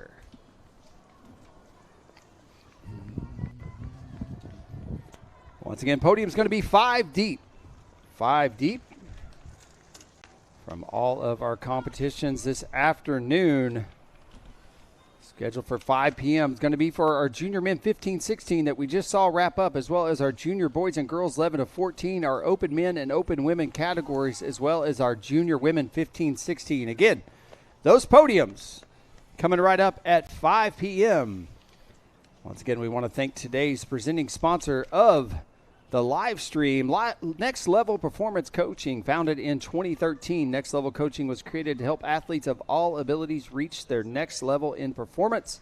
Inquire about a custom-built training plan tailored just for you. Visit nextlevelperformancecoaching.com. Quick shout out to the rest of our partners on the day, including Walmart. as well as Honey Stinger, Host City, Experience Fayetteville, our event production partner, the Ozark Foundation, Arkansas Tourism, Dell Computers, Arvest Bank, Violet Farms, shout out to John and the crew at Orange Seal, Athlos Sports, UAMS official medical providers, shout out to University of Arkansas for Medical Sciences for providing medical care to our athletes in need, and Lewis Auto Group. I want to thank them for their support as well. Those tuning in on the live stream, thanks for joining us today. We'll come back on and show those podium awards coming up in about 20 minutes. And reminder, run down the schedule for tomorrow. Give you a look at tomorrow's race action. 8:30 a.m. going to be our UCI Junior Women. 10:15 going to be that UCI Junior Men's race. 12 p.m. high noon Central Time going to be our UCI Elite Women and U23 XCO HC competition. Olympic-style cross-country racing coming back tomorrow. 2 p.m. Your elite men join us here on the mountain. And then 4 p.m. final race of day 3, our UCI U23 men Olympic-style cross-country race. Quick shout out to all the staff, as well as our officials. What a great day of racing it's been. That's as good as short track racing gets. Again, just a testament to the investment that's been made here at Centennial Park, purpose-built to host what are world-class competitions like the Walmart Pro Cup. Stay tuned. We'll be back in about 20 minutes. We'll bring those podiums to you live. Welcome to tune in and celebrate the efforts of all our athletes this afternoon.